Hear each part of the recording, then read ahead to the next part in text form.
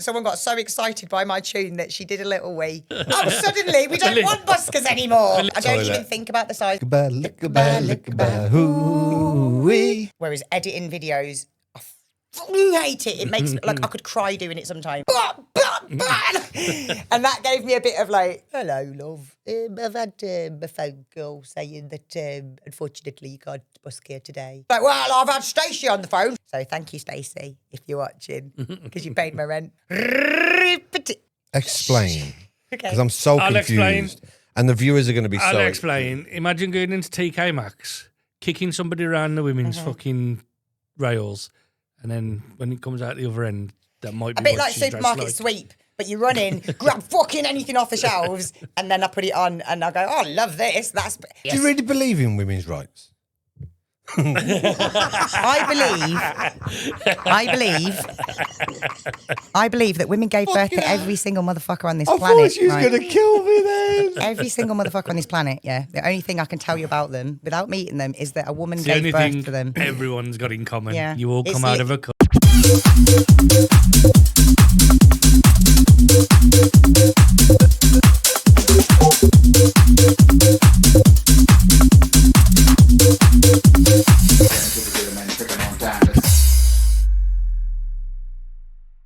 I'd like to give a big thank you to the show sponsor, Hackles & Co.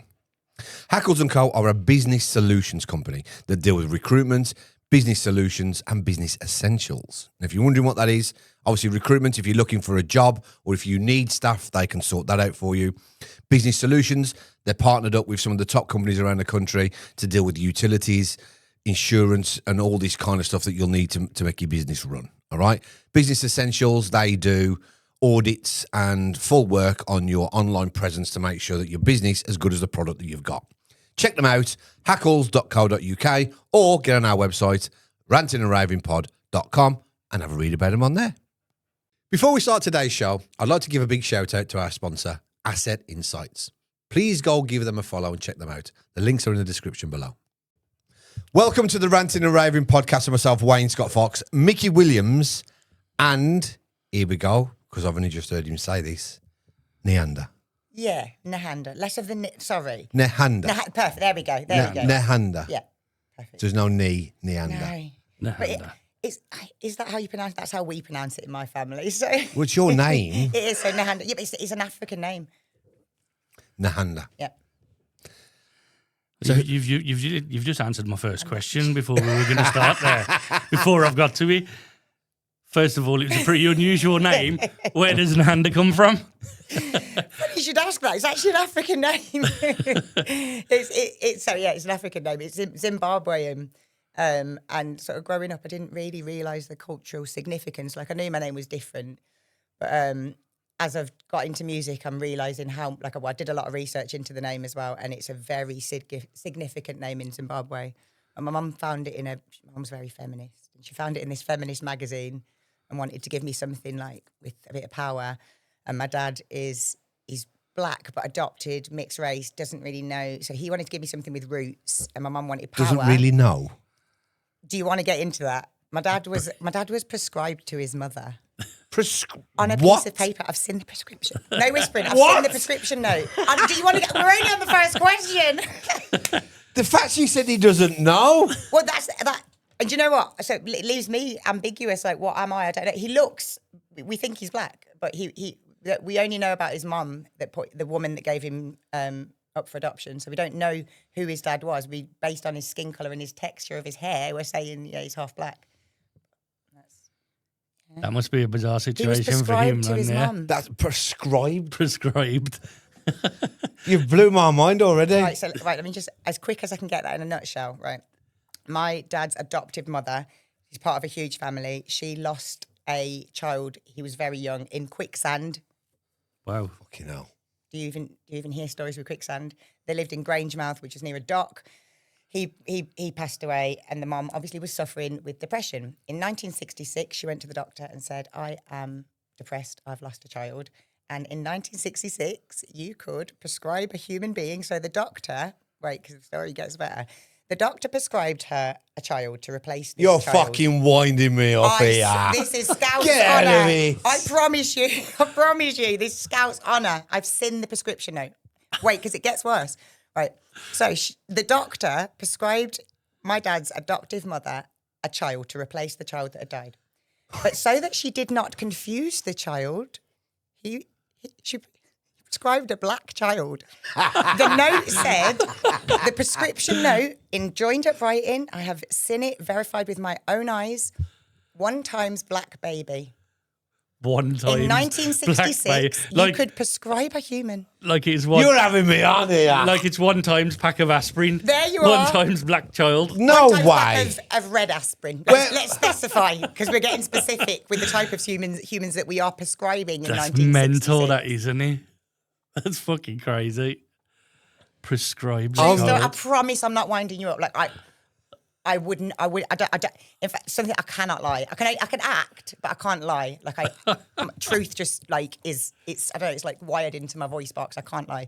But yeah, That's fucking mental, isn't it? That's one of the most outrageous things I've ever heard. Oh, my So- dad got prescribed. yeah. So whenever like I've faced like racism in my time, right, in my life, and none of it. It's like, well, I don't really know what I am. So whatever word you're using could be right, could not be right. Do you know what I mean? Because I get different sort of. Yeah, you some might people be think right. I'm Indian, some people think I'm black, some people think I'm Spanish, and like I'm quite ambiguous looking, I'd say. But yeah, I don't know what my roots are specifically, but we think black. Do you care? Do I care? You don't know Do you your know what? roots? I wish I could say no, but the reason I care is actually because of my dad. So I realised like I've got this mad sort of identity thing going on, right? I was brought up, my dad, he was obviously adopted into a huge white family and was the only black person in Scotland for miles around. People would be like, oh, can I touch your skin? Can I touch your hair? So for him, blackness was very important, like very important to him. So he then chose to have children with a white woman, and we were never black enough for him. Like I can't explain that further than like my name is so it's so Zimbabwean, and like we weren't allowed white dolls. We weren't. If I spoke to a white person, like if I had a white friend at school, I was in trouble. Like so he put it into my head that I used to look at my skin and feel really like down at heart, like oh, Not black enough. I'm definitely not. Like Yeah. I used to, and I used to feel like a bit like ashamed of not ashamed of my name, but like a bit like I'd been given this name that I'm not black Didn't enough fit the for. bill. Yeah, like Yeah. because But so anyway, yeah, that's a little bit of my. So am I bothered? At this point, I have taught myself that no, I'm not, because my skin is what it is, my hair is what it is. I am who I am. Like, but I have spent a lot of my life bothered, wanting to just wanting to be blacker than I am, just wanting to be able to grasp onto something that made me fit in, because I grew up in a very black area as well. And Okay. my dad moved us to Trinidad, which is in the Caribbean. He married my stepmom, who raised me as well. She's black, so my brother and sister, and she had a son as well, who they're all black. So my whole family, visually, when I was growing up, were all black. So you were And then there you was always like- the light skinned one. Yeah, me and my sister were like the lighter ones. Yeah, so. Right then, for anyone who don't know you, who is Nehanda? Where'd you grow up? So where did I grow up? I grew up. I went to 15 different schools by the time I was like 13. What So- the? Mostly around Birmingham, mostly. But I was born in Handsworth in a council house in Handsworth on Ellesmead Road. And then, yeah, my dad moved us to Trinidad, which I say is in the Caribbean. We spent a year and a half there, moved back. We lived in Coventry, we lived in Newtown, we lived in Aston, we lived in Great Bar.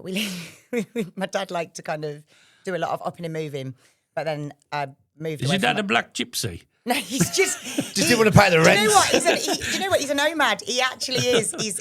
My dad is when I say a character, I mean a character. We'd get like 3 days notice and he'd be like, oh, we're moving. All right, we're moving. We're not taking any things. We're off. Okie dokie. Alrighty. School must have been difficult then.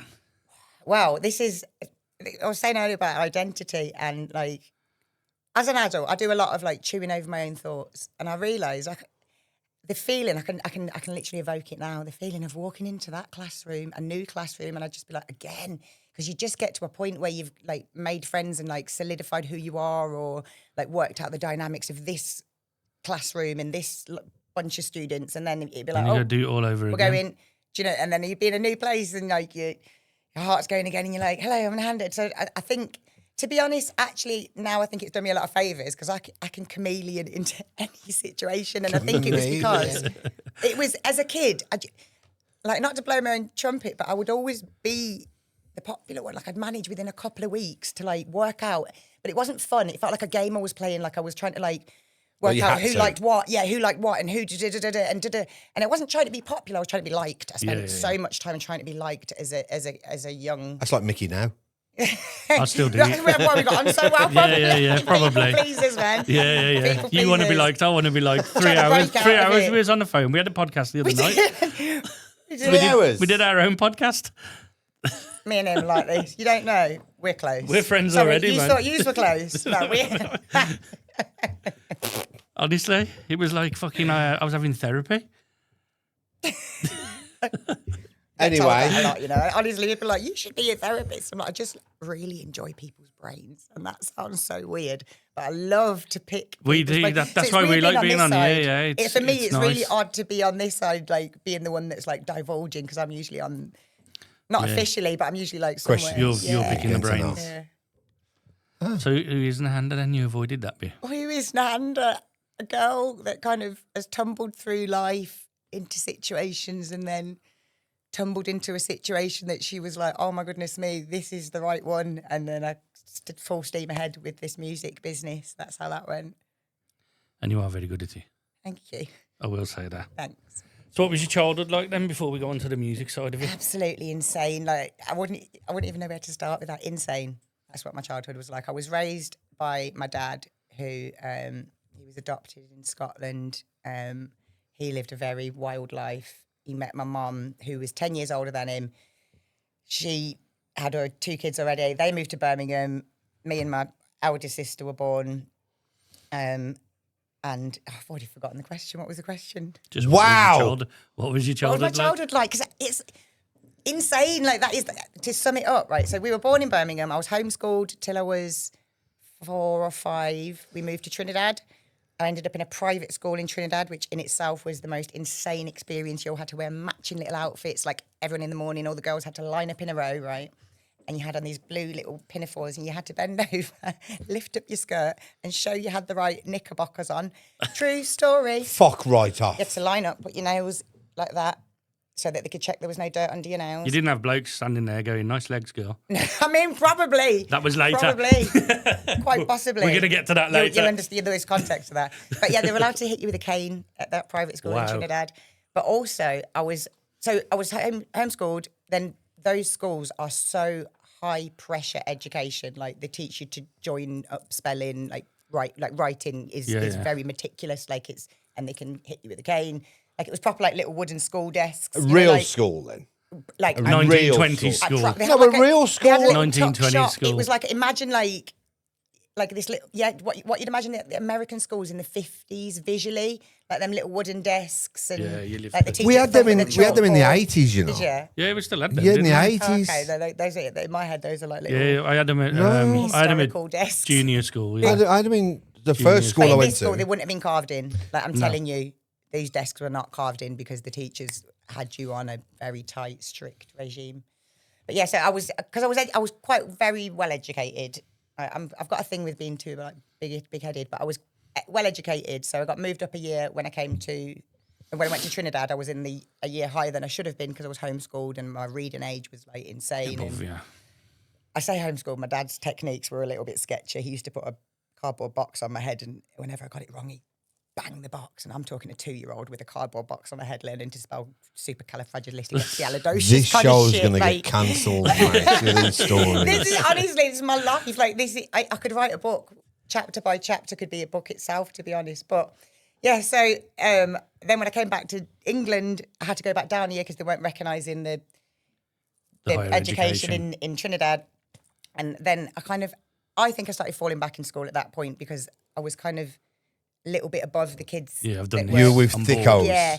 No, less so. I was in Were an you with underdeveloped. thickos? I was in an underdeveloped area. In fact, I was brought up in one of the most poverty-stricken areas She in weren't the with UK. thickos. You were She was brainy. You were in an underdeveloped area. Yeah, that's the politically. Which That's is the where? kind of way of saying. Which is where? Which Newtown? That's where I spent I went to St George's. So basically, primary all the school. people in Newtown then are underdeveloped. I grew up in a tower block that was one of 5 tower blocks with 14 floors, and I had a collection of bullets like that I used to find at the bottom of the tower block. It was the area. It was like I went back the other day with my little sister like last week, and she was like Still the same.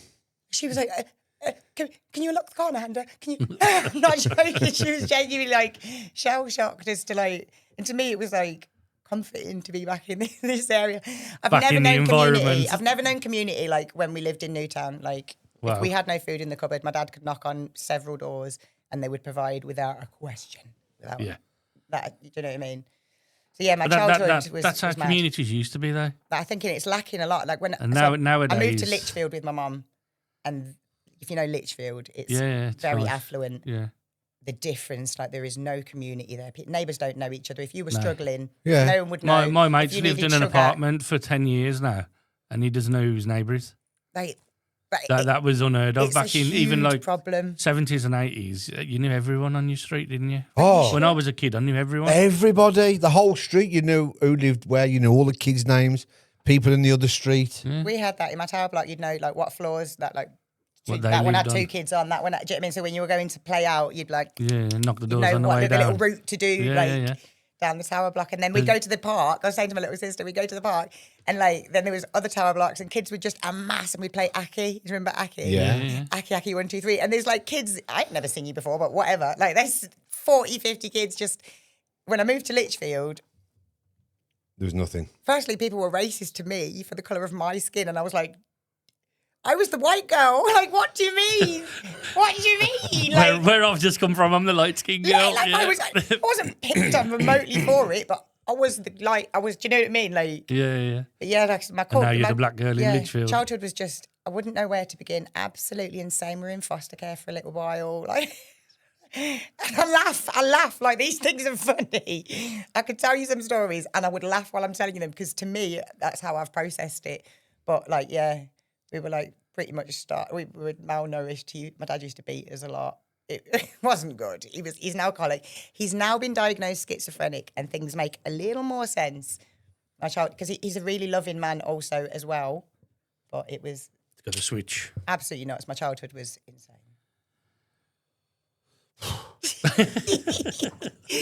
And I feel like it's good for me to get this out there because I think if you listen to my music from knowing like even like 5% of like not like where I've come from, but like how I've become this person. You got messages in your music.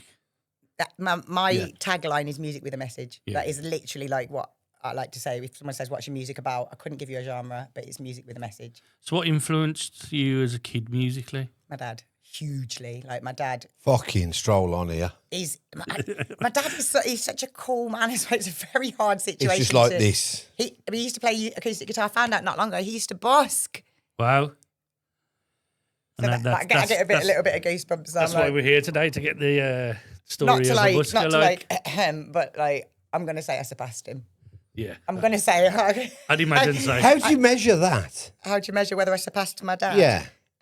Because I feel in my heart I did, and it makes me feel good to say I did. So take that, Papa. Well, that's all right. But is there a way of measuring who's a more successful busker? Booyaka, booyaka. We'll go with that. Who went at it for longer? And I've been going for longer than he did at it, I'd say. You know what? No, I've impacted more people's lives with it in a positive way. That's what the measure. So I'd say I've surpassed That's him. an answer. I would have gone with how many pound coins are in the bucket. Don't see it like that. I am not in any way, and it probably like people are probably thinking like, oh, you would say that. I am not in any way driven by money. The only thing that drives me with money in busking is I love that little chink, that sound, because it Appreciation. It means somebody. You're doing well. Somebody's put their hand in their pocket. It could be. I don't look what goes in. It could be a penny. It could be a £2 coin. I don't know what made that chink. And funnily enough, notes don't make that chink, so I actually don't get the same joy from a note. Don't say that because people will stop putting notes in. Look, I genuinely, what people want to get, like, it's still nuts to me that people want to give me any money for standing and making noise in the streets. So for anyone at home, if you do see Nehanda out, Nick called you Nehanda. I did then. Like a Neanderthal. I'll forgive him. I've been called worse, honestly. If you do see her out, go and get some change first. Yeah, go in the shop. Can I Go have in the shop. £5 worth Can I of have 20 £5 pences? coins, I please? keep getting Just asked chuck if the I've lot got a in. card reader. Shut up. Not the It same. icks me out. The idea of me being like, yeah, just process it there. Our sort code is. But you do. They've got buskers. I'm not saying I am not. No shame on them. Nothing at all. Like you do you. Like, but there's buskers that have got card readers. Yeah, and you can go past. Put your fiver on and then they scan the card. If someone says, "Have you got a card reader?" I say, "Look, no, absolutely not." But sometimes they'll go and get cash out of a cash point and come back. And to me, like the effort of like. Do you know what I mean? You've gone. You've thought. You're you know not just what? walking past chucking a quid in. You're Gone out finding your way a and cash you've come point. back. Like that means more to me all day long. Have I got busking wrong? Is it a business? Is it a business? In London, I guess. Like so anywhere in the UK, you don't need a license. In London, you need a London, license, yeah. right? So you need to audition and whatever. So in London, I would say it is Business, yeah. business, yeah. But So it's I just self-employment, isn't it? I just saw That's it the way I look at as you. When I see a busker and you see him everywhere, and some of them are fucking brilliant, some of them are terrible. that's the joy of it. Yeah, and some of them are that bad. I stand there laughing because they're doing it on purpose to humour you, and their guitar bag's full. Have you seen Elvis in Warsaw? Yeah, right. me. But I always saw buskers as I'm either going to go down into Cannock Town Centre, Warsaw. I'm going to have a sing. I'm going to have a show off what I've got because I like singing. I'm fed up of singing in the shower, right? And whether it's tradition or not to have a hat or whatever so people can make donations to me, great. I think it should be. But I'm thinking now, if people have got fucking card machines, Yeah, that's to me. You've had the exact reaction that I have. I have this like visceral rejection to having a card machine as a busker, and I still no shade on people that choose to do that. Like, because people ask me regularly enough that it would make sense to, but I could. To me, you've tipped over a line. Then, like, I swear to you, I'd rather have 1 penny. Ding. I think But- it takes the authenticity away and the No. rawness of busking, doesn't it? Because then you're singing You're fucking, I expecting don't know, to be paid. Amy And I Winehouse. know I've got a hat there. And then but having a card machine. yes, But you've also- well, look at it this way. She's halfway through her Amy Winehouse track, and someone wants to tip her a tenner. She's either got to wait till the end of the song, or she's got to stop. They have it while set she up punches it with in a certain and- amount. So they have like a Right. £5 tip set on it. Okay. And it will say You can just £5 do- tip, and you can just touch your card and it will leave But- £5 tip. when I'm going about Get it done then. terms of a business, if you do it and there's a hat there and people make a donation, Yeah. is that classed as earnings with HMRC? I think it could be. Because It is. it's donations. It is. It's, Right. It's But the benefit is how it's can not they? charity though, is it? But the benefit is, can they prove how much you've earned in that hat? Well, no. Right, and No in is the theory, you're not registered as a business. You're not a sole trader. I am. I'm now tipped. I'm now business. Like Let- the let's- last couple of months, like Right. trying to dive into that world. Let's yeah. look at overall. buskers. overall. Yeah, It- it should be. I guess. but once you are, I think. you're then bound by Yeah. confirmation reports, tax returns. Yeah. You could go out and busk and not put a hat down, or not disclose whether there was. But a what hat I'm saying is, by there or having a not. card machine, you're now holding your hand up, to say, "I am now a business. Yeah. I've got Yeah, responsibilities." of course, yeah. So you've So I gone guess from yeah, it is a business. to you've some gone people. from doing something that you, like you say, music with a message, something I love, don't care if I get money, to I am going out to earn money. That's the difference I'm trying to say. Mm-hmm. You've got And that's, I feel, for me, a card machine wouldn't feel organic. Yeah. But each to their own. Like it is one of them. Like why not? If people are happy to do that and the person's happy to receive it that way, then I think it's more of a case of times move on, isn't it? yeah, not everyone. no, It is. no, it's not. It's so weird. We're like you're Yeah, but used it to is. opposite, and I'm somewhere in the middle. It is. Anyway, I think it is because Times move on. So, Yeah. so Yeah, I'll tell you. what- So, Cash is what phone- king. what phone Cash you is got? king and should be what king. phone you got? I'm not fucking busking as a business Don't on my matter. phone, am What I? phone you got? You got a new Apple iPhone, didn't you? So Why ain't you got a 3310? Because times move on and things get better. you're and talking easier. shit. I'm not. I'm not. That's So why if times move on, then your dimples are showing, so Right. you know I'm right. Sorry, you'll get used to this. If time moves on, then right. Yeah. Why are the homeless not having better places to fucking sleep? That's a government question. Oh, not but mine. times are moving on, Michael. Yeah, but I'm responsible. They've gone for from that. Can I one just put it out there doorway. that I think some homeless people do have card machines. Yeah, they do. I've seen it. Lick me out. I've seen it. I thought that'd piss you off. I've seen it. I've seen it also. I've said no to someone in Birmingham. Well, not said no. I said Then I've got I haven't to got any and they'll say, change. I've And they got went, a card machine. you can put it on this if you want. There's a little fucking thing. I can I'm put a fiver really good at not judging people. For me, it's like on. I felt like I got scammed. I'm not judging. 'Cause it was I'm like- just I'm amazed. not didn't judging. have- I feel like you are. I feel like No, I'm amazed. I'm I not didn't have judging an you for excuse. judging. I'm amazed. It's crazy. I've got no right to judge anybody. I was brought up and born and bred in fucking Cannock. Were you? Yeah. That's pretty much where I live now. Fucking, but when I lived there, it was rough as fuck. High Greenside. Where I live is it's not the best area now. No, When I but moved but there, you're posher in it. it was like- and for these it days. was. It's crackhead central. I'm just going to say it. At the moment, there's a lot of goings on, and you hear about crack a lot. I had to call. I looked out my window. Someone was doing crack out the window, having a conversation about pass me the crack pipe. And I literally one the window. I'm like, yeah, you know, I can see you. And I think I said something. It was really snotty what I said. Something like, I'm in here trying to live my life, and I don't need to be.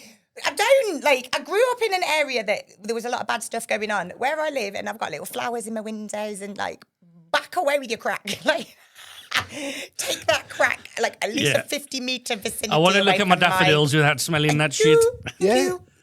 Don't come back. Thank you, sir. Thank So you. times change, as you say, things change. Oh, yeah. When I left when I was 11. And I lived back then, the Bevan Lee was rough as fuck back then. And I lived on opposite the stadium, on the estate opposite the stadium. And the stadium was open then. I'm nodding like I know where he's saying. I've lived there for 10 years and I don't know where you mean. You don't know where the stadium is? What stadium? Which stadium? You're on the BT Tower. The big ugly thing.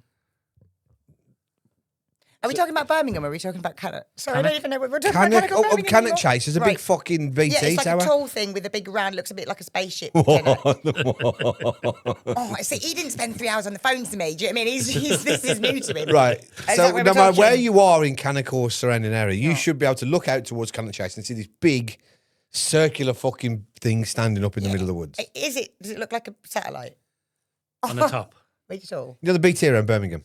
Yeah, Looks like that. but less pretty. Yeah. Yes. Yeah. I know Right. that. Yeah, So there's yeah. one road that comes from that. To Or Rugeley? No. that's the other side.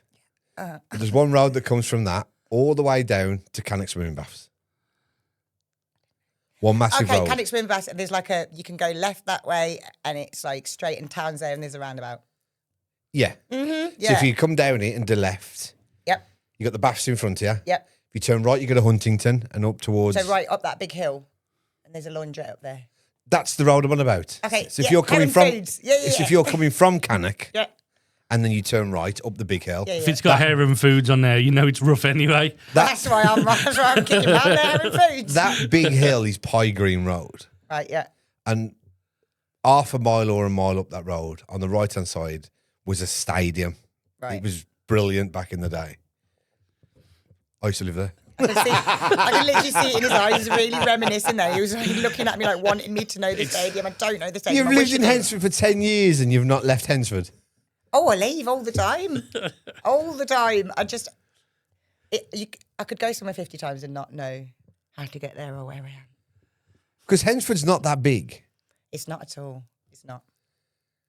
It's not that big. It's not Yeah. that big. No, Because I'm accountable for then it obviously goes into like Rawnsley and stuff. if Has you go Hednesford got Heron one Foods? minute up. Yeah, no. In If you these go one days. minute up either of my roads, I live like near a crossroads, and took me there and said, "Where are you?" I would be like, "Oh, I don't You live at know." the crossroads, I shouldn't really tell everyone where I live, No, should I? not really. I shouldn't tell but everyone where I that's live. the, and that's the. I live near in that vicinity. Do you know how many Yeah. fucking houses and how many directions you can go from that crossroads? You'd be You got surprised- one down to Hawks Green, Do you- one if down I- that if I way. have my DMs right now, you will have messages saying, "I saw you outside putting your shopping in your house. I saw you cleaning your car. I saw you cleaning your windows in your house. I saw you planting flowers." Right, so It's creepy as fuck, like isn't it? people seriously care where I live. Like I'll be sitting in my kitchen and hear people going, "Nehanda, we love you." Fuck off! No way. I need to keep doing scouts on it. Like it happens regularly. Regularly. Have they got the crack pipe with them?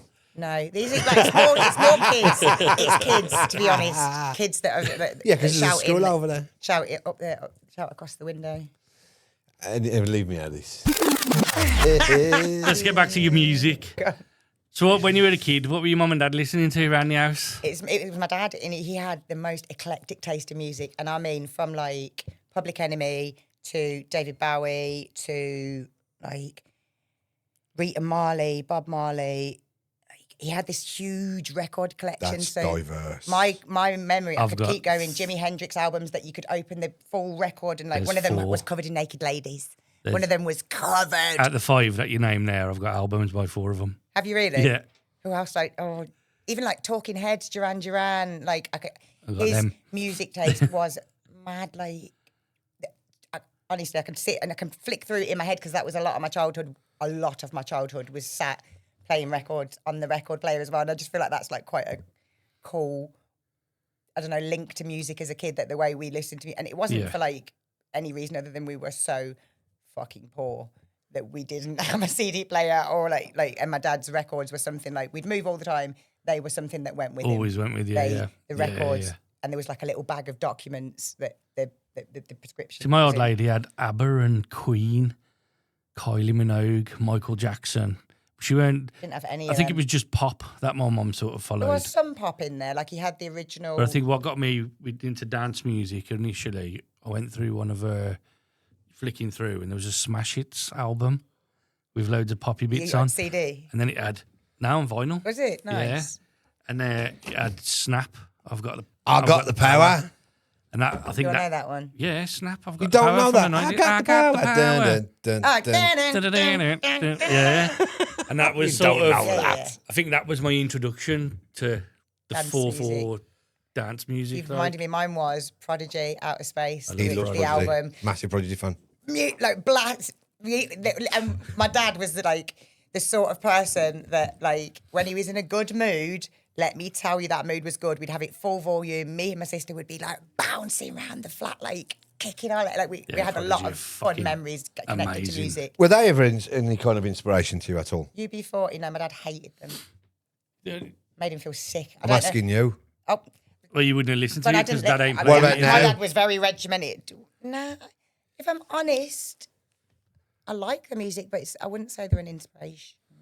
I wouldn't call them an inspiration. Fuck either, off. Because Yes, they are. They just did covers. So No, the, they ori- weren't the answer that original question I could have given inspiration that was right. There the was a right original answer there, and I inspiration didn't was- know. So Yeah. you're telling me just because they do covers they can't work?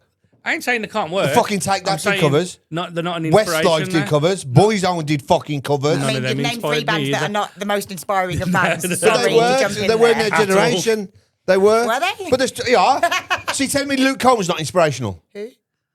Don't even fucking wind me up. Covers. Luke Combs. Is he covers? Is he inspirational? Inspirational people to me are people like Bjork.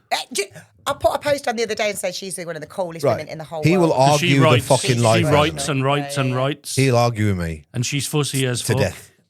Right. It's what brother-in-laws do. Have you ever seen the Bjork documentary with Attenborough? No. David Attenborough. Yeah. He studied it like an animal. That's He literally something did a, that, did a documentary with her. Wow. It's insane. She is so interesting. And in the studio, she's insane. There's one song that she's got. She wanted a sound. Let me tell you this bit. She wanted a sound, and she wanted it to sound like an electrical current, like hitting. And they got in this fucking ball that created an electrical shock to record the sound. That is. Honestly, insane.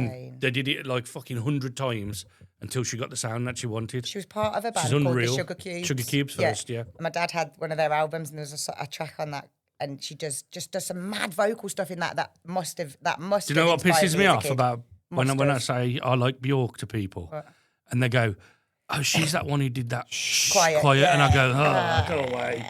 That's the worst thing she It's ever a banger. did, man. No, it's a banger.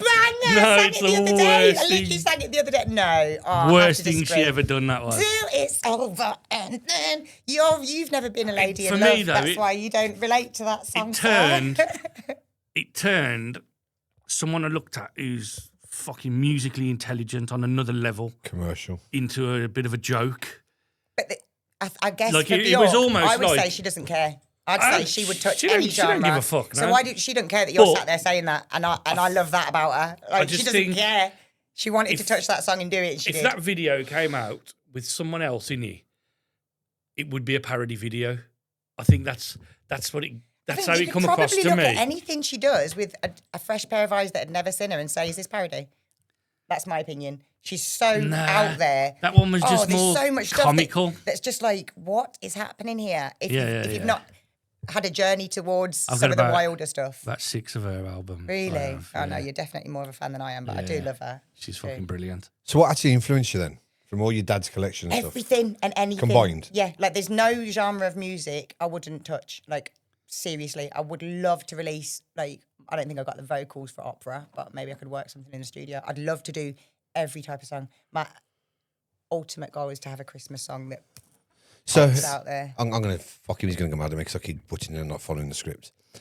In terms of female vocalists, who do you think has an incredible voice that's not obvious to people? Like people always say, "Oh, Whitney Houston, Adele." Mariah Carey. Yeah. Adele has got a brilliant voice. She She's has, not my. But let's walk away from all Let's that. walk away from him. Because I always, when Mickey asks me, I'm always the case of, I'm big on Kathy Brown, Joseph. I like the soulful, like a- funk, Yeah. American. Barbara Tuckers and Barbara stuff like Tuckers that. unreal. I love them. But my all-time favourite female singer, and the voice blows me away every fucking time, is the woman in Evanescence. Wow. Okay. Her voice. She's got a very Still not learned to name her, have you? angelic. Because you told this story before and you didn't know her name then. No, I don't need to know because I hear her sing and I just go, Babe, know that. wow. Yeah. Even like, Yeah, she's good. oh. Yeah, she's got a good range. So who's yours? You know what I'm saying? Like we're not looking at the popular. Yeah, do you know, weirdly, like if you go into any part of my life, I'm so like, yeah, women are the best and the most amazing and da da da. I'm not the biggest fan of female vocalists, and I Does it have love. to be? I like a less singy woman. I like a woman who is like. So you got Mariah Carey who can sing. Like she's got an amazing voice, right? But to me, it sounds like somebody's trying, and I like to hear somebody pouring the heart out. Yeah. And I feel men do that more often. So I would say Tracy Chapman. And she's Fucking not out hell. there going, no. And Do you this know is what I the mean? thing. This is what leads me back to when I said Luke Combs. Luke Combs did a cover of Fast Car, and I said no one can ever do Fast Car because you can never beat Tracy Chapman, right? And I love Tracy. I've got her albums. She's one of the most incredible fucking voices because she's calm. She's just I am not thinking about whether she cares whether she's a good singer when I'm listening to her music. I am with her on the lyrics. I feel like she's Impact. see this story I've told him, like, oh, it's nice for people to know the message behind my music. I feel like she gives you that message purely on her voice. You don't need to know her background to know she has lived some fucking shit. Yeah. Like, But she's another one who people will class the same as Björk. The ones who don't really know, they'll just think her as Fast Car. yeah. Yeah, that's what they know her for. She's got one that's like completely a cappella, called Through the Walls. Do you know what I mean? It's give me one reason's another fucking unreal. That's one of my favourite songs Yeah. to sing. No one knows it, but it's one of them songs you can sing it that it's got such a jam to it that it's you'll catch it. Tracy and enjoy Chapman. it. Who's yours, Mickey? I've never asked you this really. Don't know, because my So hang on before you. So there's your female. Who would be your male? My male vocalist. Sam Smith. Yeah. Sorry, that was a really bad reaction. There is not a single Sam Smith song I like. Not a single Oh, I one. did. Lash. Before he turned one's into a that? fucking He did weirdo. that with he Disclosure. When Disclosure. he was still a man. Yeah. Yeah. Go on. Which It was a. Now I've got you in my life. It was a dance tune, and he do I was the know that background. one? The one I might do. I sing two of his songs. I don't like listening to his voice because he's try hardy. He's trying to sing, and I don't like listening to that. Okay, so I who's- like that. I guess it's true. I'm not good at a one night stand. That's Sam Smith, isn't it? Yep. But I still need love because I'm just a man. And every time I sing that, I think you were a man then. yeah, you were. You seem to know that. At some point. At one point, you knew that. Yeah. No, not that. Do you know Damien Rice? I know that name. Who's he from? He did. He's another one of them that people will only know from his main tune, which is and so it is just like you said. Lois Daughter. Yep. His voice, oh my goodness me, it rips apart when he sings. Sometimes he's singing and it just goes fucked up. And I love it. I I love it. Who's your benefit? Who's your female first?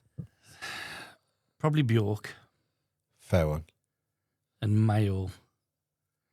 The name, man, it's a tough prom. The guys behind Mr. Wendell. Arrested Development. Yeah. But that Wow. tune, but that tune is. I love their album. It raised Mr. me. Wendell. That Yeah. song raised me. It could have been Have a dollar. In fact, Could my it- brother man here female- had two. $2 means a snack to me, but it Female means a one big deal to you. could have been Lauren Hill as well. So you've given me goosebumps just Cunt. bringing that track It up. could have been Lauren Hill. No, she's a but cunt. Is she? I don't Yeah. like her because You she have to don't like me. question. You have to question. And then, right, this is something. Oh, I'm sorry, but let me just. See, when the media has told you someone is a cunt, No, wrong. Okay. question it. Find exactly in print what they said. Because no. I've looked for what she said and I can't find it. What do you think she said? That she would rather her children starve than white people listen to her music. Yeah. Right. Find me the direct quote. Find me the quotes of J.K. Rowling saying the things that people say. Find Yeah, me yeah. the Good point, good direct point. quotes. I've never seen the interview. Otherwise, I've never seen the genuinely interview. I cannot listen when to s- hearsay. I cannot and will not. I don't. cannot and will not. We're like that. I'm like, I'm not believing unless I see it. At the time, I think she just left the Fugees. She was progressing on her own. I think she did Sister Act as well. Was she one of the Sister Acts? She did something. Sister Act 2. And there was somewhere footage of her saying that. There was what it was somewhere along the lines. This is from the research I did because She did that. Poof, Disappeared, that didn't was- she? fucking gone. But that was because she's got a proper message in her music that she refused to budge from. That the government No. are not on our side. That I can't tell you. But go away from this and do a bit. Find the quote and find the clip because from what I Because found, I don't listen to hearsay. she said that it was something to do with the record executives. She would rather her children starve than they made money from her music. It was something along those lines that got twisted Into white people. into white people listening. It was something about white executives maybe or something that got. It was about 3 years ago I looked into it because I had a reason to, and it was because J.K. Rowling was getting absolutely annihilated in the press, and I was like, well, show me where my hero who wrote the books that kept me alive, show me where she said these things, show me what she said in direct And I words. couldn't. And I couldn't find it. So from that point, I genuinely learned so much. And one of the themes in J.K. Rowling's books is to mistrust and do your own research. Like in the whole way through the books, the government are saying one thing and Dumbledore and Harry are trying to say something else. So the whole point, a big theme in Harry Potter was supposed to be to question authority and do your own research. But I would definitely say with Lauryn Hill, my personal Have a opinion look. is to dig into it again. What's that black American rapper? Not Cardi B or the other one. She was Megan, not Megan Thee Stallion, the other one. I think she was always arguing with Cardi B. She's beautiful, Nicki gorgeous. Minaj. Nicki Minaj. She's Trinidadian. Do you know why she fucking bombed? Is it because she married a paedophile? I'm allowed to say that. No, you can say what you want. She bombed because she clashed with Billy Ray Cyrus. Her and Billy Ray Cyrus went fucking head to head. What's he got to do with the price of cheese? No, not Billy Ray. Miley. Miley Cyrus. Miley Cyrus. The Billy daughter. Ray's Right. dad, isn't he? Yeah. So her and Miley Cyrus went at it or something. Right. At war. And then Billy Ray Cyrus got involved. Again, I would question that because anytime the media tell you two women are at war, I don't listen to the are fucking they? media. So I where are don't- we getting this? I Do you know don't them watch it. personally? Did they call you and did Right. Nikki call you and she said, "Look, listen, Wayne, I need to have a chat with what's going on right now." Okay, so I'm a massive country fan. Okay. Right? Huge country fan. Love country. And Billy Ray Cyrus is one of my favourite Right, okay. artists. Right? And I saw... Sorry, I'm allowed to sip the coffee. Yeah, of course you can. Yeah. You can do it on. Thank you. They were very strict before I got on the show. No, Mickey I'm was. joking, I'm one. No. And I saw what Billy Ray Aesthetics. Cyrus said about Nicki Minaj. And because he's so inspirational in music and powerful guy, she fucking bottomed out. Now, I think her music's great, and I think she's fucking gorgeous. I think she's done a lot of things to herself that have made it less gorgeous. But But a that's lot of women do that now. Yeah, they do. But like, a lot of women do that because people like Is that Nicki video I Minaj sent did you? that. Yeah. Because Nicki Minaj did that, a lot of women did that. Yeah. So Look at the video I it's like sent a you. Cycle And there. Nicki Minaj will get hers for free. 'Cause Yeah. she's advertising. And when it starts leaking into her and causing her poison, she'll also get it out for free. But the other women, everyone else is going to pay. less so. What was you going to say? The fuck! I sent a video to him of a girl, and she's had all her eyes tattooed, her eyes black. She's Body all her face. modification. Yeah. And the original picture, you mean? And She I was went, stunning, and what wasn't they were she? doing, they were pulling the face off before. She had her nostrils cut as well. So you Put saw the a picture of nostrils them down. like this, and then they pulled their face off to see before. And I'm watching, I've gone to Mickey, fucking hell. Have you still got the video? I don't know. It's mad, It's isn't in the it? Where chat. some people will like, but I don't. I'm like, my hair's pink. How different is that? Do you know what I mean? Like, I'm thinking Depends to which march everything. you're on. Okay, exactly. Like, so you know what I mean? Keep them guessing. Keep them guessing. No, but like, how far do you take it into? Like, it's body modification. Like, Yeah, a bit of dyed hair. It's still modification, isn't it? exactly. There it Wearing, is. wearing earrings, modification. Exactly, like putting holes in your body at Yeah. all is like. So, what's the difference between that and tattooing your Tattoos. eyes and getting breast implants? And is there a difference? Technology's moved on. Exactly. Times have moved on. I'm just, for those who are listening, Mickey, you can carry on talking. Wait Carry on talking to who? your reaction, ready? Fucking hell. But even in that, she's had work done. So but that is look not the at original that. face. But I can't even look at that because that is not her original face. She She's needs had to pull something another to- mask off because her lips are done, her nose is done. Like, it's, to me, we live in such a nuts society that, like, I don't know. It's crazy that you can adjust your face. It's nuts. And people will risk their life to do so. Kanye West's mom, I've got a question like, for you then. Go on. What's Yeah. crazier? Changing the way you fucking look to make you look better, Better. right? Or in your own mind? Yeah. Yeah. Do you think that you're fucking stupid for doing that, right? I don't think you're stupid, but go on. Or people being able to identify what the fuck they want? I What you still know- to room for? Because they're so different things, but I know one is factual. You can identify as a fucking frog if you want. It's not going to make you any less of what you factually are. So that is so different to me than plastic surgery, which does check. Do you know what I mean? Like, you are factually, and in fact, it's the same question because it's the same thing. It's plastic surgery. A man wants to have parts of his head, forehead, and jaw shaved off to look like a woman. It's plastic surgery. Yeah. It's called gender reassignment surgery, reaffirming. Same It's shit. classed as something else, but it's plastic surgery. Same shit, different It's title, plastic innit? surgery, but to a further extreme where we will remove healthy body parts. So what we will do is take a healthy dick, cut that off, invert it, turn it into something that we are calling a vagina, which doesn't fit in the Looks like a definition of fucking vagina. rotten lettuce. Just a backwards cock. Tobacco. I Did you worry, believe- I worry for the future generations that, you know, when lobotomies were, it was okay to lobotomise people Yeah. and people given Nobel Prizes for banging a hole into someone's brain and everyone's like, whoa, you've subdued them. I think we will look back on this time in history at what we are allowing surgeons to do to people's bodies. And go, I "What think we the will go, fuck?" wow, we allowed that. What have we done? That's what I think. Do you believe in non-binary and all that? It's What like, do you think? It's believe in it as in how. Think To it's me, real? I am so particular. Real what? There are Do you people. like- there are do you- people that walk around and say, "I am non-binary." Yes, that is real. Them. I identify as they. that's not People real. do that. So is that what you're asking? It's real me? that Is they it a do real? it. No, fuck Real off. what? It should. But it's No, not is it a real. real? Is it a No. real fucking thing? Not is it a trend? Or We is wouldn't it, be having this conversation if it was real, because you can't question. Like, I wouldn't be like, "Do you think this plant is physically here or not?" Because we know it is. Okay, Do you know what I mean? Let me Like, rephrase it then. go on. Let me rephrase it, whether it's real. Okay. Do you think there's such a thing? It's the same question. They physically exist. So people that say, "I am non-binary," exist. Okay. Do you believe in aliens? Oh, I think there's aliens, yeah. 100%. But have you ever seen one? So how can you prove it? I can prove there's non-binary people I can prove there are people that say they are They non-binary. say they are. Yeah, so I can- right. that I've exists. got a fucking 14-inch cock that's 5 inches girth. And then I can say there's a man that exists that says he's got a 14-inch cock. Do you understand what I'm saying? Like, language Yeah, is important to me. but So if you're language saying, exists. Does non-binary exist? People that say I am non-binary exist.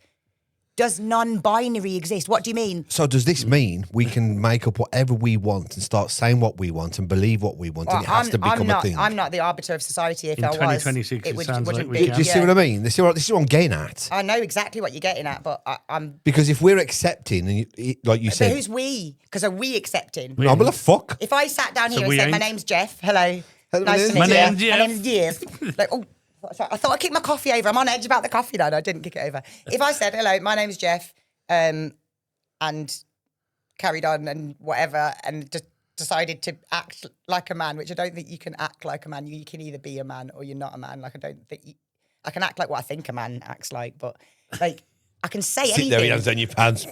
Yeah, what you saying? Do you know what it comes back to for me? It comes back to, this is where I had the wake-up call, right? When I was younger, I would have loved to... My dad made me say I'm black, right?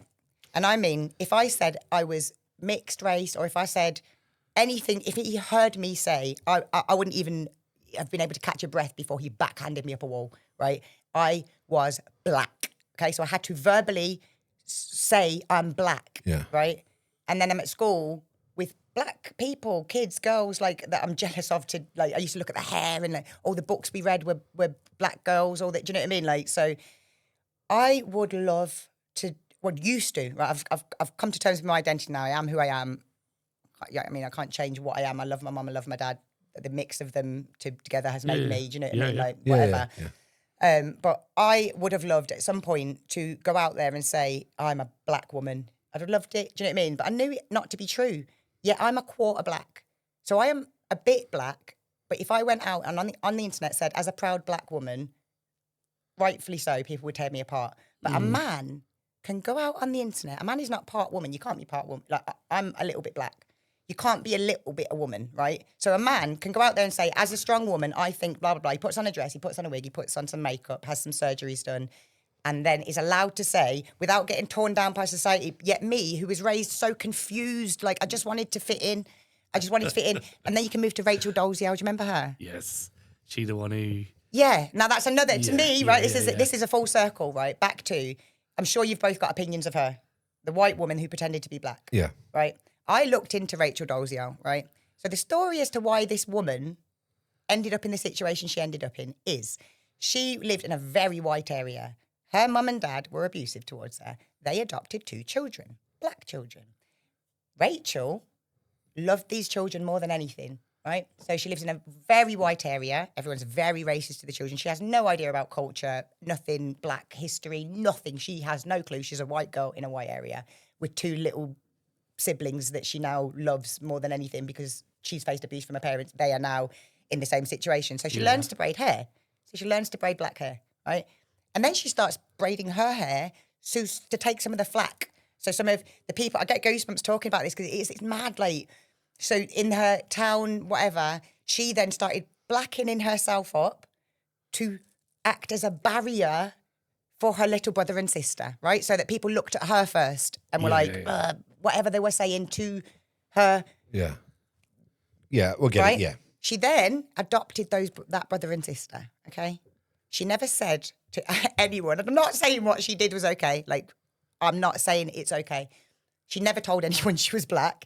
People just presumed she was black. She started tanning up, wearing her hair in certain ways. She knew the culture very well because she was so dedicated to learning it so that her brother and sister would have some sort of roots. So the reason Rachel Dolezal used to walk around as a black woman actually started, and she then became embarrassed to be white. She became so ashamed of her mum and dad and the area she grew up in that when people started identifying her as black, she just felt like, well, I don't really relate to what them lots be doing. So if you guys are going to see me as black. It's them lot that caused this. That's the thing. Now, do you know what's crazy? You won't know who Jan is.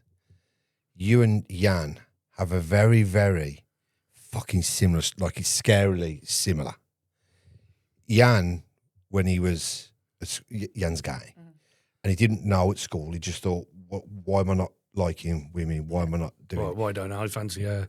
Yeah, I want to be this, and he couldn't get his head around it. And what you're saying, although it's different, he's very, very similar. It's identity. And that's what we've started talking about was, can people you are what you are, as much as it hurts you. Like, it's still, to this day, and no matter how much work I do on my race and my roots and my heritage and who I am, it still hurts me when I get identified as white. Does it? Oh, God, something inside me goes, I'm not white! And then I have to go, calm down, Nehanda. Your skin colour is light. Do you know, when you've got your hair straight, X, Y, Z, I have to go, and then I have to say, and what does it matter?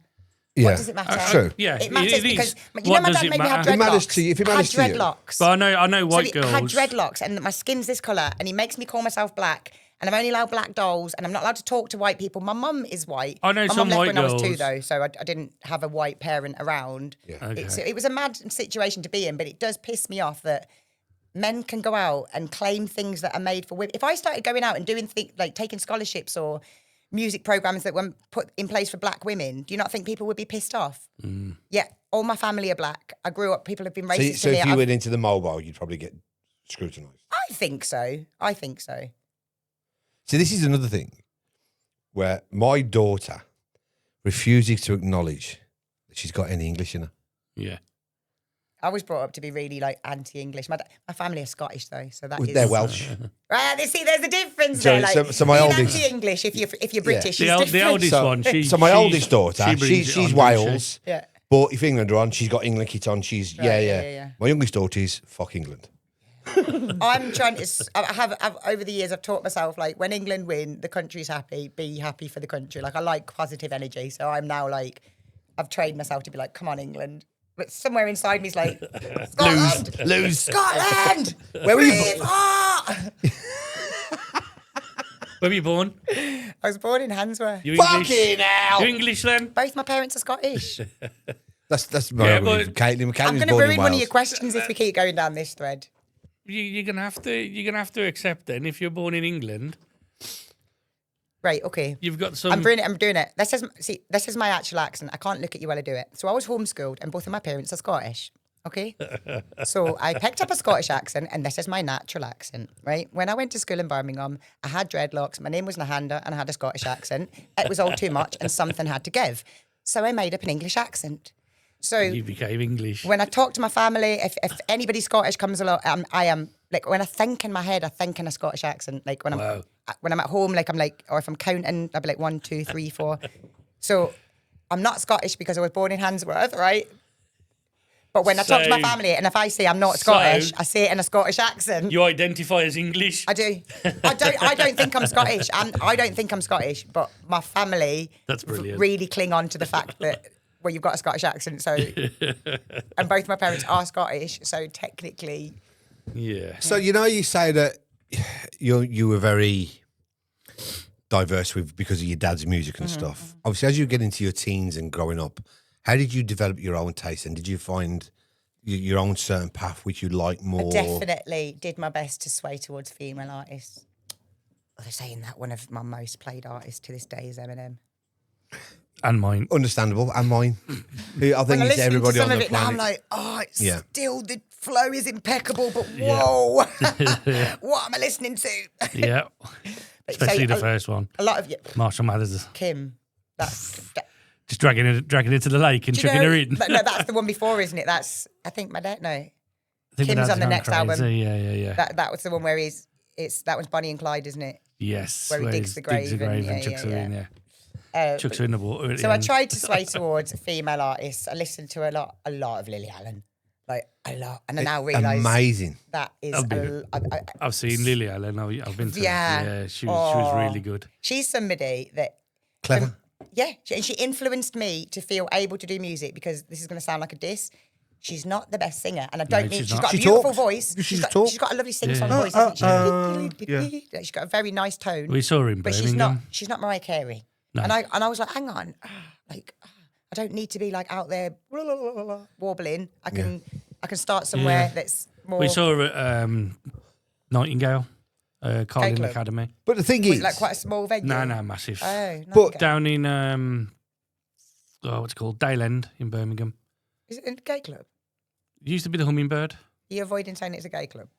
Was I think it's a gay club. it's not a gay club no Nightingales. more. It's, right, it's okay. called Forum now, I think. Forum, I know. Yeah, it's like more drum and bass. It's type, it's ravey. massive. Yeah. We I know the saw one, yeah. we saw Lily Allen and the warm up was Nice. LaRue, Charo. which was fucking. That's before the album came out. I like her vocals as well. Yeah. She's another never one done that- anything Ooh. since though, has she? Nah, but do you know what? Sometimes if she'd have been known for that Still one. need to. wouldn't you've been she? if you created something that can, there's two. She did In for the Kill and that was- Bulletproof. Bulletproof, as well. yeah. This time, baby. Don't call him because he won't. He's not going to go now. You can sit there. Used to us so like brothers. Sit down. Sit down. So, gonna go now. He's not going to cut this. I've got punching because he's not very well. And I was going to say, I'm allowed to acknowledge him. There's a of course. lovely doggy in the studio, guys. We try and be as real as possible in here. So when we're talking about Lily Allen, we're saying she's not got the best voice. So if you're in No, I take that back. She's not got the best vocal range. Right, okay. That's what I meant. But my point is, look at the streets. Yeah. Well, yeah. They're not. You would Do you know say that's Billy Bragg? incredible. Do you know Billy Bragg? I don't know. He's a very, he used to do like political music and he sings like this and he sings like that. I don't know it. I'm not looking for a dirt. I'm Fucking not Chaz and looking Dave. for a new- You've just ruined one of my questions. This is so weird. Sorry, carry on. You have to, but you've not ruined it. I just ruined it by saying Chaz and Dave. Do you know what I mean? Ruined it for myself there, didn't I? But so Billy Bragg, he honestly, I can truly say about him, he cannot sing. And his music really inspires me. So it's not always musically for me. It is certainly not about being the best vocalist. Like when you ask me who my favourite singer is, like I can answer that, but that to me is not actually the most important thing in music. And once I learned that, I became a better musician. Yeah. Once I realised my voice doesn't, I don't need to be someone that can go out and, I'd love to be, but I'm not. I can tell you something in a way that makes you want to listen or dance and listen. Do you know what I mean? I don't need to be. Do you think the backing, the backing track that you've got is important to the message you're trying to deliver, or do you think it'd work as an a cappella, as minimal? Or? It works anyway, any which way. A cappella on, you could swap it to any beat. I think, and that's something actually you've maybe just identified something I would say is quite important about my music that you could. It's about the words. It's not about the vibe. I want it to be a vibe so that you want to listen to it regardless of whether the message is clear in it. Yeah. I want it to be a vibe so that it's like a double, like you can just vibe, or once you click into it, it will change you. Because a lot of vocals, and we have this in terms of music wise. All the tunes that I've made over these and what I like to play when I'm playing out, I'm big into vocals. I feel the vocal can make the track better. But at the same time, I believe if you've got a good riff and good percussion and good sound effects, it elevates the voice better. I don't know enough about that. Like my musical journey is not one of like structured learning. It is, wow, I can write music. Did not know that. Like boom. And then it wasn't even. So when did you first realise you could sing and rap? Because you can do both. I've always enjoyed singing. But my eldest sister, who's the one that I grew up with, she has a much, much better vocal range than I do. And I always kind of looked to her as the singer in the family, but she never wanted to do anything with it. And then I've always enjoyed singing. And one day I met with someone who said to me, she was a singing teacher, and she said something that it really did change my life. She said, Mariah Carey can sing, because she's always, for some reason, is always my go-to. Like in my head, it's like, oh, I can't sing like Mariah Carey, so what's the point trying? So, and I'd said something like that to her, and she said, yeah, Mariah Carey can sing. And she said, I would never personally pay for a Mariah Carey concert because I'd come out with a headache. You know who I would pay for? Nora Jones. She said, I'd sit and listen to Nora Jones all day. And my brain just went, ding. I was like, oh my God. Not that I need to be Nora Jones, but Nora Jones isn't out there blasting out. No, do you know what I mean? She's just gentle. And I thought, wow, okay, there's somewhere else that's not amazing vocal range that I can be as a singer. I only had this one way to sing. Then if I couldn't sing like that, then there was no point trying. And then this woman said this singing teacher, she said that to me. I wouldn't pay for a Mariah Carey concert. I'd come out with a headache. I would pay for a Nora Jones concert and come out feeling relaxed. And I was like, oh, okay. So I can sway towards less vocal. But I think maybe I've stayed too much in that place where I don't really like to put my vocals down on tracks. I'll sing other people's tracks in the streets happily and push my vocals to their extreme. But when I'm writing my own music, I sit in a little zone that feels... We're gonna get to that after the break. Good job he stopped me. He saw me. He saw him ready to go. Go on then. Right then. Right, before we do have a break, I just want to talk a little bit about before you found music and what you did there, because you were a model for a little bit. And You're a stripper. You worked in a few restaurants and obviously became a model. Yes, I did. That was something I think I did. Now looking back, I think I did it because I had this fear of failure. I think a lot of us have it, but I had this fear of failure. I wanted to do music, and I was so like, what if I fail? That I just thought, oh, people tell you that you're pretty and you're tall, so this is something that you could probably, like, I'm born in the body I'm born in. I can't do anything about this. Like, I don't need to work on it. So I think I went into modelling through fear of failure and just thought, oh, it's an avenue to somewhere. Oh, I hated it. Yeah. I had a couple of good experiences, but the majority of To be them, honest, I've never come across a happy woman model. who's come out of modelling and gone, all right, well, I enjoyed the 10 great years I did. experience. Yeah, no. I don't think I've ever found one who enjoyed it. Apparently, you're in makeup and hair and outfits longer than you are actually having pictures. Absolutely. Like, wow. It's Apart from this draining. one I did one shoot, which I am proud of this. It's quite a cool, like, not claim to fame, but Puma got in touch and they had this line of clothes out with this Olympian called Elidith Childs. And she was a runner. And she had a line of clothes out, but they wanted to change the clothes on this runner. So I had to go to the studio and this was insane. Like this, when people are like, oh, modeling's easy, I would refer them back to this shoot where I had to replicate this Olympian's body structure to the fucking millimetre, right? So they had me like propped up, like, and she's running in her, do you know what I mean? Like this is a picture of a woman in motion, right? And obviously They're she's trying an to get you to Olympian. capture it. So yeah, and so because she's an Olympian, she's like, and they were like, right, okay, tense. So, and I'd have one foot up, like there was a wedge underneath one of my feet. There was a wedge at the back of one of my other foot, and I had to like do that. And they'd go, right, 1, 2, 3, tense, and then I'd tense for the photo. They'd send that to Holland. The people in Holland would line it up over the original body they had of the picture they had of her. And I was there for like 5 hours. I remember like they'd send it off and I'd hear the call and they'd be like, yeah, it's fantastic, absolutely brilliant. And I'd be like, oh, great. Yeah, can you just get her to move her pinky finger 3 millimeters to the left? And I'd be like, they just had this way of talking that every time that I thought, oh, we're done That's now. the one. We're done.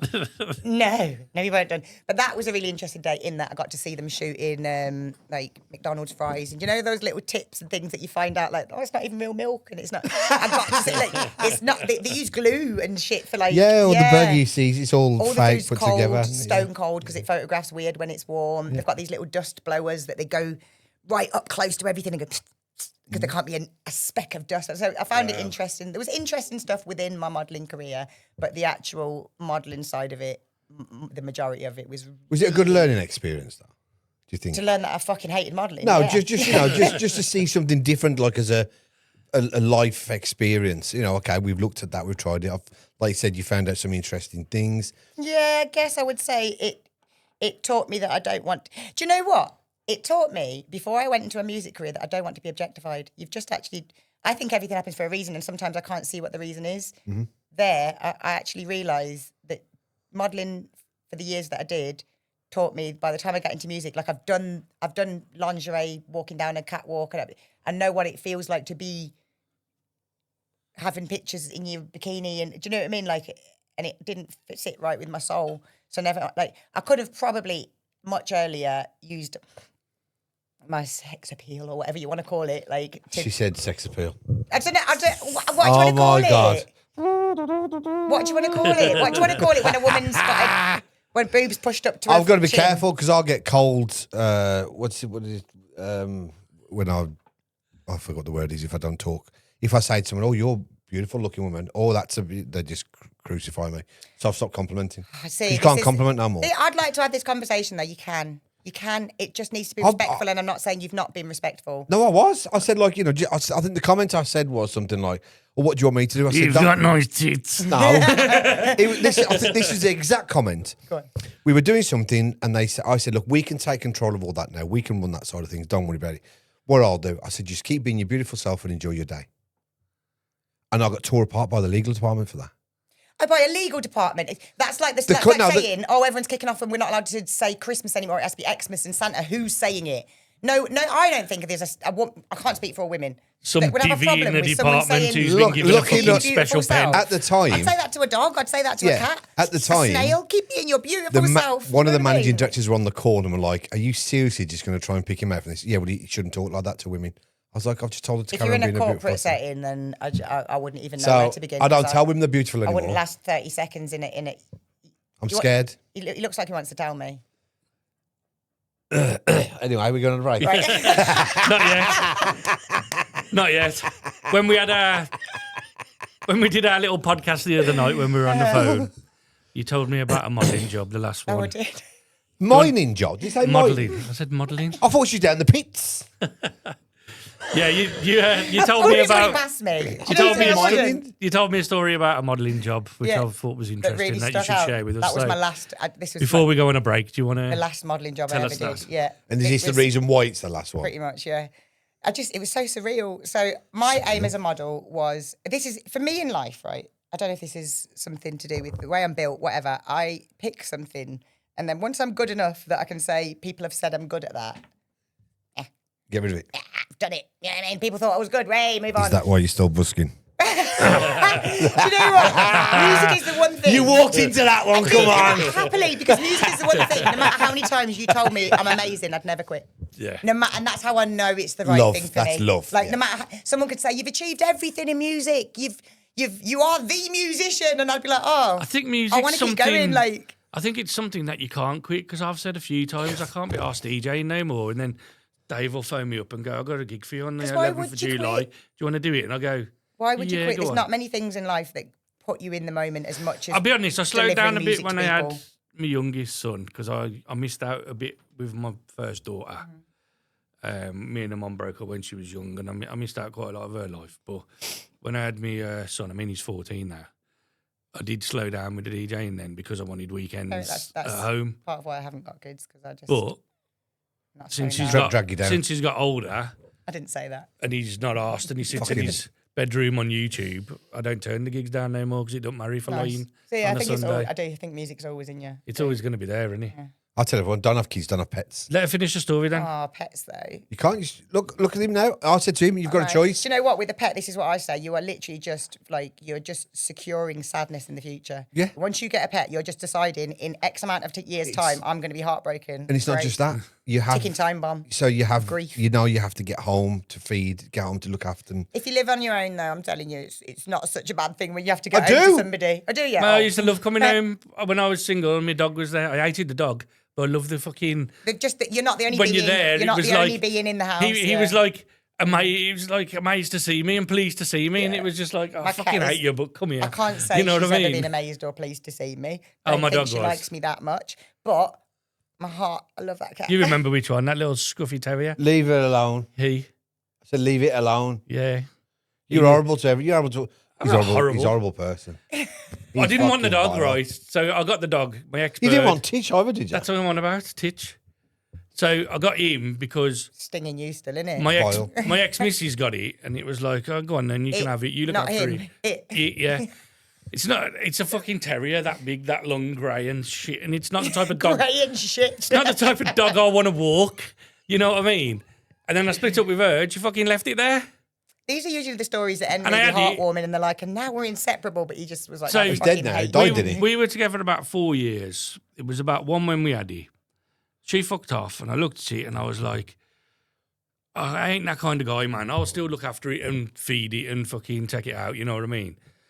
And then my mum had two similar dogs, and they died when they were 11 and 12. So I thought, 6 years, man. It's, couldn't live till he was 18. Died recently, didn't Mine he? too. A year or two When I back. had the other dog. Ditch. Fucking 18 he lived I to. like a bit of resilience, I do. And I think he only did it because he knew I wanted another dog. He was like, fuck you, watch me, riddled with cancer. I'm on Still his living for side. 2 more years. I'm on his side. And I was I just am. like, bastard. But I would tell everyone, don't have kids, don't have pets, enjoy your fucking life, do whatever you want to do. With no restraints, you're free. Yeah. Back to your story. Right. Okay. So, Let us speak now. what we were I need a break. we were a modelling job. We were saying the worst modelling job, not worst. Well, the most memorable. Yeah, it was the worst as well. So anyway, my aim in modelling was to become an agency signed model. That meant I have, ticked the box of modelling. I've done it. So I became an agency signed model, and this job came through the agency. So I was like, wow, official jobs now, because you can go out freelance and you can push and push and push, and then get a portfolio together. You get agency signed. Woo, I've made it. So this job came through, and it was for a charity event, which I'm very charitable still to this day. I do quite a bit of charity work. So they had me at charity event, and it was called Gentleman's Evening. It was at the NEC, and yeah, I know I was naive. Hang on now. I was Hang on a naive. minute. It's come through a reputable agency, and it's called the Gentleman's Evening. It's at the NEC. So I turn up to this event, and before we'd like actually got into the event, like I was like sat in this room, and I think there was about 50 or 100 of us. Like I hate to say like beautiful girls, but like I'm there as a model, whatever. There was like 100 beautiful girls sat in a room, right, all getting ready and doing the makeup, and we were all wearing this same outfit, and it was like this like holographic silver sparkly thing, and I just was like sat and looked around the room, right.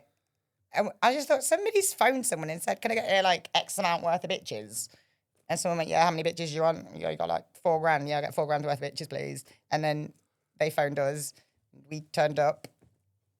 They just want. Do you know what I mean? And I kind of realised, like, is this what I want to be doing? And then later on so I was already feeling like this is not for me. In fact, I remember one moment where I remember what was playing and everything. It was My Neck, My Back. As if that was on. That song like traumatizes me now, right? So our job was to like walk around. They had these huge plush tigers that the businessmen were auctioning. All the money was going to charity, and they'd pay like up to like $5,000 for these tigers, but the money was going to charity. But they just ended up with a big tiger, and they paid these however much money for these tables, like lots of money to have a seat at these tables, and it was just a big fucking dick swinging contest was what it was, right?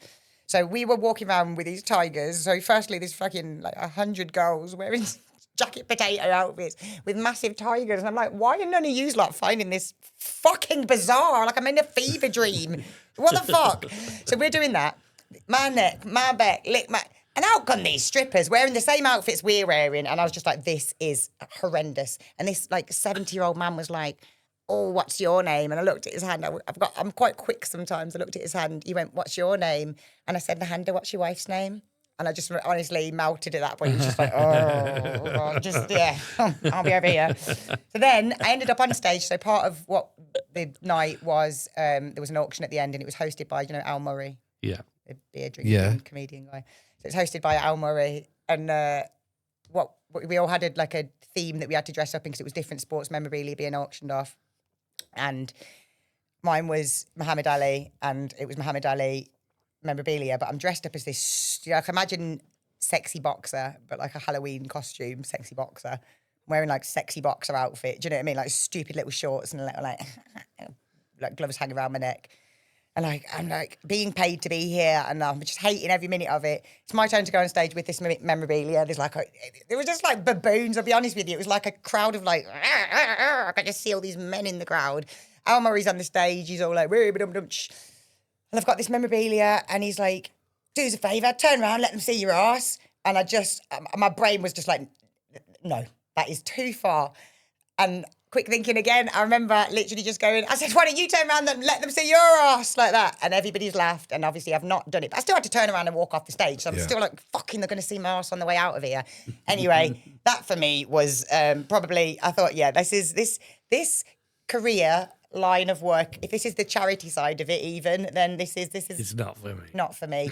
And that's not to say anything against, it is really hard work against modelling. Like I'm a very fair person. I don't like to cuss things out. Like it's nothing against models. It's a weird society we live in where it's even a career, and it's only one specific type of woman that can enter that career. That's a weird thing in itself. But like it wasn't like intentionally degrading, but it really didn't do good things for me as a human. It made me feel Felt that way. Like nothing and no one. I didn't matter. I could have been anyone in that dress. Do you know what I mean? Like that night looking around, I could have been anybody in that outfit. If my face looked a certain way and I was skinny enough, that's why I was there. I wasn't there because of my thoughts, my voice, my life that's led me to this point. And I just thought I thought this is too shallow for me. Yeah. And then that was that point. Because they wanted to look at your ass. Basically, because Al Murray said, "Let them look at your ass." And I thought, "But you look at your ass." No. In 2006, 7, 8, around that time, I used to get booked for, I was living in London at the time, weird fucking shit. I used to go to exclusive invite-only parties. Right. And I would... That sounds worrying. Completely shave. Fuck, where's this going? Completely shave. Legs, armpits, hairs, the fucking lot. Legs, armpits, Shower all. Beard, sorry. No, my head was okay, so it's from my neck down. Arm hair. Everything gone. Yeah. He's slippery as a seal. He's in London. Lie on a table. He's lying on a covered table. in fruit and stuff, and people would come and eat. They'd come and eat fruit off me. Uh-huh. Right? I used to go to Do you need to talk about this on deeper level? No. I used to Therapist level. the debauchery kind of shit. The places I used to go, and the things I used to do. But they used to pay ridiculously amounts of money, but you had to be careful. How long are you lying there covered in fruit? Until Normal fruit? until the vet, yeah, and then you just Until go, the veggie. And then- Sorry, normal fruit. Is it like mad exotic fruit or just it grapes? just depends. Grapes, bananas, mango, yeah, everything. So, And but how do you stumble into that line of work? long story. Tell you off camera. Knew that was interesting. See, I like to ask the right questions. Long story. Right, we need a break. Right. Nehanda, do you want to look at the camera and introduce your tune for the break? Because we're going to play one Do I of have to yours. look at the camera for it? Yes, you do. Proper like eye contact. Go on. Wow. am I introducing my tune? just my track? introduce it. Yeah, Cool. just introduce it. So the track I have picked is one. Oh, yeah. Take two. The At track camera. I have picked it is Too Strong, and it's a song that I wrote after being told my whole life that I'm too loud, that I wear too much makeup, that my clothes are too weird, or sometimes I get told I'm not loud enough or I haven't got enough makeup on. And it seems like you can't do the right thing as a woman. So Too Strong is my ode to women to tell them whatever you do, they're going to tell you it's the wrong way to do it. So yeah, a bit of a hip hop track. Oh, if I knew it was a fucking feminist one, I You wouldn't better have picked fucking it. and you better criticise her as well, because when I introduced my track, he goes, "Fucking hell, stop going on! Just say the name of the track." Yeah, but you go on like you're fucking collecting an Oscar. I feel like I was giving them vibes. Anyway, enjoy the tune. We'll see you after the break.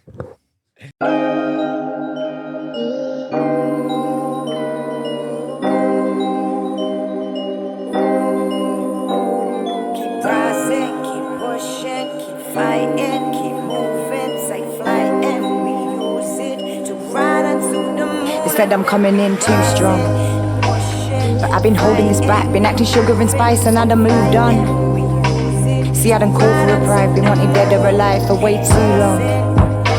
The way I'm living is nice, still gotta fight for the right to sing my own song. But I'm feeling it now, cause I've evolved to the power of my 3 moms. See, I can tell you my story, cause my life ain't been boring, it's been too wrong. But I'm giggling now, look at the strength I have found about Too Strong. See, I will fight like a girl, I'll put you right like a girl, then tell me too strong. Cause times have moved on, you better too, son. See, I remember my dreams when I was younger. Now I'm struggling to see what I was unsure. You just gotta believe and you can conquer. Cause now I'm flooding the scene with all these conscious beats. I release my energy when I speak. Living free, I'm at peace. Rising up my inner queen.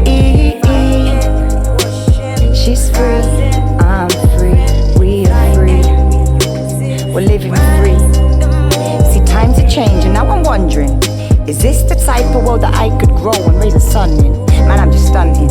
Cause if they weren't ready for me, they won't be ready for my offspring. Now that's just something I've been thinking. Maybe it's cause my dad was always fucking drinking, or maybe it's cause half my life my mum was missing. I used to pray to God, but he wasn't listening. So now I'm thinking, life's a blessing.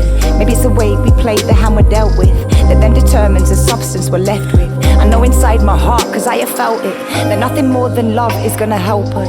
And you just gotta believe to make it manifest. Trust me, follow your dreams, don't try to impress. Then you're already near enough to success. Fight like a girl, put you right like a girl, might even cry like a girl, but I can handle this world, don't need no diamonds and pearls. Cause times have moved on, you better too, son. And I remember my dreams when I was younger. Now I'm struggling to see what I was unsure. You just gotta believe and you can conquer. Cause now I'm flooding the scene with all these conscious beats. I release my energy when I speak. Living free, I'm at peace. Rising up my inner queen. Put you right like a girl, might even cry like a girl, but I can handle this world, don't need no diamonds and pearls. Times have moved on, you better too, son. Cause I remember my dreams when I was younger. Now I'm struggling to see what I was unsure. You just gotta believe and you can conquer. Cause now I'm flooding the scene with all these conscious beats. I release my energy when I speak. Living free, I'm at peace. Rising up my inner queen. She's free, I'm free. We are free, we're living free. Like, we're trained to view our sisters as competition. Taught to use each other's flaws as our ammunition. I think it's time we started up a new tradition, one that builds us up, cause that's the thing we're missing. Is it just me that lost faith in humanity? I think it's time to move from this insanity, focus our souls on love instead of vanity. Maybe then I could have an army of girls to stand with me. The state of our society has left me some perplexed. Corruption of all varieties has got me feeling vexed. Harvey Weinstein, R. Kelly, and I'm just wondering who is next. It's like they're all fucking scum exploiting power for sex. Sometimes I tend to struggle with my temper. Thought my temperatures blare up and that's why I digress. But I didn't mean to take it deep, like I'm a preacher. What I'm really trying to reach was more leaders in a dress. And I get it, it's not something that will happen overnight, but it won't happen at all if we don't pledge to join the fight. The only way to do it is start battling with yourself. Stop scrutinizing the mirror, be good to your mental health, so we can love each other better. That way's more than any wealth. I'm learning all those lessons you've been learning since you were 12. You can't unread that publication, next time leave it on the shelf. To believe in anything, you must believe in yourself. Say, put you right like a girl, might even cry like a girl, but I can handle this world, don't need no diamonds and pearls. Cause times have moved on, you better too, son. Cause I remember my dreams when I was younger. Now I'm struggling to see what I was unsure. You just gotta believe and you can conquer. Cause now I'm flooding the scene with all these conscious beats. I release my energy when I speak. Living free, I'm at peace. Rising up my inner queen.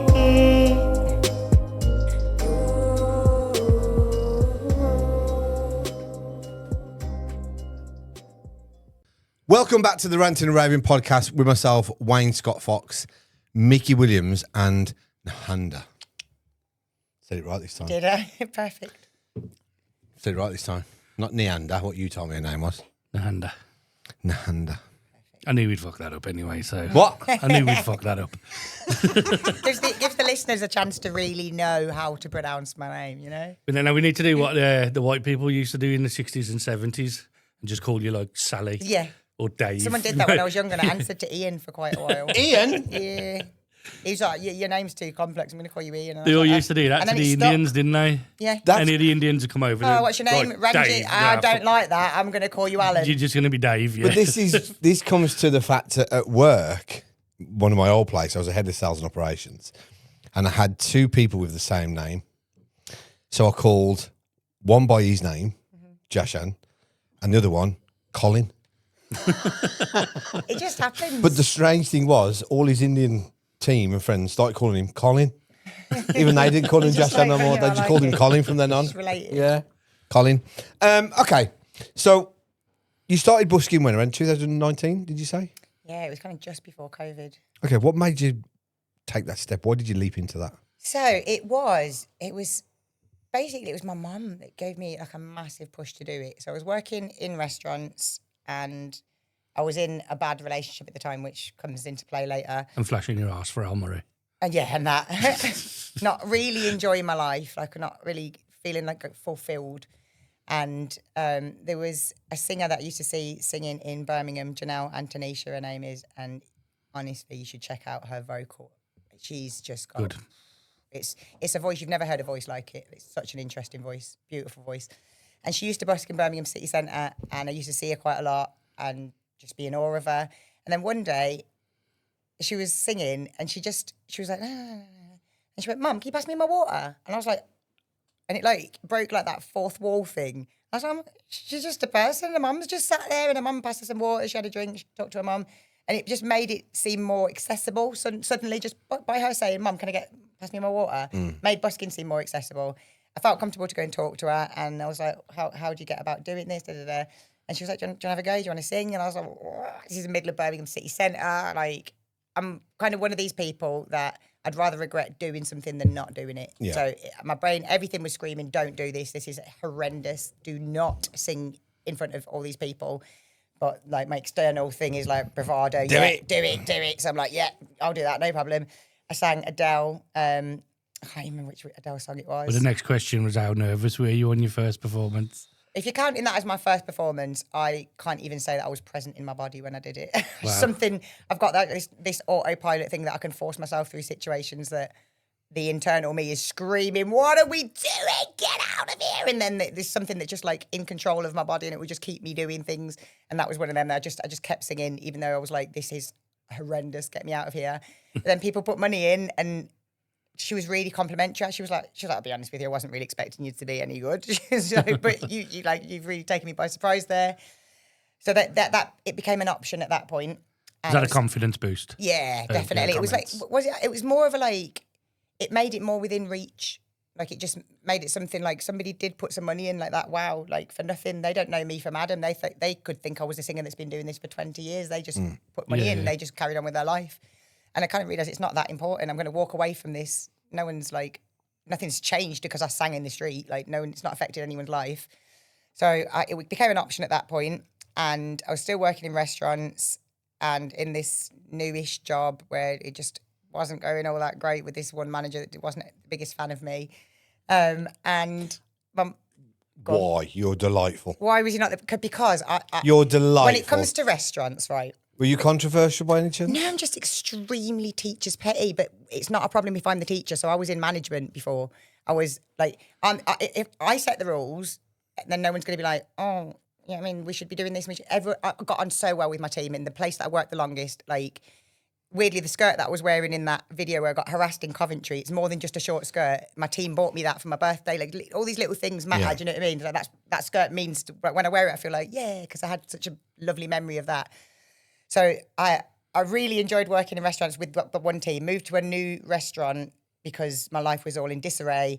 And I'd come from a management background and there was this male manager who, he just smelled the management on me. And I took a lot of staff from my old restaurant to this new restaurant who were always going to answer to me as the manager, even when I wasn't the manager. So I was just a waitress. They were, but they were always coming to me for like, Nehanda, what should we do? Nehanda. Yeah, and I'm like, oh, you want to go to Tom for that? You want to go to lead us? Do you know what I mean? Like, so it was just a clash. Like, I got on with the female managers. They seemed to be like, oh, she'll take a bit of the weight off, if anything. But he just didn't like the fact that I knew what I was doing. And I would try and like not piss him off with it, but like he just didn't like the fact that I knew what I was doing. And this one, a part I've missed out is that my mum got diagnosed with breast cancer. So, and a part I missed out, I think, of my childhood was that my mum left me when I was very young and I didn't know what till I was, okay. So I moved straight into my mum's house at like 11 years old without knowing the woman, without knowing anything about her. She's a lesbian. She's in a relationship with a woman that she's been with for like 30 years at this point. So I moved into these two women's house out of nowhere, Lichfield, from Newtown to Lichfield. I know, sorry, I'm just dropping. No, hang on, because this doesn't add up. Go on, hit me. Your mum left when you were 2. Yes. You moved back in to Trinidad. Yeah, but then you moved back with your mum when you was 11. Yes. But she's been a lesbian for 30 years. Yes. How were you born? How old do you think I am? Cut this out. No, but you said when you moved in at 11, she was a lesbian for 30 years. Around, give or take. No, but in theory... No, she's been a lesbian for 30 years now. But the way you said you moved in at 11, she's been a lesbian for 30 years. I'm thinking, hang on a fucking minute. Well, she was a lesbian before she met my dad. Oh, she's a double adapter. She was, this is so weird. She was married to a woman who then, not married, she was with a woman who then she split up with, who then married my mum's brother and became my auntie. Fucking hell, sounds like my family's. You definitely sounds like my family. She was a lesbian, so my fucked up the time, but not. My mum was in a relationship with who was my primary school teacher, and she left my dad for my primary school teacher. And I mean, she upped and left. I came home one day and my mum was no longer, she was gone. I never saw my mum again until I was 11. Well, a little bit younger than that because she started taking us out on these court-ordered visits. Yeah. Because the court, even though my dad was like, he was such a bad parent. Like, on paper, there was nothing you could do to say he wasn't a bad parent. Like, he hit us, he starved us, he, like, emotionally was like, we had a really bad, and my mum was in this relationship with a school teacher who was just lovely as anything, living in this house in Abbots Bromley, which is like this silly, posh little bit. So they're living this idyllic little life, right? And the courts would not let us live with my mum because she was a lesbian. So back whenever this was all going on, it was still, you're a lesbian, that is a no-no. Yeah, back in the days when buggery was illegal. Yeah, exactly. Rather leave you with your dad to slap you around and starve you than give you to a lesbian. Yeah, so that's quite little. So we then started having visits with my mum, but very soon after those visits, we moved into my mum's house where she was living with Audrey, who was my primary school teacher from back when. Fucking brilliant. So I ended up. Why? Where did we start from here? No, just because you confused me because you said you moved when you was 11. She's been a lesbian for 30 years now. Now, yeah. Right, but so the way you worded it was, together. I moved back when mum was 11. She's a lesbian for 30 years. I'm thinking, hang on. No, she was not. She was. It's really weird. She My was a My mum's lesbian, a but- lesbian, right? And she was a lesbian before she met my dad. And my dad is extremely racist towards white people. And my mum's white, and my dad's a man. And I don't understand What the how fuck was going on? Fuck. I came into existence because my dad doesn't like white people and my mum doesn't like men. So you know when they say This doesn't make sense. You know when they say you like the chances of you being born. You're are a like, child of Jesus. They're like one in a trillion. It's a What very are yours? Yeah, What are yours? I don't think I should be here. I'm an anomaly. Your mum don't like men. Your dad don't like white people. Mm-hmm. Well, You're meant to be. And then here I am, Nehanda with dreadlocks and a Scottish accent. And yeah, you can see where the identity crisis comes from. Like, I didn't know my mom, raised by my dad. I will say, being raised I'll be by honest a man with you. has I'm having been a great fucking for me. identity crisis after I'm doing this. so confused. It's brilliant. So confused. Wow. Yeah. Anyway, Where were we? how you got into busking and stuff? Busking, and all right. that? Okay, so yeah. Basically, my mum, who I didn't know for a certain amount of time, and then moved into her house, and she became like, over the years, it took a while for our relationship to get anywhere near, like, but my mum became really this important rock to me, and then she got diagnosed with breast cancer, and it fucking tipped my whole world upside down more than anything that's ever happened to me. And I've been through some shit. Do you know what I mean? Like, my mum being diagnosed with breast cancer. So did was like, did your mum finally become that person you were missing? yes and no. No, yeah, we're in a bit of a fractured point at the Okay. moment, but yes and no. I think I've been growing At up the growing time- up without at a that mum is time. very difficult, and Yeah. you will always chase something. And I think my mum will always be someone that she's not a mothering figure in the sense that when you're a kid and you don't have that parent, you imagine this. Do you know what I mean? Like And she like wasn't that. baking, and do you know what I mean? I don't know. Yeah, I yeah, just yeah. had this Yeah, image yeah, of what a mum was going to be and should be, and like I think now we're kind of struggling with my expectations of what I would like from my mum and the reality of who this. She's amazing. She's so intelligent. But she's not the most mothering. The mothering side of it's missing. But Yeah, she's so intelligent. I could go to her at 15 and say, "Mum, I'm pregnant with a drug addict's baby." Da, da, da, da, da. And she would literally go, "Right, where do we need to start?" She would never stress. She would, do you know what I mean? So she was a proper. She's just someone that you could go to no matter what the situation is, and she will have your back. Do you know what I mean? Like she'll She start knows from the what- start and yeah, work away yeah, through. yeah, She's yeah. a social worker. She's Problem solver. Yeah, she's Yeah. very intelligent as well. And my mum basically said to me, I feel like now or never. So she had breast cancer. I was like, oh my God, I can't live my life. I can't go to work. They made me work on Mother's Day.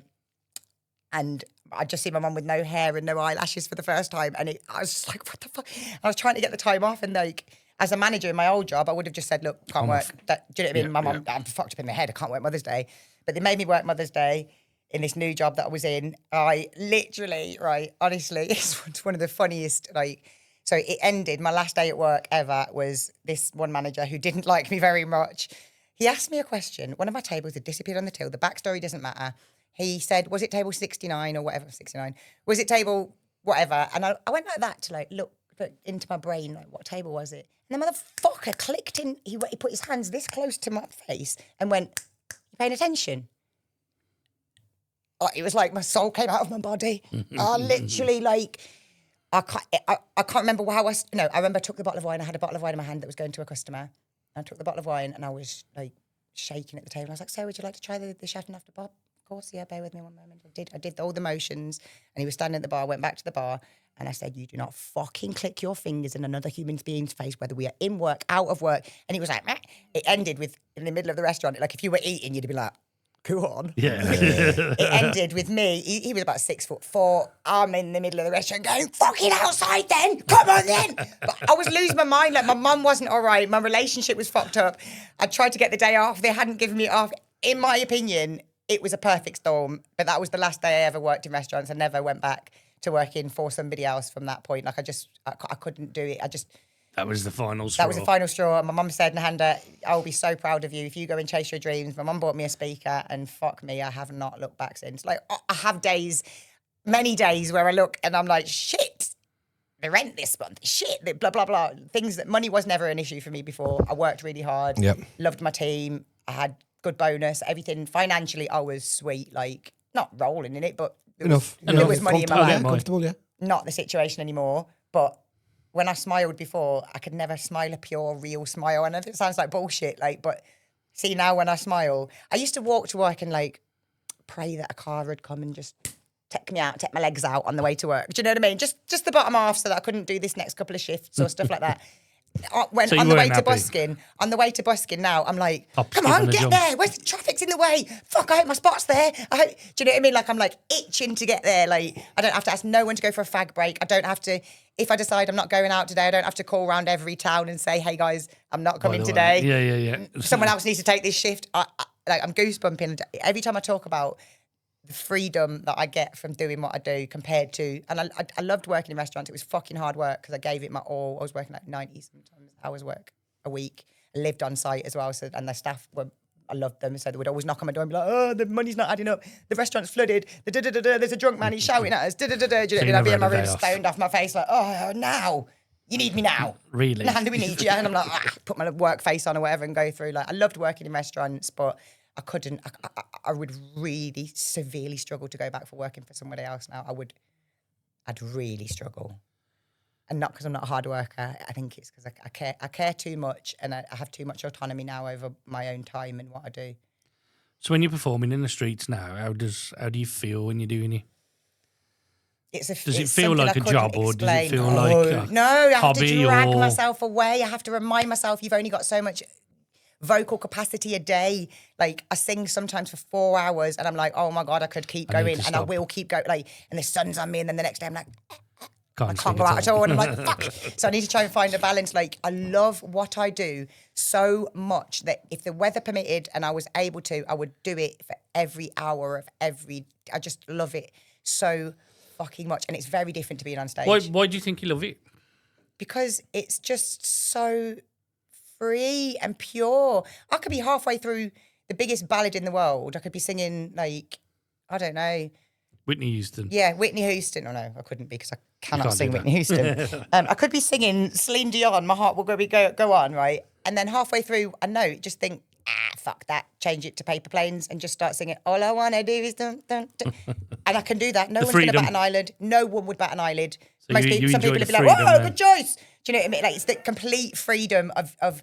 Another thing I love is, like, assessing people in the street. So, like, there'll be a man, he'll be like 50 years old, and I think, I reckon your favourite song is House of the Rising Sun. So you're And then I sing people it. watching and And wondering, then what they're were they like? They'll come over and they're like, that's my favourite song. And I'm like, is it? Is it fair? I got that right. Like, it's everything about what I do. The only part I don't like is setting up. Don't like setting up. Okay, so give us 24 hours in the day of a busker then. Day in the life of, I don't know if I can speak for all buskers. So 'cause maybe anything I like speak for is you've bizarrely me. gone to bed the night before. Yeah. It's 11:30, 12 o'clock. Well done. Well done, Nehanda. You've got to bed so early. So first off, I would congratulate myself for being in bed before 1 o'clock. That would be the first thing I would do. And then, awake. It tends to be that I'm never not working. And by that, I mean my head is always whirring. I've never been a social media person, but the way the world is now, You have to be, don't you? my brain is constantly thinking of the next video I'm going to make, the next, like, from what happened in that day, I'm clipping together things for the videos the next day. So that kind of is still happening when I'm sleeping, if I'm honest. Like, so then I wake up and it's like the videos have organised themselves in my head, and I wake up sometimes around 5:30 in the morning. Right, so I've gone to bed at 1 o'clock. I'm waking up at 5:30 in the morning. I sit down. I've got this same spot that I sit on in my kitchen. Everybody knows when Nehanda's sat in the kitchen with the purple phone in her hand. Don't talk to her. So I sit there from about 5:30 till about 10, sometimes 11, editing videos, which, as we were talking about earlier, editing and me, I am not a technical person. I want to just go out and just create and just like float through the world. Do you know what I mean? Yeah. Editing is so specific and technical, and you have to learn a whole person's job to be able to Fucking edit. easy job. Your kids could do it. You're exaggerating. This podcast is not going to come out until Wayne's learned to edit. So I'm sorry that you've had to wait so long because Wayne took a little while to learn the editing skills. Wayne's gonna take over this week's editing, aren't you, Wayne? I'll just run out to it. It's honestly, I promise it's not fun. I've got software that I can upload a video through. It'll chop it all It up. doesn't work. Right, that software doesn't work for me. I've tried it. I've paid 50 quid for that Opus. I've tried every. Because I Opus is mean, shit. I punched in my fridge. There are dents in my fridge from how much I hated learning to make videos. Honestly, I did it, and I was like, "That's embarrassing. You've just punched a fridge." The It's difference awful. with difference is I build AI platforms and systems. Well, then, when you provide me with the app that's going to make my videos for me, sir, I will honestly. I'm working on it for hats him. Off. I'm deadly serious. I spend I'm 5 working on it hours for a day Mickey. editing. I'm working on it for Mickey. It's So Mickey horrendous. will be able to upload it and go bum, bum, bum, and it'll divide it all, separate it all. See, I did a little bit of a podcast with me bestie, and that software worked for that. So it worked for finding the viral clips depends, from a yeah. podcast. But what I see is important in my busking clips as to what the software sees as important. Two different things, are aren't two they? very different things. Like something very minor. It could be just it's things that I know have happened within that slot of 4 hours that I have to sift through and look through. And it could just be something as silly as me saying a word and somebody goes, "That's my name," and that's a 40-second clip in 4 hours. If you're Because a lot of these so platforms like Opus and stuff, they're also when I say niche orientated, it kind of knows what it's looking for based on what's uploaded. Yeah. Where what I'm doing is specific for this show, Right. Okay. so the overall plan eventually is to build one that can suit all niches. This is just very probably boring for you guys. Could you program it so that I could look for a word within the footage? So Yeah. I could Yeah. type in. Yeah.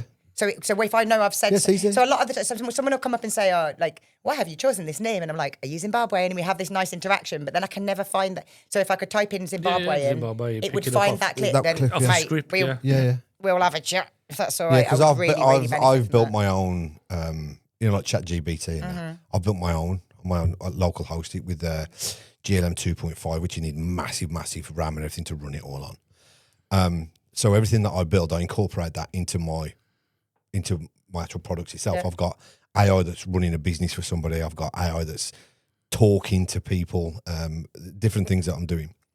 So all you'd have to do with that is put the niche in to understand. So you program the skill and the memory. This is your niche. So we set it up for you specifically. It's music, it's busking. This is what we're doing. This is what and it remembers that forever. And then all we do is we say, right, put a search engine in where you say, when did I mention love? And it go and give you all the time slots of when you mention love. Do you know, like, okay, so this is one thing that I'd love to do. So over my 4 hours, so at least 20 times a day, people go, "I know you have TikTok. I know you have TikTok. I know you have Instagram." If I was to sit Grab and try them and all. find that, I'd kill myself by the end of it. I really would. I would just, honestly. But if I could type in TikTok. and I could find and Highlight- put that together. highlight Oh them all. my, like I want to make that video because it's so. It happens to me, and I can pull those all together in my memory, but I can't put it out as a video like that. But no, that would be very helpful. Sorry, we got very, very sidetracked. We are like Welcome to Wayne's World. very good at digressing. So you're 11 o'clock. It's 11 You o'clock. finished editing? I've spent 5 hours editing. My brain's fried. I want to throw my phone off the wall. I'm questioning all my life choices. I'm 6 coffees deep. At this point, I get in the shower, get ready. That always takes a good hour longer than I would like it to, or it should, because nothing's ever where it should be. Ever. No, even if I put it there, even if I could guarantee it's there, it's not going to be where I need it to be. Anyway, so I've got a little routine. I make my coffee the same way every single day. And if any part of my routine is off, it means the day's not right and we shouldn't go and busk.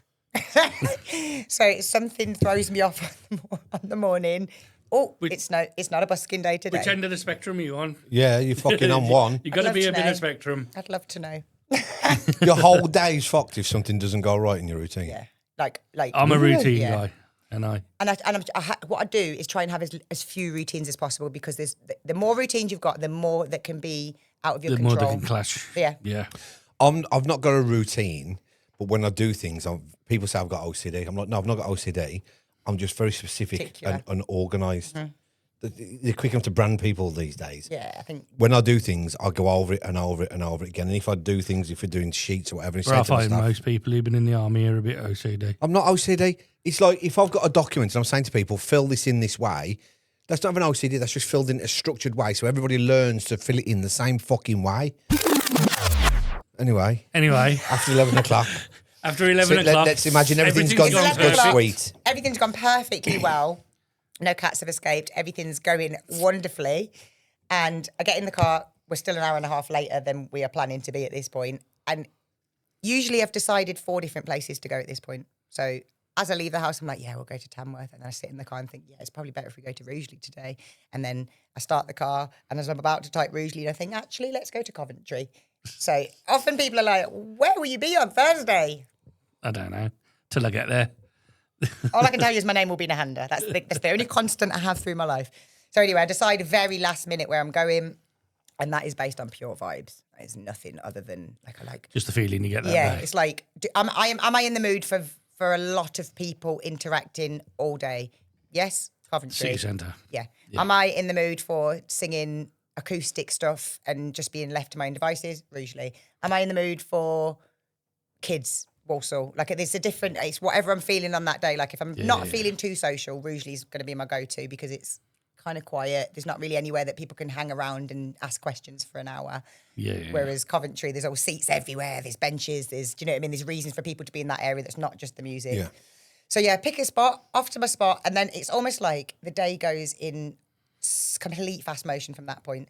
So like everything else takes ages: the editing, the getting ready, the making sure my equipment's together, charged, packed, in the car, the journey, and then I've blinked and I'm back in the car and I've done 4 hours busking, and that is literally how it goes. Like, it just, like, I'm back at the car and I'm like again, like this. Usually I've started doing this Now thing we're where gonna go home. I sing in the car park. So you record your whole the thing? whole session, the whole thing gets streamed. I was terrified for so long. Even your journey? No. Why not? Well, it would be distracting. You do some you have to park my videos. car. I'm not the most confident. But of all you can drivers. do is just get a phone on, plunge onto that window, one on there, and just talk and be like, yeah, so... I think there's too and much. take Such a clips. thing is too much Too of a much good going thing, on. and I talk a lot, and I think there could be such a thing as we've had. Don't you think people would be interested in your journey? I think there would be, but I think this as well. There's certain things, like I'm such an open book that things like people say to me all the time, do a live stream from home, do a live stream from home. I'm No. such an open book that I will tell you anything. Whereas this situation, this is cool. If somebody wants to go and find out about me, they can go out of their way and sit and troll through an hour's worth of conversation or however. Do you know, and that's the effort. They have to go put the effort in to learn about me. Whereas you can just click onto my live, look around my house, it's too invasive. that would Who be, said go live? no, you're saying just, like, record my journey, and I'm saying this in my head. There's such a thing as too much access. But you control what you put on. Don't go live. So basically, when you do your TikTok video, so do you mean if you notice... How much storage do you think my phones have got? Right, but if you notice as well, a lot of the big views and stuff and the trending things and the one to get you out there to people, and when they're doing the journey side, guys, so I'm off on tutorial and they show this and the journey and everything else. This is the kind of thing to have another angle at My brain reach. doesn't push. I'm not reaching for reach, and it sounds weird. But like, you need to for people to see your music, right? I haven't reached for reach this whole time, and I've got fucking 85,000 followers on TikTok. That's still- nuts. but I haven't still- pushed. I have never once have I said to a single person, "Follow me." Never. But you don't Never need on to. live stream. Follow me back. Follow me, guys. If you're here and you're enjoying the content, follow me. Never once have I uttered that, and I've got this many followers. It's nuts. What So we're saying to our followers is, Yeah. please don't take that advice. Follow us. Give us a like. And Oh no, follow subscribe. these guys, absolutely. No, what I'm Absolutely. saying follow is- them, don't follow me. Or you Right. can if you want. I don't know, no pressure. So yeah, you've got 85,000. You've not asked for them. You're not asking people to follow you from the other content. It's just another angle to get you seen. It Because seems less organic. why? It's you. It's your real journey. It's showing you not getting ready in the car. Yeah. Or fuck, I can't find this today. And I can't find. You've not been to on my get you- TikTok. Honestly, like there are a million stories I of was me just leaving gonna my say, coffee on my car. Not the Yeah. getting ready bit because you'll have blokes going, oh, nice legs. Yeah, but you see what I You mean? get that anyway. And I think when you're putting content online, it's a bit different. It's almost like you are presenting it and saying, Gee, yeah, comment yeah, on yeah. me. I'm You- not that I am. I you're not- don't. you're I'd rather not. You're What? not just wearing a dress because it's in summer. the street. I'm not in the street. Do you know what I mean? I'm not in the street and you're telling me your sexual fucking We'll get fantasies. to that. It's very different. So. We'll get to that. So- You've done your I've done my bus. your 4 hours busking. You're back in the motor. You're on I'm your back way in the motor. home. It's now 6 o'clock. I haven't eaten. I'm about 7,000 milligrams deep coffee. I plan to get a Greg's because I was supposed to take medicine every day with the first time I eat. That never goes to plan. It's now 7 o'clock. I'm home. I get back, I count my pennies, and I love doing that. I love counting my pennies. Honestly, I love it. It's like that time for me is like Do you have good days, bad days? with that? decompress. No, like, It's I'm the not money it's the focused. I'm not appreciation. money focused. Yeah. So she's counting to see how many people appreciate what she was doing. Yeah. Yeah, but there's And 30 you, and days. you get like really cool coins in there, like, But like there's- massive Australian coins and like. Yeah. I think all the point sorts I'm of- getting at is there's 30 days in a month. And we all know what happens towards the end of the month. There's rent and there's council tax and Yeah. there's this. So that's what I meant by good days, bad days. Yeah, it's the busking is literally one of the most predictable things you can say about something that's so unpredictable is that it's unpredictable. Well, surely you're earning from TikTok with 85,000 followers. You're Not monetized. anywhere near what No, people think. but it's honestly, covering I'm something. happy to show.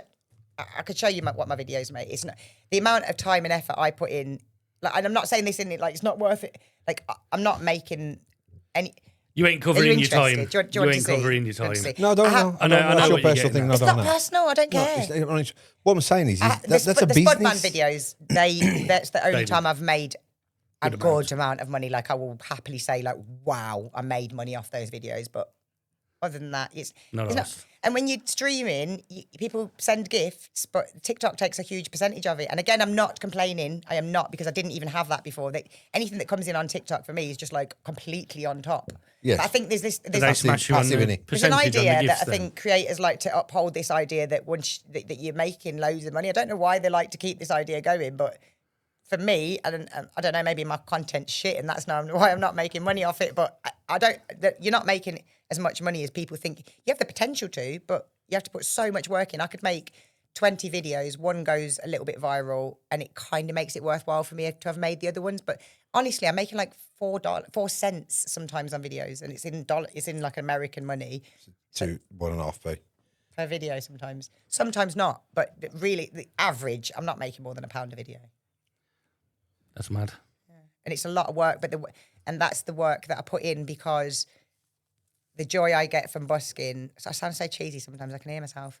The joy I get from busking, it feels almost selfish to keep that to myself. Like the interactions that happen are so fucking pure and beautiful that it almost feels like, with the amount of shit that's on social media, I am obliged to put these videos on there and at least filter some goodness into the internet. Do you know what I mean? Like, even That's if all it's you killing me find to on do social media now. even if it's killing me to Fucking do it. Fights over here. This happened here.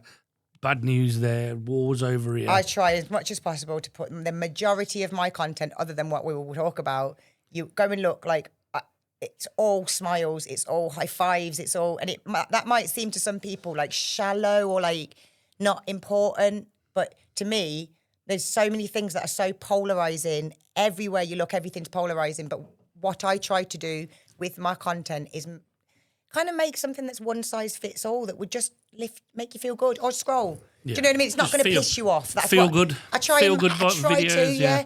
And like, I think I've kind of nailed it, because a comment I get a lot that makes me feel really good is, your videos really brighten my day. Like, I just see your face and I know something funny's going to happen or something positive's going to happen. I just start smiling. And that to me, like, I'm doing something. Do you know what I mean? There's a whole lot of shit on the internet. And if you see my bright colours and think, oh, something joyful is going to happen. It's brilliant. That's something I've done. So the reason I make the videos and spend 5 fucking hours a day doing something I fucking hate, and I mean I hate it. And there's no other point in my life I've ever done anything I don't like. You will not catch me. If I don't like something, I am not doing it. You cannot make me. It's the pain and pleasure side, you know. Whereas editing videos, I fucking hate it. It makes like I could cry doing it sometimes, and I do it for 5 hours a day. welcome to because my I think Monday it's night, important Tuesday to night, work. Wednesday night. Listen to it when he's saying it's a load of bullshit. Fuck this shit. When he's saying that, listen to him. I'm honestly, my heart. Know that every day I wake up, I don't even get Sundays off. This It's not morning, easy, go is and it? look. I've posted 4 videos. They've all taken at least an hour to make this morning. I was up at 5 o'clock this morning making videos. I can't stop. Okay, the reason why the reason why I touch on this is on earlier when we was talking about the payment machines and stuff, and I said, you know, is it treated like a business? Obviously, the way I look at everything is hobby or not, fun or not, love or not. You've still got to live. You've still got to provide for yourself. You've still got Okay, I bills. found one that it sits so perfectly in between the two. Like, if I was the richest person in the world and had no need to go out busking, I would fucking still be out there. As long as it was safe for me to do so, I would still be out there busking. And I think that if you say to somebody, if you had $1 million, £1 million, no, I'm saying dollars. If you had $1 million, I'll talk in dollars because I've invested in stuff. So yeah. So if you had $1 million pounds, what would you do with your life? If you had enough money to live, what would you do with your life? And I think that is a good way to find out what someone's heart you wants really to do. wanna do. Do you know what I mean? If someone would say, well, I'd help people, you know what I mean? There's so many different things. Some people would want to clean the streets. Some people would want to do gardening. Like, we're all very money driven. Yeah. But I think if you take money out of the scenario, that's what your soul wants to do. And fuck me, I cannot stress enough how blessed I feel. I know people are like, I'm so blessed, I'm so blessed. Like, shit, I found something to do that if the world ended and it was just me, I'd still. You can still do it by yourself. I'd be out in the streets, just making the noise go out into the world and changing that atmosphere in that one moment for that. It's amazing. I love what I do, and I'm almost scared for it to get to a point, which it's getting to a point now where it's not going to be safe for me to be out doing what I do. Like I'm getting so known or whatever that it's less safe. for Like you, I've got a court case coming up for a guy that's threatened to kill me. Like and I still just want to be out in the fucking street singing. I love it. Yeah, It's so pure. I'll risk it today. I'll risk it for a biscuit. My favourite memory is, well, one of my most favourite memories is when I knew I'm on the right track. It was Birmingham New Street. I was quite new at Busking, and it's my starting song. Every day I sing "Don't Worry, Be Happy" to start every day because of this moment. It's in Birmingham New Street. It just started pissing down out of nowhere. So I'm on the actual like strip of the New Street, and I just started singing "Don't Worry, Be Happy." I had it on and the whole street. I don't know what happened. It's never happened again. The whole street just started singing with me. Like I'm like goosebumping. I was just like these people are walking home. It's 5 o'clock in the rain on a Monday, and they're all having they've a all little stopped. sing-song. Look, honestly, the moment stays. It would be like my Patronus moment. Do you know what I mean? Like I can pull so much joy from that moment where it wasn't about me. Some of the people down that end of the street couldn't see me. They didn't know I was singing down there. They don't know why we're singing "Don't Worry, Be Happy." Yeah. It would, that crowd mentality. It just caught on across the street, and the whole fucking street was going, "Don't worry, be happy." In pouring rain, and I was like, music can change. It's secure. The way I feel when I talk about how much what I do makes a difference in the world, and I can say that. A lot of the time, I'm like, oh, I'm sorry to blow my own trumpet and da-da-da. I can say comfortably what I do makes a huge, so much so I could cry. It makes a difference in the world. It makes towns safer. It inspires children to go and girls or boys take up space in the world, do something. And even, like we were saying with a shit busker, right? Sometimes I go out and I annihilate a song and I mean it. I cannot sing Titanium. Do you think I stopped trying to sing it? No, right? And people walk past and they're like, they think that's so bad. And I genuinely get joy from the fact that two strangers have just looked at each other and gone, get a load of her. God, it's dreadful. They might never see me again and leave thinking I'm the worst singer in the world. And I don't give a fuck because they've just connected. Like even if someone goes home and says to their wife, she was the worst, oh, I hated her. It's giving you some passion, isn't it? Something to talk about when you get home as well, yeah. Deadly serious, and learning that about myself it freed me. The freedom of doing what I do, because I don't give a fuck about being good. I care about entertaining, bringing joy, bringing connection, bringing like a difference in your day, something you weren't expecting. Your child, who recently there was a young girl, her mum sent me a message. She just wandered over and she just took the microphone off me. She was about this big, sang a random made-up song. That little Indian girl. I saw that. Sang a random made-up song, and her mum sent me a message afterwards saying, she is not like that. I don't know what it was about you. I think her mum was saying she's autistic. She's okay. Do you know what I mean? And she was basically saying, I don't know what inspired my daughter to just walk over and it's just something in what I do, and I think it's because I just mean it. I'm here to make the world a little bit better, and I think people pick up on that, especially children, and the joy it brings children. So in live theory, off that for the rest of my life. you're sending out messages to people as well. Mm-hmm. I try and sing. I don't always stick to. I've got some songs that are probably not the best message because I just love it, like "Drunken Love" Beyonce. It's not a great message, but great song. But I try and stick to singing things that Bob Marley, things that are love focused, and it might seem silly to other people. Positive but energy, I isn't it? really do try and stick to singing positive songs that put a good message out into the world, because you might just be passing that little moment and just hear me sing, everything's gonna be all right, and something's fucking going on in your life and you just heard that word. You didn't look at me. It's not about me. It's about the music. message, isn't it? I think what you don't realise as well, with how diverse that your songs are, people will walk past and you'll trigger memories related to that song. I've had some interesting Do you see what I stories, mean? man. Yeah, absolutely. They'll go, oh, fuck. Some of the stories I've heard, even as simple as I was singing "Someday I Wanna Sail Away." I'll remix that. Yeah, it's banger. And it even that song, you'd think it's just an empty dance song. It's not. When I sing that into the street, You are more than enough, so don't give up. Keep on moving on. And I can point at people and sing it, and like, do you know what I mean? You are more than enough, and like, I can tell it's. They know I'm There's a talking to message hit them. 'em I'm somewhere, telling you, innit? you're Yeah. more than enough. Like, keep on moving on. Like, I was singing that. A guy came over, gave me 20 quid, and he was like, I travelled all the way to Australia to see that guy perform that song, and just hearing you sing it then has took me back to that moment. And I love raving, so I know what he's talking about. I know the moment. And to be able to give him that on a sunny day, he was out with his mum, and he was like, he just made me tell the whole story to my mum, and it was just. Have affected his life enough to give me 20 quid. And again, it's not about the value. It's about the fact that he walked to a cash point, because I'd sung it 4 songs ago. Yeah, he yeah, walked yeah. to a cash point, came back Is someday. and said, like, you've just taken me back somewhere really happy. Talking about, Mickey, I'm sorry, but this, because I know we've only got to 7 o'clock on the fucking day. when you say that you like to send a message to people, and someday, right, great song. The remix I did was organ local music sound. Nice. I love doing it.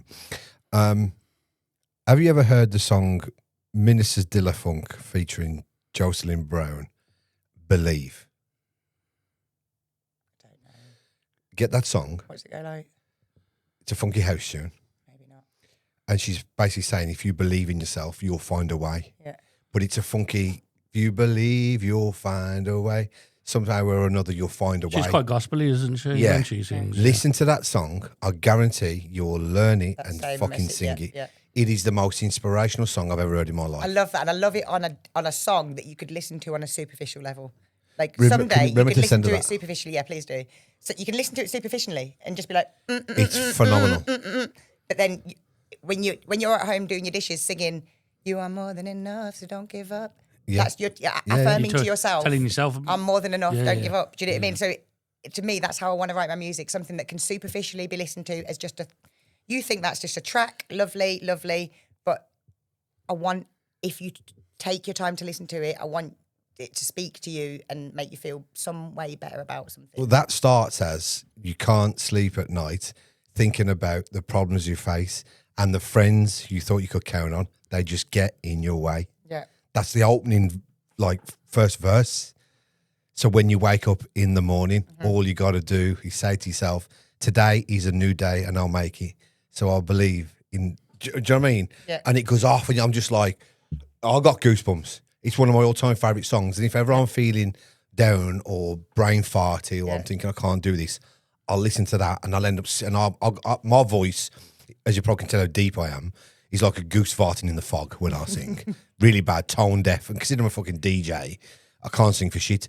When that comes on, and country music, I'm fucking blaring. It's not about being good though. It's about enjoying yourself. That's why I like isn't it? karaoke. I'm saying to people, when we had a karaoke, I'm like, look, get up hate here. it. I can't sing.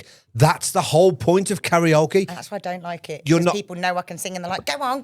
But- and I wanted to have fun. I want to go Yeah. and sing something stupid. And you guys want me to go up there and go. And I tell them, that's the whole point. Come up and have fun. No one's going to laugh at you for not singing. They're going to sing along with you. A mate of mine can't sing for shit. And he jumped on and did an Oasis song. Couldn't sing it. Oasis The can't whole sing for shit, so do you know what I whole mean? Yeah. fucking bar was joined in with him. 100%. And he It's couldn't not sing about- for shit. There's certain songs I sing that I'm not anywhere near sound good on it. I don't sound good singing Mr. Brightside. But when I sing it, especially in a pub or a club, everyone loves it. Like, it's not about me. Please it's about, look at that tune, and Okay. I will look for the video. Believe, And yeah. if the day that you sing that will be, you'll make my day. Spin back, here we go. It's going to take us fucking 24 hours to get through this. 24 hours, 7 o'clock, We're at 7 and an o'clock. evening. You're back home. Pennies, can't eat pennies, feeling extremely fulfilled with my life and day, and everything feels great. And then I'll just literally have some dinner, watch some nonsense on the TV. At the moment, it's House of Dragons. Trying to be like, Really? oh, I'm trying to like tame myself though. Really? Fucking hammer through things, yeah. I wouldn't have you down as that type. Really? I love it. I love it. I love that. Why and would I- you not have me down there? I don't know. I don't know. This is my fault for. I'm not judging. I just No, wouldn't He have is judging. preconceptions. No, because I Quite wrong I with you. fucking. That's all. Not. He's not into this kind of stuff. You know, Like Rings of Power. I tried Rings of Power. I found it very. Is this drawn like, out. It's- um, I enjoy watching it, but I also enjoy it's sleeping got, to it. It's got to be because obviously at the end of series 2, you obviously found out who he was and stuff. So it had to be drawn out. Yeah, it was so enjoyably sleepy for me. I kept sleeping through it. What's this like? Is it like It's like Lord of the Rings. It's Lord of the Rings before. Exactly. It's how the Yeah. rings were made. What's the one that I watched before with Lannisters in? Game of Thrones. Game of Game of Thrones. Thrones. Yeah, so House of Dragons is like That. it's a spin-off of that. I did all 7 series of fucking And you didn't like it? No, Game of he like- Thrones. he I like the like- battle. One battle. That was it. The Battle of big the battle. Bastards. That's of the like scene, watching, yeah. what's that vampire But one? everyone told me it was great, so I stuck with it, and I was And you just never like, most everyone I've ever. That's interesting. Yeah. okay. He's I into loved it. What you? But Break- I got Breaking that, Bad I got and- that and far all. into it. I tried Breaking Bad. Oh my god, they were was melting fucking bodies in a bathtub. I was like, if I wanted to be a drug dealer, yeah, and if I wanted to melt bodies in a bathtub, I would go and live that life. I just felt with I'm going to back away from this. Game of Thrones, I got to a point where it was like, okay, is it going to get good in a bit? And I was about 3 seasons Bless in. your heart. No, it doesn't change. And then I was like, dies. Now, That's now I feel like I've got this far, I've got to finish it. And I did. and then you I got was, absolutely laughed at in the last episode of the last season Yes. and slapped in the Well, face. do you by not the find that writers. like we Mickey was talk about all this? right. Every series that you're like, oh, this is real fucking good. Then you're like, what was that ending about?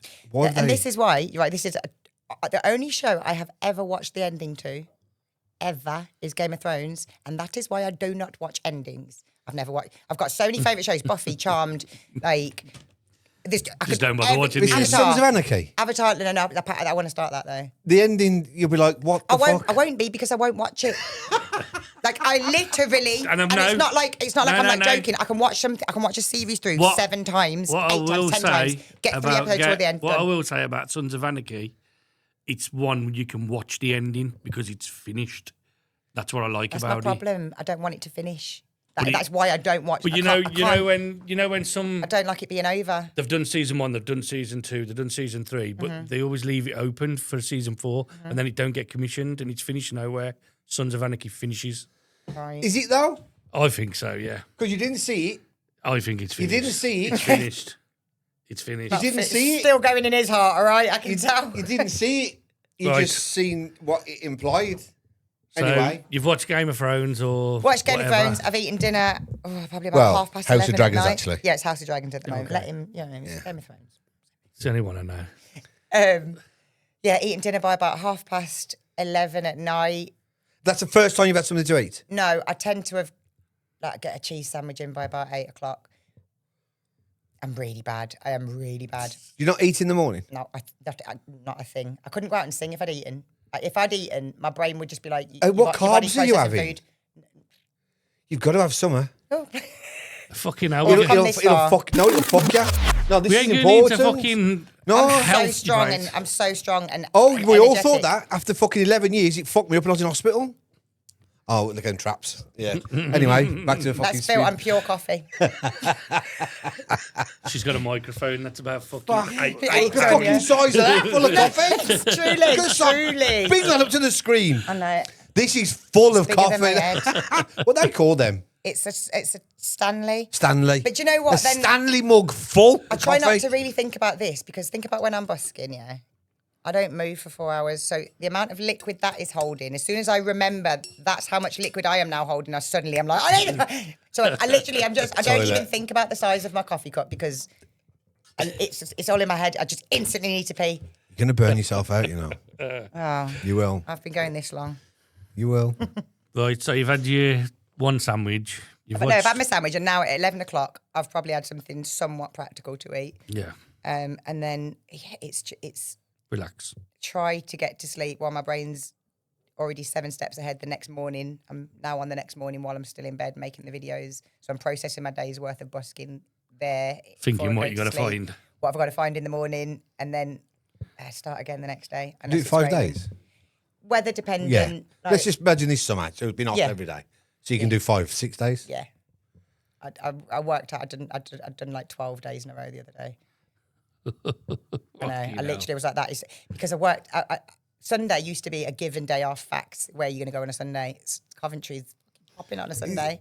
Them And days, I wish I didn't know that now because Right. it means no day off, no rest for the But weekend. them days are gone now where Sundays was your... This is a day off for me. Like Need 100%. to- This is a day off, but it's not because I'm here and I'm doing. Because you remember at doing me, like- Tomato when I worked 7 days a week for 5 months straight. I'd work Monday to Friday in the office, and then the weekends we'd do events.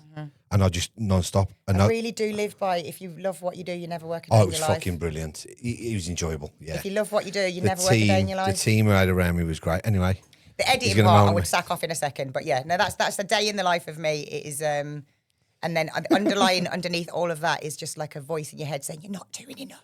You haven't changed the world yet. The world's still shit, and people are still suffering. Do more." So, you know, and that's the day in the life of Nehanda. you know how exciting your days? Yeah. And my day's exciting because I'll build all these businesses and platforms. And everything. Ask Mickey how exciting his days. Mickey, how exciting is your day? My day is just my day. But do you enjoy it? Ask him what he does. What do you do? I listen. He's a To, H- you I listen Listen to podcasts all day. So he's expanding his brain He's all day long. like that. I struggle to find good podcasts, you know. Well, I really struggle. I'll be honest. A That's phase one I of the went through. reasons I wanted to jump on this because I listened to That's someone. why I I think, started kind of half doing one. fucking hell, that's shit. And do you know what pissed me off? The fucking software to edit the things. I'd paid for the credits. I'd done all the day. It spat me out a bullshit video that didn't. It was like all jumping all around the place. I tried to get in touch with the tech people, and then because I couldn't get the podcast episode out on the day I wanted it out because my routine Done. got fucked up, I fucked the whole thing off. And it was great. It was called Zesty Chats with Your Bestie, and it was just me and my bestie chatting shit at each other, and we chat shit like. She's fucking great, my best friend. That's what works. Honestly, if I went through this whole podcast without mentioning my best friend, I would watch it back and be Mention like, her are you, then. you? My best friend is amazing. She's What's her like, name? Sean. She is, I'm going to be just talking about, she's fucking incredible. She's just I'm so lucky. I think I'm a very odd person and I've struggled to connect with people over my life that I can really feel. So she's odd as well then. Oh, she's a fucking odd one. She's everything she from rolled Hensford? into a ball. She's from similar to me in that she's from Birmingham and then ended up moving over to this area. So I think we've got a similarity in that sense that we're both from Birmingham. But yeah, we the first time we ever had a proper conversation, we told each other our entire life stories and then best friends. But that went on for hours. Oh goodness, it's still going on. That's the. It's I don't still even know going if we're on. friends. We're just still telling each other our life stories. It's still going on. But no, Right. honestly, love her to absolute pieces. Yeah, I had to just shout her out. What are your favourite songs to perform? Right, so there's a go-to that's my ultimate all-time, and it's not because it's my favourite to perform, it's because of the reaction that it gets. Okay. And it's Reet Petite. Oh, come on now. I'm deadly serious. Look about hoo-wee. And one part, in fact, the part I do enjoy performing is something I practiced long and hard, is the Reet Petite. That tongue roll does not come easily. So if you, do you know what I mean? If you think you can jump out there and just be You're fucking clever, you are, you know, because you're picking songs that are resonating with. everybody, one size fits all. Yeah, but that particular tune is going to resonate with people my age I'm and telling above. you, newborn babies react to that song. But- There's something magical about that song that if I'm singing it and I point at you, you ain't got a choice. You're going to start dancing. You're going to start dancing. I'm telling you, I literally can go, what? And they'll just be like, and they just start, I've got so many videos of people dancing to that song because they just start collecting in front of me when I sing it. Old, young, children, toddlers, prams, mums holding their babies up like that. Every age group reacts to that song. Someone needs to study that song because That's clever. there's Choosing something- that song. You'd never didn't think to hear choose that as a it. busker, It would you? chose me. Yeah. But It you see what I chose mean? me. But everyone's normally singing. Oh, he's going to moan at me. You always hear songs, very popular songs, Yeah. new songs, occasional old song. But even the old song will be an old R&B song or whatever. What you're Reet Petite? Yeah. Yeah. Is it 60s? Yeah, I think 60s, so. Was isn't it it? Yeah. Jackie Wilson? Jackie Wilson. Yeah. 60s, yeah. Do you know he died broken penniless? I don't think he probably didn't give a fuck, did he? He didn't even have money for a funeral. They had to put money together, like between the arts in that Yeah. sector for him to have money for a funeral. And That'll be what happens to me. reckon. What? Die broken penniless. Fuck off. The way we're going, you're going to be fucking sat in the fucking... You know where you're going, you can bollocks. Manifest it. He's- Speak it Sat into in a village in existence. Ireland. Speak it We're into winning at existence. the minute. Good. Well, we're trying our best. Yeah, so Reet Petite. But then also one of my songs that I wrote, it has a very similar reaction, but it's women that it affects like that. One of my songs called Together We Rise that seems to really stop people in their tracks when I'm singing it. And for that to be one of my songs that does that is pretty so me, I love to perform my own song. Reet Petite is the one I enjoy performing the most because of the reaction it has for other people. Like I just love watching people react to that song. Do you sing it more than once a day? Yeah. Because people on my 'Cause you- TikTok are begging me all day, what's that look about one? Tell her to do the Yeah, look, but- request. Yeah, not just that. You've got the it's- flow of you traffic. got a flow of people in and out, ain't But you? you've also got to remember, as a busker, this is a tip for people that are thinking about busking, that there is a flow of traffic, but the people in the shops are not a flow of traffic. Yeah, they'll get pissed off if you So sing the please same try and song remember 10 that times. when you listen to the radio and they say no repeats for an hour, there's a reason they do that. Okay. Usually, if I'm learning a song, so like I recently added Paper Planes to my set list. All I wanna do is, and I sang that 3 times because I've never sang it. The first time is like to mock it out. I didn't sing it 3 times in a row. Yeah. I'm singing for 4 hours, but like it's the first time is to mock it out. Does this song suit my voice? Because I'm practicing for the first time in the street. I'm not sitting at home going through the songs. I am the Practicing first on time. the job. I am boom. Is it going to work or not? Jump at the deep end? Deep end, Yeah, yeah. deep end. Because otherwise, you practice things till they're perfect. You'll have 4 songs to sing. Whereas if you ask me to sing Bohemian Rhapsody while I'm out, I'll sing it. If you ask me to, whatever you ask me to sing, if I know it enough to mock my way through the I'll song, have a go. I'll have a go. Because then I might stumble across something that I'm like, boom, that song suits my voice so much. And I have, by doing mad requests for people, I've stumbled across songs that really suit my I'm voice. going to come and find you and ask you for a request. Go on. Oh, and then go on. What would it be? What do you think you could throw me off with? I'll definitely ask for a Luke Combs song. The whole aim of the game today is to find out who Luke Coleman is because I still don't know. Luke Holmes. I don't. He's a country singer. Country singer, but he's Would I know like, any of his songs? yeah. Yeah, because he sings everyone else's. He's going to be pissed No, off he if I fucking don't. does not. He's going to be furious if I don't know one of his Fucking songs. Can you tell me Cover one of his Central. songs? Let's just get it Fucking out of leave the him way. alone. Does he fuck? Look at his face. I know. I absolutely fucking love. I'd marry You him. can't tell. You, honestly, I'd you're have holding his it down children. real good. I'd have his children. I absolutely Right, give me a song I love know, him. please. If you're not into country, you're not going to know it. He did a song with Ed Sheeran. Was it? Come on, Well, I sing, just said, bitch. would I know any of his songs? And he said, yeah, definitely. And then Sing, I said, bitch. which one? And he No, said, no. you So wouldn't know any. what- You wouldn't know any. I'll send you some to listen to, Right. along with the Minister de la Funk. I'll ask you to learn that, and when I come up and find you, say, Fantastic, Did yeah. you learn it? Yeah, Yeah. please sing it for me. Also, there has to be a backing track for it. If there's Yeah, no, yeah. As long as there's a backing track, I'll sing it. What's your favourite place to busk around the Midlands? See, I feel like we've covered that one in that it depends on the mood of the day. So it just depends on do your- you That's do not get- what you Okay. said off camera. No, so No, all right. So, no, I was No, moving if- towards You there. fuck. Moving towards there. Honestly. there's still got to be a favourite one. So Yeah, so- okay. She said it. She said what? Well, so. Yeah. Yeah, but you, And actually, I really am careful with my words. I said one of my favourite. I did. I said earlier. I said Walsall really is one of my favourite places to sing. I said one of. well, I'm And asking. then he said he's which probably up is your there as the favourite? top. It's probably up there. It is. It Why is. are But you I'm just- backtracking I'm now? not. I'm just letting you know that when I say if it's words, a- I mean Oh, the I'm not specific words I've dissing said. Litchfield. Please accept Oh no, me. I am dissing Litchfield. No. Sorry, let's clear that. You off. racist bastards. Lichfield, for me, is not an enjoyable place to sing. If you even try and spit a bar in Lichfield, oh my, she's doing urban music. She's doing the urban stuff. We don't like that. That black stuff that I see on the TV. So- Oh, I don't know about So that. where compares West Brom? I've done West Brom maybe once or twice. It's a bit of a weird one. It's hard, to find innit? in 'Cause specific you get stuck. spots. Spread out, isn't it? Yeah, What- it's a bit of a weird one. Wolverhampton? And so, you see the West Brom or Wolverhampton that have dedicated busking spots? Let me fire towns at you, and you can say yes or no. Cannock. Love Cannock.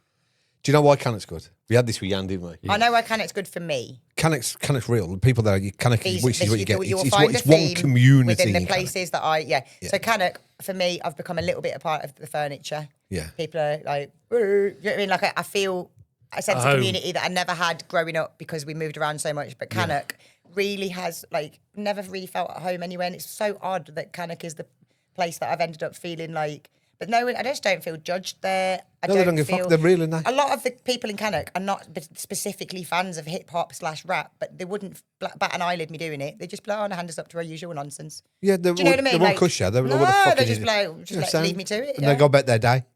Okay, Rugeley, which you've mentioned. Love Rugeley. It's like quaint little town.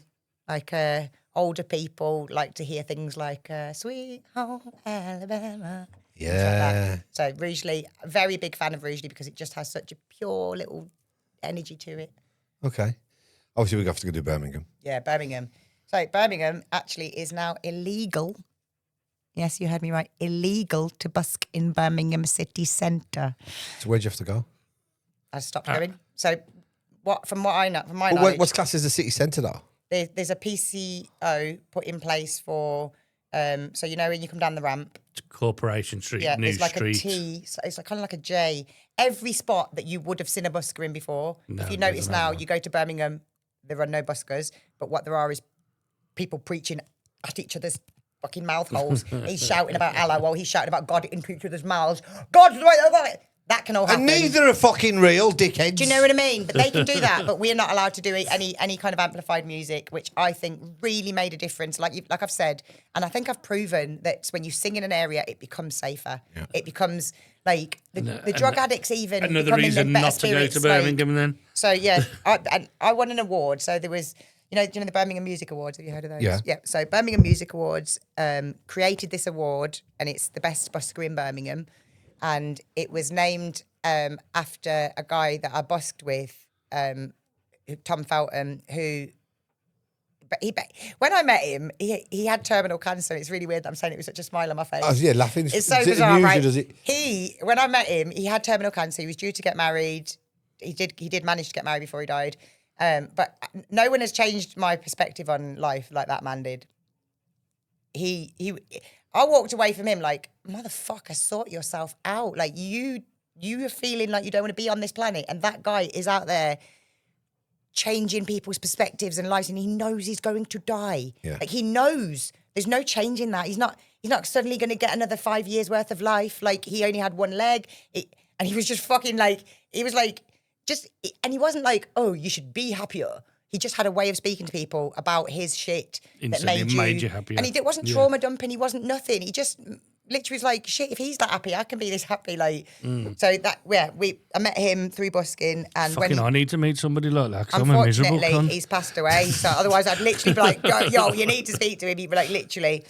They made an award named after him, and the first ever award that was awarded to me. So I felt pretty like chuffed about that. Like before he died, he sent me a message saying, I really want you to put yourself in for this because I really would like you to win this award, basically. And then the first ever award ceremony happened. I got my award. Best busker in Birmingham. Was like, oh my God, I've won an award for busking. At that point, I think I was the only award-winning busker in the world because there's never been an award for it. So the first ever award that... And then they fucking And then banned they it. banned it after Nehanda became the best. Oh, suddenly we don't want buskers anymore. At least you get to keep your title.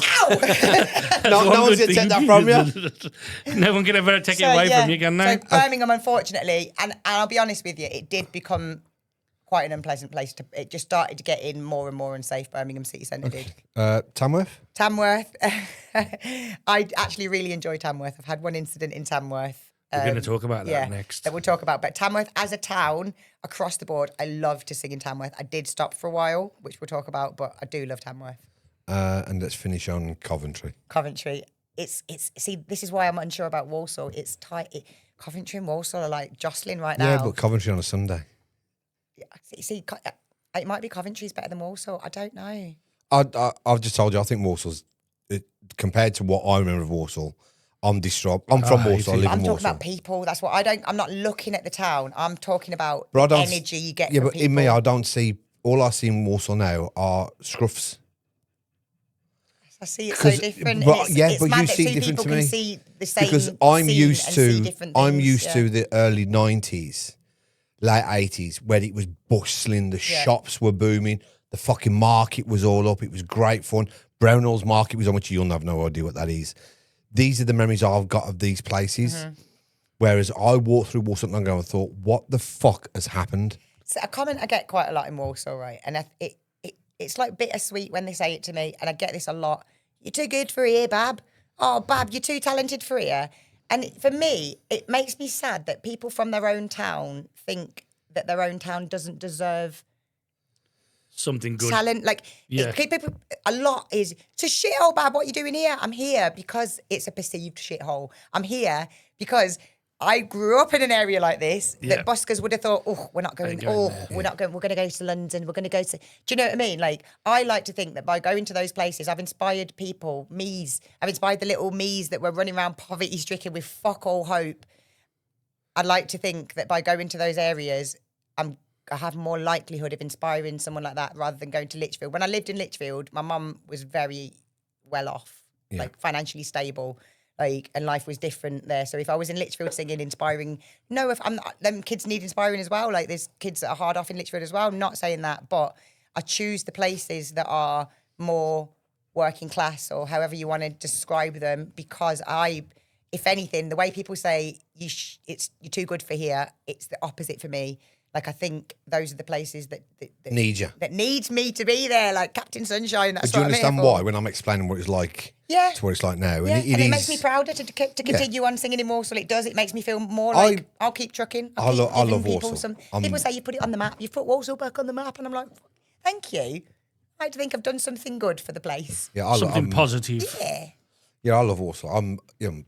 I've been there since. It's almost like you're sad about it, like you're grieving the Walsall that once but was. I'm not blaming Walsall. I'm blaming the councils. In government decisions, isn't it? That's what it is. They've allowed it to. They've allowed it to be run was down. you could go there and get everything you possibly need in one fucking from the It's top. still my go-to. I go to Walsall over Cannock. I go to Walsall over Birmingham. I go to Walsall over Coventry, like shopping wise.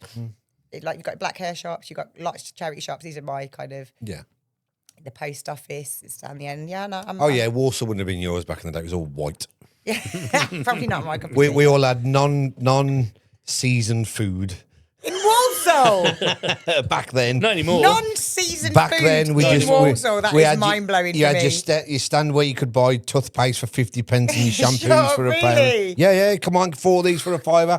The fruit man, come on, ladies, see Whereas this me, here. like, I drive from where I live to Walsall to go and get some like Indian street food or go. Do you know what I mean? Like Yeah, get some no, proper it- food. it was Seasoned there, food but- for me is in Walsall. That's Yeah. Anyway, Right. Tell gonna us moan at that. Yeah, I'm shut up from now on. story in Tamworth, is it? Yeah, the Tamworth one. Tamworth. Do you Tamworth know, and, I've no idea Um, what you're talking about. Happy So- Stacey. I get the script, as you know, Nice. when we're about to start, which Or is like why. 5 minutes after we're about to start. Yeah, so he normally starts and I'm still waiting for it to load. So I've got no fucking idea what he's talking about. Right, cool. So this incident was probably for me, social media wise, a turning point on like getting recognised. Like I got recognised in Spain over the Spudman incident. I call it the Spudman incident. So I want to get him on, actually. he's such a sound guy. Yeah. He's such a sound Next guy. time you're over there, Have a little give him my chit number. chat. Yeah. He'd be happy to come on. I'm sure he would. So I didn't even know who this Budman was. I'll be honest. You do know who this Budman Yeah. is, right? I didn't. I am not a social media person. Very odd to say that with someone that's got quite a lot of followers, but I am not on social media like that. Like you're I not. specifically have trained myself not to be because you just spend whatever. So I didn't know who this Budman was, and I used to sing in Tamworth quite a lot. And every time I was in Tamworth, so like you've got like 300-400 people watching on the live. Go and see this Budman. Go and see this Budman. I'm just like, oh, I don't even know what he's on about. Like I truly didn't know what they're on about. So I was walking home back to my car one time, and I walked past this van, and it literally said Spudman. And then there was a picture of a potato, I think, with a mohawk on it, like a pink mohawk. And it was like the end of the day, obviously it was like 5 o'clock, I'd finished singing. And he was like cleaning down in the back of his van or whatever. And I saw this pink mohawk and I was like, oh, Spudman, that must be the Spudman. Like, I had no idea he was like mad famous. Like, so I just was like, oh, hello, can I just have a quick chat? And he was like, yeah. I said, oh, I'm a busker. I usually stand like out the way around like down No Space Lane where I stood. And he was like, oh, we love music. We'd love it if you come and stood, you know, stand anywhere nearby. That's like wicked. I was like, bro. I said, I think maybe I'll come down on Thursday. He was like, yeah, sweet. I've told you how my life goes. I said I'd be there Thursday. I did not go on Thursday. I went on like Saturday, I think, or something. Right? The following Wednesday. Yeah, 2 years after.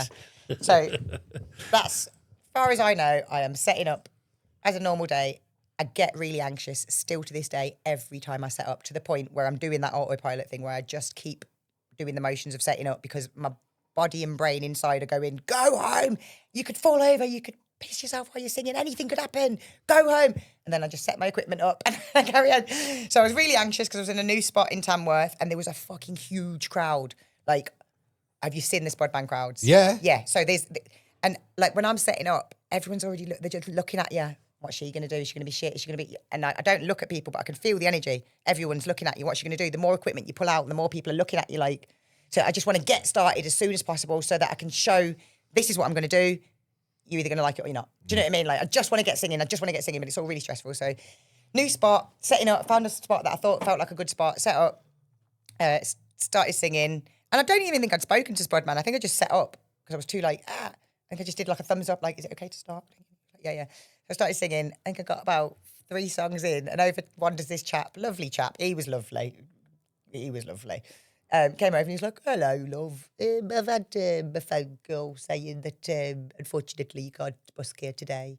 And I was like, oh, like, I don't know if you can tell I'm a researchy person. I like to do my research. So I know the law in the whole of England, the only place you need a license is London, bar Oxford Street. You do not need a license on Oxford Street. So I have busked on Oxford Street because I wanted to busk in London.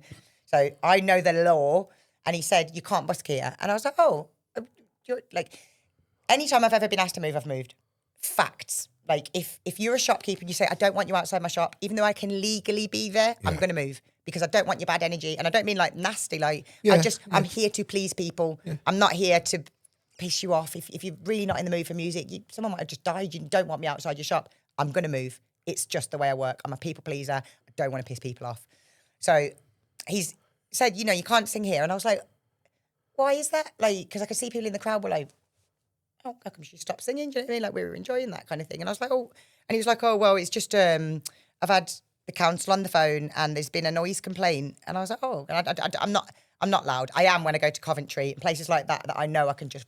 You know, you can get away with it. Do you know what I mean? Like, but in places like Tamworth, Rugeley, Lichfield especially, I'm so considerate. Like, I really am. Like, what I do is so hard because I'm so considerate. Do you know what I mean? Like, I'm always trying to please everybody. Like, if there's a tower block that I can see. Well, you matched the tone, didn't you? Yeah. So, like, yeah.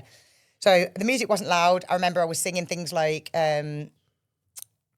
Stand by me, so darling. Do you know what I mean? I'm keeping it like very much when I start busking as well, I ease everyone in. I start with gentle things that we're all like. Warming, she does the warm up. You ain't doing no chasing status. I'm not jumping in with when it all goes wrong. You know what I mean? We'll get there towards the end. Like, you know what I mean? But yeah. So singing really gentle songs. Over comes this man. You can't sing here. He was really nice. I was like, I'm really sorry. Why? And he was like, I've had a call. Do you mind just hanging on? Man, just hanging on. I'm like, oh, okay, no problem. So at that point, Spudman's gone, hey, what's going on? Like, I've told her she can sing here. And he's like, well, I've had Stacey on the phone. Stacey's saying she can't. You're going to have a word with Stacey. We're waiting for Stacey. So Spudman, at this point, it's the first interaction we've actually had the day, was like, move your stuff over here. Come on, over my side. Come over by the van. Because I set up away from the van. I'm a bit of a, like, opposite of attention whore. Like, weirdly, doing what I do. I'll stand somewhere where you can look if you want, not that you're forced to look. I won't stand in the centre stage. Like, So I was away from him. He said, look, come over here. So I had to like pack down my equipment and move to next to Spudman. And then got a little bit of help doing that. But I'm getting more and more like anxious as this is going because all these, there's like, I don't know, 1,000 people. I don't know how many people are in this queue. Yeah. There probably is 500 in there. Yeah. Like then they're getting a bit like antsy. And I know they're not being promised music or anything, but like I can read people. Like I'm a very good, too good in fact, if anything. Like I can pick up on everyone, what my perception of what people are thinking, but I could feel them getting antsy. So I was like, I'm going to just carry on singing while we wait for Stacey. And he was like, I can't really tell you not to. And I was like, oh, I'm going to do it. So do you know what I sang? It's all so quiet. So I sang that. It's all part of the show. And he's like, he was funny. He was like looking at me from across the road like, hey. You know, he was like, you cheeky, you are. Turn it down kind of thing. We were having a bit of a banter. And I was waiting for Stacey and then arrives Stacey. So Stacey arrives, right? And she's just got a fucking face like thunder. And I am happy, hello. You know what I mean? Like I've worked in restaurants for many years with customers that are really so angry and I can get you to leave smiling. I guarantee you, no matter how angry, you know, no matter how many of your children we've poured boiling hot soup on, I promise you'll leave happy because I'm so good at turning people around. Stacey was having none of it, right?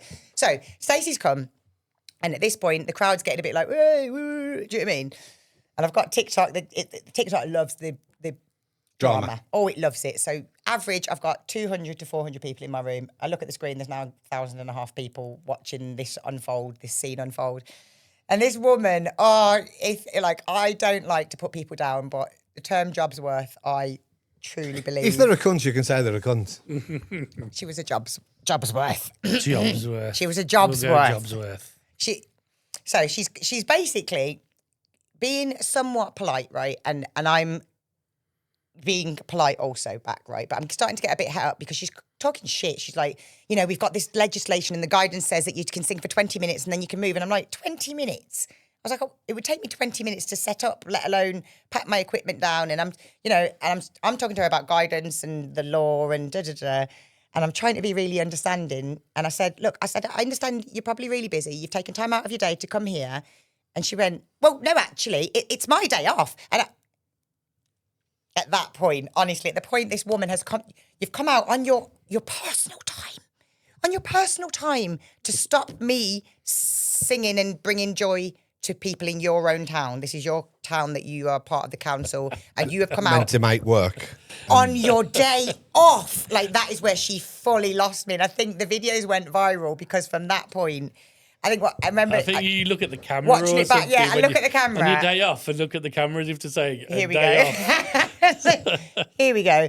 She lost me at that point. So, and I just kept going around in circles and basically saying, I was like, so you're here to stop joy? And she was like, well, no, I'm telling you that we don't want Tamworth to be the next New Orleans and I was like, I'm so sorry. Explain that. And she was like, but it makes the area unsafe. I was like, can you please explain how me singing makes the area... Well, if you've planned this with Spudman, it's a planned performance and it's illegal. And I was like, it's not a planned performance. I am a busker. I can turn up at any point on any day and sing anywhere in the world. You can't stop me, Stacey. You cannot stop me. And she's like, well, you've planned it. So we needed to ask for permission from the council. It should have been arranged weeks and weeks ago and you're breaking the law. There's no public health. And she's like, I was like, right. I'm going to carry on singing. Okay, Stacey? I understand you've come out your way. On your day off. I'm going to carry on singing. And she was like, well, she said she was going to call the police at one point. I said, the police have been past several times. And I always wave at police when I see them because it just lets them know, like, if they need to talk to me because of too loud. Yeah. Do you know what I mean? And they usually smile because I am making the place safer. Do you know what I mean? Like, there's a video where a kid got lost and they were lost in the whole of Walsall Town Centre. I shut the music off. Everybody pass the message on. We're looking for a child. We found the child within... I'm making the place safer. Do you know what I mean? Like, so she was telling me that I'm making it unsafe by singing, and She probably thought you were going to do grime and then attract a little grime crowd. Even if I did, it would attract a crowd that might inspire them to do something better with their life. They're still part of the town, even if you do. You know what I mean? Yeah. So but basically, I know what she's thinking. She's thinking, oh, these little bad grime atmosphere kids. or whatever. Yeah. It basically ended up with everyone in the crowd having my back. These two random men came over and they're like, "We've lived in Tamworth and you don't speak for us," to the Stacey lady. "We want her to carry on singing." And it just literally, I think the video went so viral because it was a power to the people moment. It was one of them. Bye, Stace. And I said, so I'm going to carry on singing. And she said, well, I can't stop you. And I said, okay, then. Big wheels keep on turning, oh, keep on burning, and we're rolling. And I gave it my old rolling. The horns were beeping. It was really wonderful. Like, everyone in the crowd was like, "Way!" The horns were going, and I think I'm goosebumping again. The reason that video was so significant to people, I think, because it was a power to the people. The government can be shitheads. Do you know what I mean? And actually, if you know your shit and you're willing to stand your ground. And I barely made any money that day. Like, I really barely made any money because the spot I was now stood in didn't make sense. There was no one passing by. But her stopping me singing that day actually did fucking wonders for my social media presence. And those are the only videos I've actually made money on. Like, I made. So thank you, Stacey, if you're watching, because you paid my rent. Thanks, Stacey, you miserable cunt. Yeah, that was the Spudman incident. But that was when I realised that, like, I've tipped over to a point that I was in Spain and I was going into the toilet in McDonald's in Spain. This woman went, "Did you sing at the Spudman?" And I was like hovering over the toilet about to pee, like literally like, yeah, why you recognise me from that? So like, that's when I realised from that incident the power of social media. I'm in a different country and I'm being recognised in a different country. Because of social media, yeah. I don't think you realise how powerful social media really is. Scarily. Yeah. Really powerful. Long story short, when I did social media back 2012 times to about 2017, 18, my videos that I'd post daily, ranting vans and have fun and stuff. And they would get, just as a penny just dropped. I've seen you ranting in a van. Your penny just dropped. I've seen him ranting in a van. Yeah. I think my mum showed me a video she really liked, I'm sure. Yep. And she was like, this is the kind of male energy. My mum is so feminist. She's a lesbian. She's not for the men. Okay. I remember my mum showing me this video and being like, this is the kind of masculinity we need. I think it was. Well, yeah. Does that sound like it would have been you? Yeah, probably. probably. Yeah. I'm the only really person who's gone and ranting in vans. And my videos, millions every day. Every day, millions. I mean, I've got 150,000 followers. How did it not terrify you? No. Be honest. No. No part of that scares you. No. Why? What's to be scared of? Because it's really not normal for a human to have that many eyes on them. Like, we are not built for that. We're not built for it. But you're building a platform to do now, and you need to get more. You need to do more. The world that we live in now. It's really bizarre. I am so like, I don't know even how I've got to this point, because my honest internal reaction is to push it the fuck away. Like, one time on Instagram not long ago, people started following me because one of my videos, like every now and then a video goes viral and people start following in an influx, and I literally shut my phone off. I don't post anything because it freaks me the fuck. I just think, why you? Because it just what? Okay. Just me. Why you? But you said yourself that this is a business. For some people, it is. For me, I am just being me. I happen to have been like, oh my god, But I you can still sing. need to pay the bills. Yeah. So you And that's still a hard need, balance but for you me, still yeah. need an audience, right? Yeah. You still need to have the reach. Whether we agree on social media is a good thing, I don't control. He's got my social media now. But Sean answers all my I messages. don't have all my- anything yeah. to do with mine. I can't deal with it, right? Neither can- See, you're No, saying but it's a good thing, but you can't deal with No, it because it's not no. normal. But during my video era, Yeah. I loved it, and I've done it. It's What did you love about it? everything, the What? interaction, the growth, because it did things for me. So did you like getting Fine. recognised? This is where I'm going to. You got recognised in Spain. I got recognised in Barbados, Cuba, Turkey. Do you not feel like you can't escape No. it? I went to Turkey last year in a hotel, and I went to one of the best hotels in Marmara. It's called what's that hotel I went to? The big massive fucker. Nice, I didn't know. Green Nature Bay, right? Thinking, boom, that's me. I walked in, and you can ask my uncle, my auntie, my kids who were with me. Wayne Scott Fox, hey! Still get recognised to today. It's great if you can utilise it, not monetise it, unless you don't want to monetise it, but have that reach. Because if your whole business model, for financial or not, It sounds so bizarre for you to say business model. My soul goes, oh, I haven't got a business model. right, But you have. yeah. But this is where I'm going to put this through to now. Your whole business model is not based on money. It's based on sending message through music. So you need an audience. Yeah. And you need to build that audience even more so your music and your message gets Goes out further, more. yeah. Otherwise, your message is being seen by a few people, and therefore what's the point? I know. I don't know how to change my mindset on it. I don't know how to change my mindset. I cannot get over the fact that it's not normal. But you're quick enough saying, yeah, I'm there to help. My music helps people, does this. I want to sing. But you're not willing to push that extra step to understand. They got to help you as well. You've got to reach out to more and more people in order to get The that. higher you rise, the further the fall. No, there is no fall. I can't get over that. Like, No. I'm not saying I'm That's destined wrong. to fall. I'm No. saying, like, we live in an era where, like, people really do crowd mentality. See, this whole cancellation thing. I don't care about being cancelled, right? I don't care in that you can't cancel me from my mom, Yeah. my sister. Do you know what I mean, you can't cancel me from who matters to me. There's no such thing as cancellation. I will always continue to speak, and I will always have my real people in my life with me. So you can't cancel me. But as a people pleaser, the idea of upsetting 200,000 people. By what?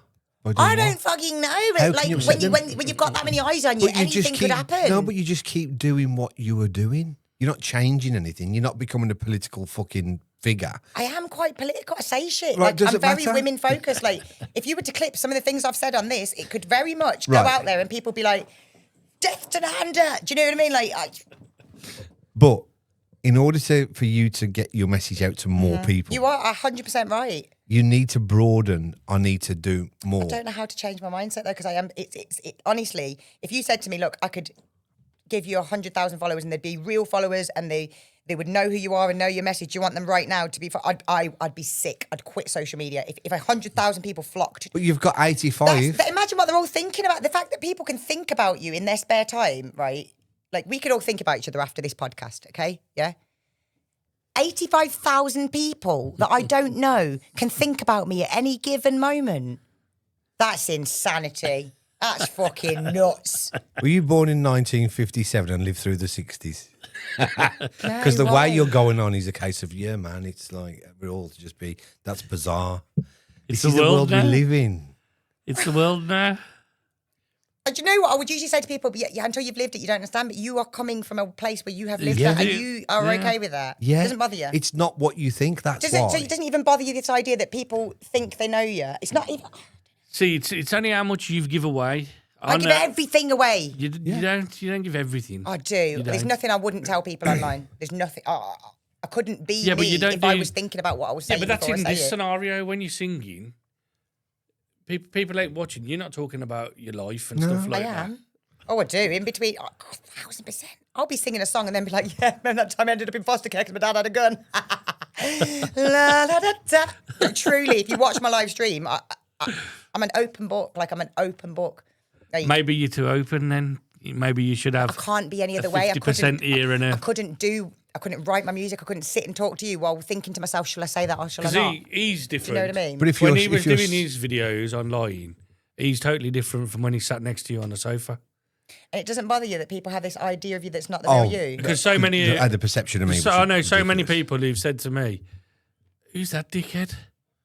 Because of his persona Yeah. within And his that doesn't bother videos. you. No. And think I have to men say and to women are them, very different in being you haven't comfortable, being sat misunderstood. next to him, because if you sat next to him and had a conversation, it's different to the persona that he's got online. Yeah, I don't- And he says, I do it because it builds, I tell this daft joke because it builds the audience, and this because of this, and his audience Strategy. got quite big, yeah. Strategy. I literally just don't have. But any I've sort had of it. I've had a strategy. few people say to me, "Fucking hell, he's a right cock, isn't he?" And it's like, he's a bit, but he ain't actually a cock. Like, Yeah. he's all right. opinionated. Yeah, he's all right. And I then think my- people one have of sat my down main- with him and gone, "Do you know what? Yeah," because obviously when I got with his sister, he's coming round to parties around my house, and Yeah. people who've seen him online go, Like, "Fucking "What the hell, hell it's is you! that?" Yeah. I didn't realise you would sound like this."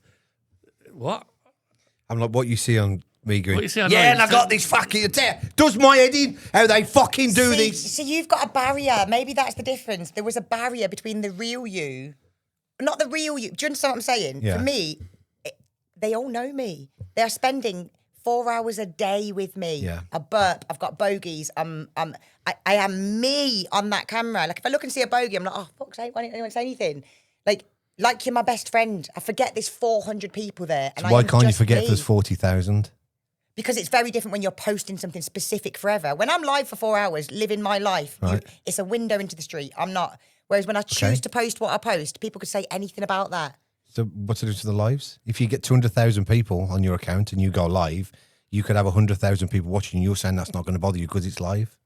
Doesn't I've had So there I've you go had then. 10,000 people watching. So what's the online. difference Because between I what you can't- content you post Because and what you do? they're not individual people. They start commenting individually. They start sending individual messages. And I want to connect with every person, and I can't. Some of you are wankers.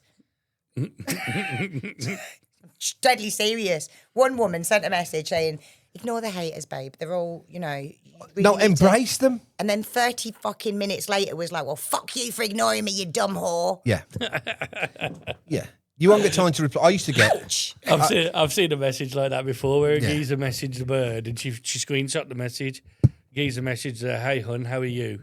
And he ignored her and he put about half an hour later, "Fuck you, then you slag you horrible anyway." What? That is like a theme of online. You will find that. I think you're limiting yourself and your 100%. potential. I'm trying to unlock it. by I way. dig around in my head a lot and I can't work out how to feel more Hang on, welcoming. didn't you say that your friend controls all your social anyway? So why do you give a fuck then if you're not going to say anything? You just do what you got to do and let someone else control it all. Because I get recognised like 70 times a day. But that's It's going to happen in insane. music, and that's going to happen when you're You're not helping always in a people. good the- mood. the Like thing is, you if- might not want to take a picture that moment If because you're you look good like if- a crackhead. Do you know how many crackhead pictures there are of me going round? Because people are like, "Can I have a picture?" And I'm like, "Yeah, no worries. I've only just woken up and, you know, whatever. Let's do It'll the be here, yeah, picture." but, Yeah, you know. yeah. I don't know. It terrifies me. I'm The like, thing is, What are you scared of? If you're good at what you do, you're going to get recognised. If you're good at football, you get signed to a good club, you get recognised. If you're good at music. I'm scared of being misunderstood, and I'm scared of that many people being able to perceive me without me being. We can converse. We are conversing now. You've got an idea of my spirit based on us back and forth in. These people just see what I put out there, make a perception judgment of me. on the Do you know what scares me? This scares 2-minute me a lot. video. Yeah. Do you know what I get the most? You're so lovely. You're so lovely. You're so lovely. And do you know what I think? You've not seen me on I can be fucking dreadful. But it's what you allow them to see. I really can be dreadful, but Yeah, then I feel like I'm selling a lie. But Of course I'm lovely when I'm singing songs ev- and getting this beautiful interaction. Everyone's like that, though. That ain't just you. That's everyone. I know, There's just days where I wake up I and feel like it's- people have put me on a pedestal or whatever that word is, and Yeah. I can't live up to their expectations. There of what is they no want from expectation. me. Right, so that's where you're wrong. There is no expectations from you apart from being who you are, doing what you do. Right? That's Would the it bother expectation, yeah. you if you built this massive social presence, right? And let's just say you've done whatever you got to fucking do, your mates run it, and you find out you've got 20,000 people who just post and criticise you. Why do you care then? Because if you've got 20,000 who posting and criticising you, you're going to have 200,000 who Being love positive, you. yeah. And those 200 will back. This is what happened to me. I used to get rinsed in my comments, and I used to love it. I love it. I've got so many siblings that no matter what you say to me online, I will just be like, "Hey, Bants, let's go." Do you know what I mean? Yeah. Like, you can't piss me off. I used to online, like- comment back and be like, eventually, my profile, my videos got that big. When somebody commented, "Oh, you're a fucking dickhead," or what, for example, they would have 400-500 comments from people who liked me, rinsing them. It is that. That's what goes on my And then socials. they Like, would people find, defend Wayne, me, look, yeah. can you please tell them all to stop inboxing me? I'm really sorry. I'm like, you don't even know who I am. Do you know what I mean? Yeah, You- people have your back, innit? I think what But you're that doing, scares me as well. I think what you're doing is great. I think the message that you're sending is phenomenal, right? Because a lot of buskers go out just to bust, to sing, to enjoy themselves and earn a bit of dough. You've got a message behind yours. You've got a purpose, but you're afraid to get that being message. misunderstood. More I don't want it people. to get lost. I don't want to get the message to get lost. But it's not. It's getting lost. But it it isn't, is. like, It's even- getting lost now because it's not reaching enough people. Guess, So you're not helping who guess. so your whole aim isn't working. That's like me. That's my Mickey. Keep building it. What I think Yeah. what he's getting at is keep building it. Otherwise, you just You're gonna throw- fizzle out. You throw in your But message. I've never built it. So you're saying keep it. I've never built it, and that's You right. have. I haven't. I've never had a plan. You I have. I could have triple the followers I've got if I had a plan, a structure, if I was working towards a goal. Do you get what I mean? I never have. Don't. But what you're saying is I should push for more followers, and I should. But I don't know how to want that. Or you're just gonna. All I was gonna say is Keep if you don't, slowly, it's just gonna be an building. echo chamber. Yeah, like I don't know how to want more eyes on me. I don't know because I don't want more eyes on me. I just don't. So what's the Happy point? You know where what you you're doing are. then? To make the world a better place. I know it's So contradictory that is. Someone commented 2 days ago on a video. Well, not 2 days ago. I saw the comment 2 days ago on a video that was like 3 or 4 weeks old, and it said, "You're such an inspiration." Honestly, it stresses me out. You're such an inspiration. I'd love to see you when you're in Coventry. Finding you on here stopped me unaliving myself. Keep going. But you've took responsibility of that now. Of course I fucking have. I comment straight back like, motherfucker, that's deep. Like, oh my God. No. I've been there. Please don't be in that place. Like, it gets better. Do you That's where understand you're how many wrong. people are out there See, feeling bad things that I can't help? But you have got emotionally involved. Of course I have. No, but all your How do you not? but all your How replies do you not? right. Your reply should have been, "I'm in Coventry on Thursday. Come and say hi." But No, do you know what I mean? Can't because she doesn't know where she's I don't know going where to I'm go. going to be. And if I tell people I'm going to be, someone will And they fucking don't hit me go. around the head Or with whatever. something. Or,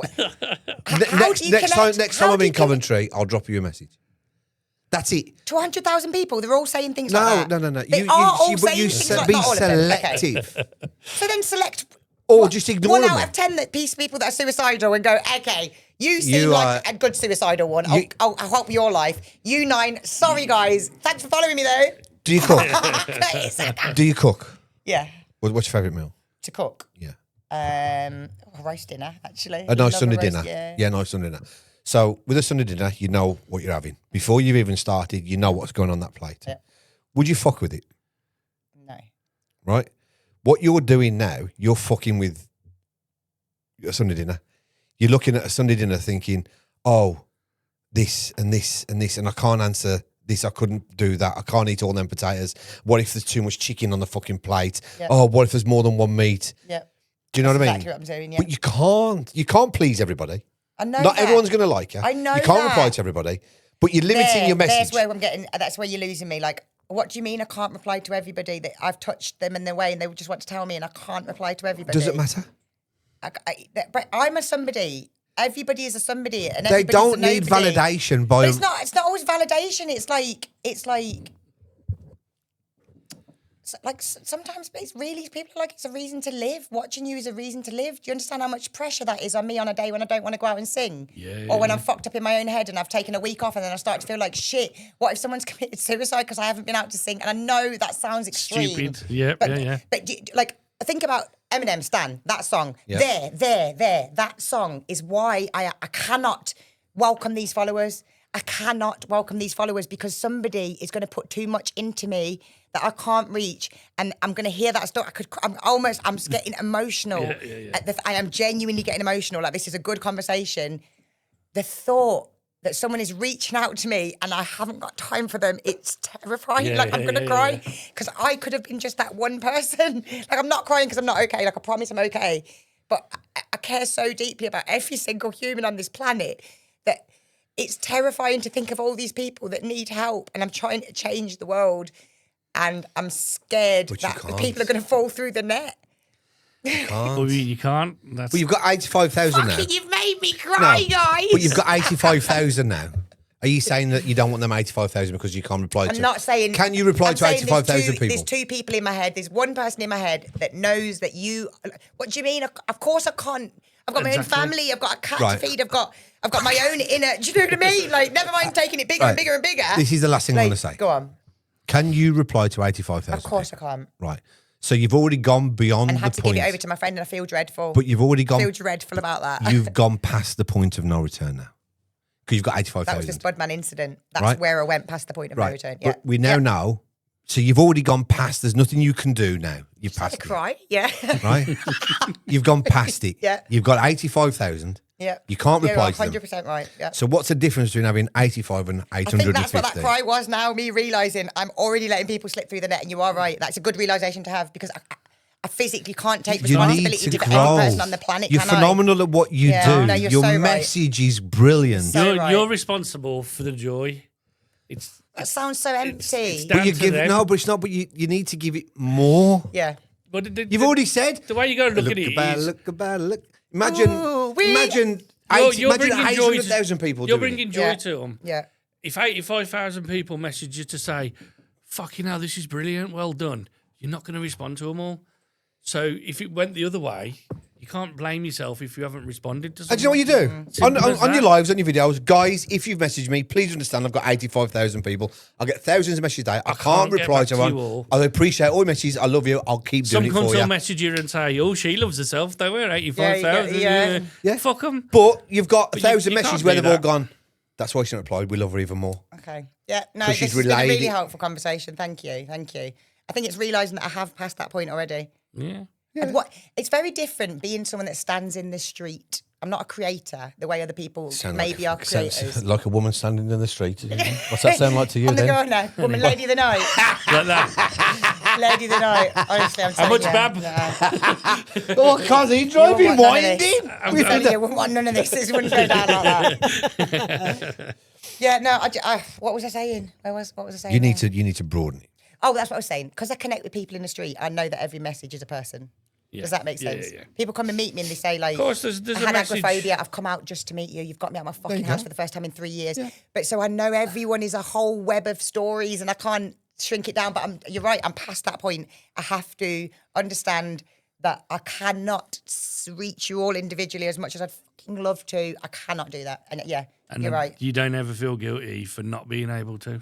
I'm going to have Simple to as work that. on that. But It's just yeah. a message. You Look, don't have to. it's become that hard. I've had to transfer my account to someone else to look after me. My job is to deliver all this and let you know. Mm-hmm.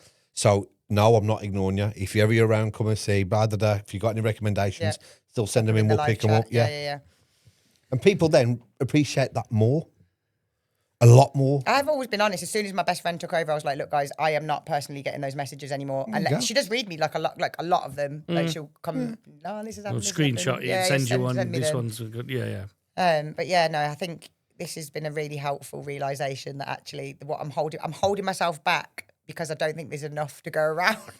That makes But sense. there's more. Fucking Yeah, hell, you no. don't have to start crying now, for fuck's I sake. did. Fucking edit that out. Blimey, I know, because they might think I'm like a woman or emotional or something. Get rid of that. They'll be like, fucking hell. Are you on about? That's the clip. I actually don't care. Honestly, I'm so open in Do you want- life that I would can you wanna sit know and cry in some- front of two fucking strangers. Do you know what I mean? Here's a fact for you. Go on.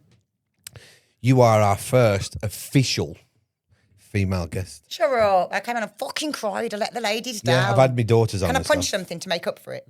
but you're the first female. Ah, nice. You do classify as a female. 2026.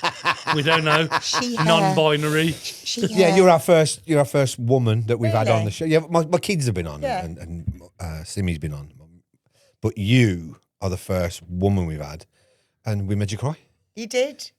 Thanks. Was that the plan all Fucking along? chauvinist pig. I know, right? I just think you deserve more. By listening to your story today, by listening to your childhood growing up, what you've come through, what you've been, knowing your path, knowing where you are, choosing the life that you've chose.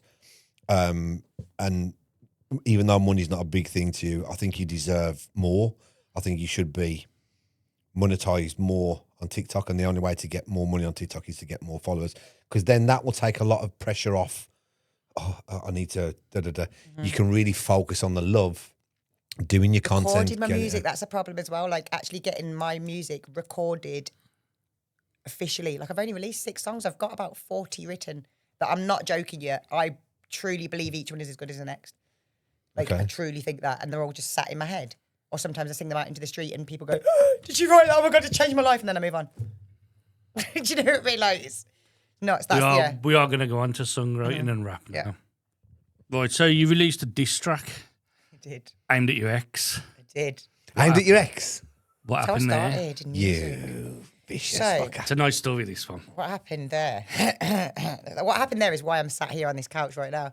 So I was working in restaurants. Everything was, my career that was always going to be my career. This is what I'm doing with my life. Like I'm managing restaurants. Relationship was awful. So I was with a guy who was quite a well-known MC in Walsall. I've never actually named him, Actually, never actually named him. Maybe guys. you should. I don't know if people would know him. I thought you said he's fucking well known. One of his songs he's got like a silly amount of views on it on YouTube, and it's a horrendous song. It's a remix of a Rihanna song, "Unfaithful," and it is the most. It's just the worst thing. It's one of the lyrics. What is, she people want- like? She wants to put my dick in between her jaw or some shit like that. Like the lyrics were just. It's just. Anyway, so I'm in this relationship with this guy who, for the first year, everything was fucking great and just the same story. I was so lovely. I'm so in love. And then bit by bit, where are you going? What are you wearing? Who are you going to be seeing there? Why was that man looking at you there? And when that customer was talking to you, why did he seem like he was talking to you for so long? Same usual story that I thought I was going to be immune to because I'd watched my dad do this to other women. I did not think I would end up in this situation, fucking balls deep in this situation, to the point where he smashed my flat up. He had put his hands on me on more than one occasion, and you keep going back. Like, especially I think coming from my background, like of what my dad, like I knew my dad loved me, but he also used to hit me. Product of your surroundings. It's like, that's what love feels like to you or whatever. yeah. Ended up in this relationship, and he just, like I say, he was awful. There were so many situations I was in that I just thought, what is happening? Like, I'd only ever taken one like picture of my boobs in my whole life, right, and sent it to him. And he basically threatened to put that online because of my old modelling pictures, because he was saying because I was on the runway in lingerie, which I'm modelling lingerie, do you know what I mean? Because of that, he was entitled to put my naked, the only picture I've ever taken in my whole life. And so what did I do? I put it on Instagram myself. Oh, you're going to not threaten me with that again?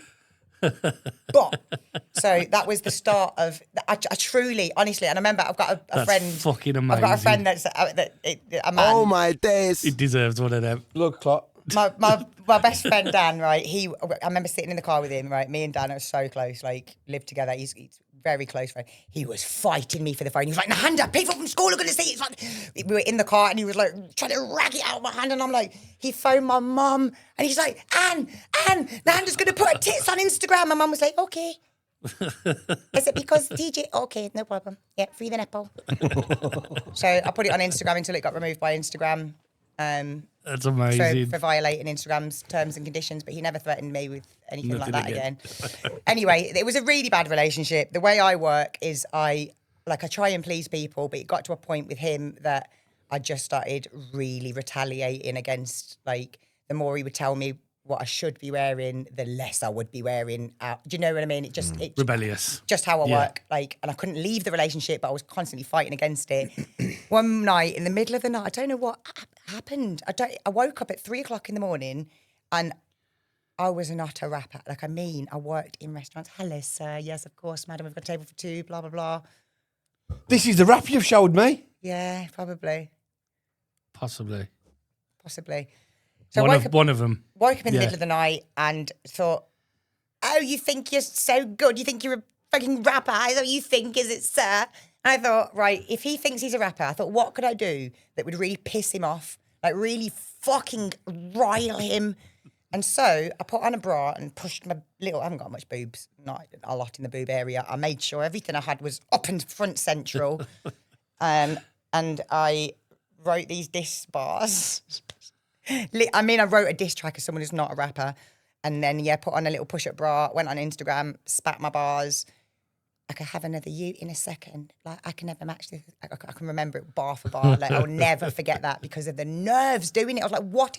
It was one of them things where I'm autopiloting. My mouth and body are spitting bars. And in my head, I'm like, what are you doing? This is like, what are you doing? And I thought, I am so angry at him.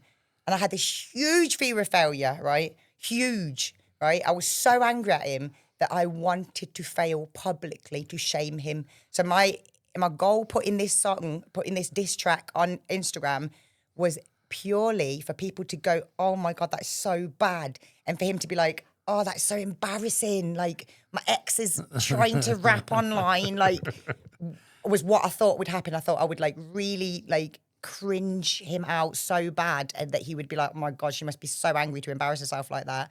And I put this song on Instagram, 33 Ways to Assassinate Your Character was what I called it.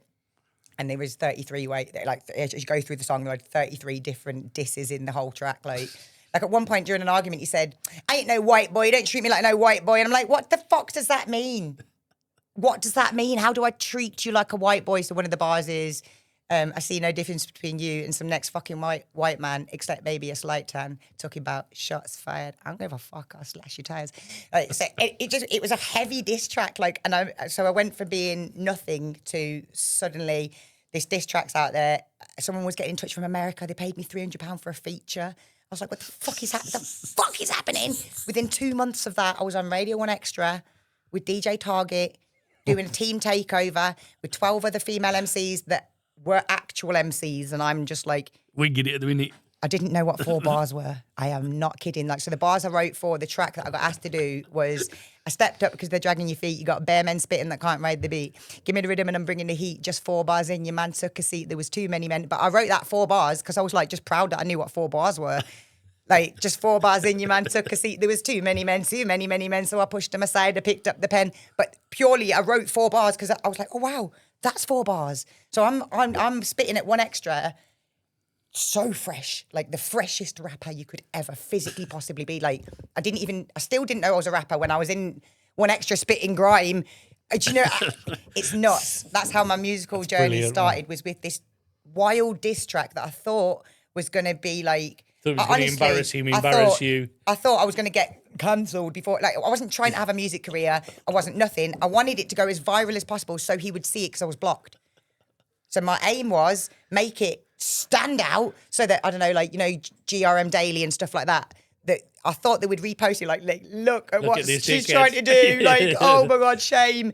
That was my aim. I was sending it to, like, all these different pages, just trying to get them to post it so that he would see it and be ashamed. But it just did not work that way. Did you write it in the heat of the moment? 100%. I Yeah. sat up in the middle of the night. I remember it was a salt lamp as Weren't well. like done over a week or two. No, I didn't know I could rap. And the next thing I've written, and it wasn't until like you write it out that you see how the bars sit and stuff. Because I just wrote a mess. I wrote a mess over a beat that I just typed in angry beat. I just went on YouTube. Angry beat. There was no structure to it whatsoever. I sat up, turned the light on, and I just thought of all the things. I thought of everything that pissed me off that he'd said and done, and I thought I'll write a bar about that. Like he went through all my messages, like on almost. So there was the like, see, we can all write lyrics that are bullshit, but I'll be out here trying to grind it, doing something with a little bit more fulfillment. Your skin don't make me a bad man. There was just, every lyric was about this one where it's never mind that you flew off the hand, never mind the biscuit you took the handle. Because he fucking smashed my door off, ripped the handle off. I was locked inside the house. Like every bar in that song happened. Like you could pick every single thing that I say in that song apart. So you didn't need to storytelling it. I've never story told in my music. I've never written something that's untrue. there. But that song, yeah. And then my mum sent me a voice note of, she was talking about this judge that had sentenced, I don't know if you guys remember when there was, I think it was Russian gymnastics coach was found out for fucking with all the girls, like was a paedophile. Do you remember that coming out? My mum was talking about the judge that sentenced him, and she was like, "You should have seen the way she looked at him. She made him squirm," and I fucking loved it. I'm sampling that. So I sampled my mum at the start of my dish, and my mum is like literally that Justin Bieber. My mama don't like you, she likes everyone. My mum is that mum. She likes everyone. Yeah. Like if my mum is on the start of my diss track, cussing you out, you got to feel something from that. I'm telling you, because my mum is like Mother Teresa. Was there ever a point where you thought, I don't think I should release this? Yeah, when we got back together after I put the initial video on Fuck Instagram. off. Fuck off. Nah. There's a bar in there about something about you've got a tiny little something in your dick small. And I just would like to say to the record, he didn't have a small dick, but he did have a complex. So that is one bar that's untrue. Right, Okay. I wrote something about him having a small dick, and he didn't. I just knew he had a complex about it, so I thought, fucking, we're writing that in there. So that was just a play on words. That bit was untrue, but everything else in the song is true. Yeah. And you got back with him. He got back with me. Well, So I he got back knew with about him. the song as well before. I played it full blast one time after he was saying some shit to me. And you got to remember, I'm in danger at this point. This motherfucker is raising his fists to me, and I'm like, yeah, boom. Listen to that then. And I've got a big Busking speaker, haven't I? It's a very large speaker. So, and he did cry as he left the house that time, and I don't feel any way about that. You put your hands on me. And that was the loved last him. time you seen him. No. Then you seen him again after that. Younger than love. I was able to write the call maybe a year after I wrote 33 Ways. I'm not proud of it. It's fucking embarrassing that I kept going back to a man that was physically. Yeah, but if you grew up around it, it's sort of what you know, innit? And even if you know it's wrong. I just never understood. I'd be There's like, them- how can you there's treat them me this badly? things, I don't understand. Like, surely something's going to click and he's going to go, no, I don't want to treat it like this anymore. Like, I honestly believed in my heart that like something would click and he would go, shit, I am stronger than you. Or do you know what I mean? Shit, no, of course you're not wearing XYZ to attract men. And do you know what I mean? Like, but nothing ever clicked with him. And it was really hard to not. So which track did you do on Blackbox? I did. I just did that was just bars. That was just bars that I wrote over a beat. Yeah, but all the bars I tended to write were unintentional disses at him. So all my bars seemed really anti-male, but they were very specifically actually at someone. But it just so worked that I could spit those bars pretty much anywhere. Like a lot of men are focused on money and women rather than improving their intelligence. What I do is I'll put in the comments below. I'll put some links to them so people can listen to them. Obviously, we can't play them because of the copyrights going to certain places. But the black box one, that looked like that was something. Bit of an experience. And you did tell me you was the only one on the day who did it first take. The only one take, yeah. And I also was the only woman there for the whole day. So I was the only female, and I was the only. Stitch you up and put you on towards the ending there as well. Well, so you had to wait for everyone else. This is how it was, right? So me and my best friend, and I get nervous before any sort of event. So even before today, I'm like, anything that's new for me. I felt much better after we'd spoken on the phone because I was like, right, do you know what I mean? He's not a dickhead. But I was really nervous. We had to drive. Did you hear that? not She a said she dickhead. thought that on the phone. She Man's hasn't not said a what she thinks. dickhead, bro. She hasn't Man's said what not she a thinks dickhead, now. bro. She said she thought after the phone call, when she leaves, she was like, what a fucking bellend. Man's not a dickhead. So we'd got ready for that day, and I remember also putting the weed to the side and saying to my best friend, don't worry, I've got it, don't worry, we don't need to take any. It turns out we forgot all of it, so that was also not helpful because I've actually got a prescription, not that it matters, but like if I don't smoke, my anxiety and if I don't smoke, I feel like I'm in a fishbowl and everybody's looking, like the whole world is looking at me, never mind trying to sing in front of people or rap. So we didn't have any weed, and that was throwing me off like something terrible. We got to the front door. We've driven all the way to London. Got to the front door. There's a man. He said like this. We're like, "Hello, sorry. Supposed to be here to do it like a rap, maybe." And he was like, "Yeah. This is write your name on that." He gave me a piece of paper, A4 paper. That was the most scrumpled thing, and a pencil. That was. There was no organisation to this whatsoever. So I've written my name on this list, and I'm like seeing there's like 20 names before my name, like. So we've gone back to sit in the car, and when I say just heads, like all these cars are pulling up, and it's just bare heads getting out of the cars. Do you know what I mean? Like, just I don't fit in. Like my brain's like, "Fuck you doing, Nehanda? What are you doing?" But again, I just autopilot, keep going. It got to, we kept getting told, "Oh, you'll be on in another 15 minutes. You'll be on in another 15 minutes." It got to 8 p.m. at night. We'd been there since 11 o'clock in the morning. I was like, "Can I go and get food?" And he's like, "Nah, you're on in 15 minutes. You're on in 15 minutes." We didn't even go and get food. And like my best friend, I can survive off fucking air and sunshine. She is normal human. She needs to eat.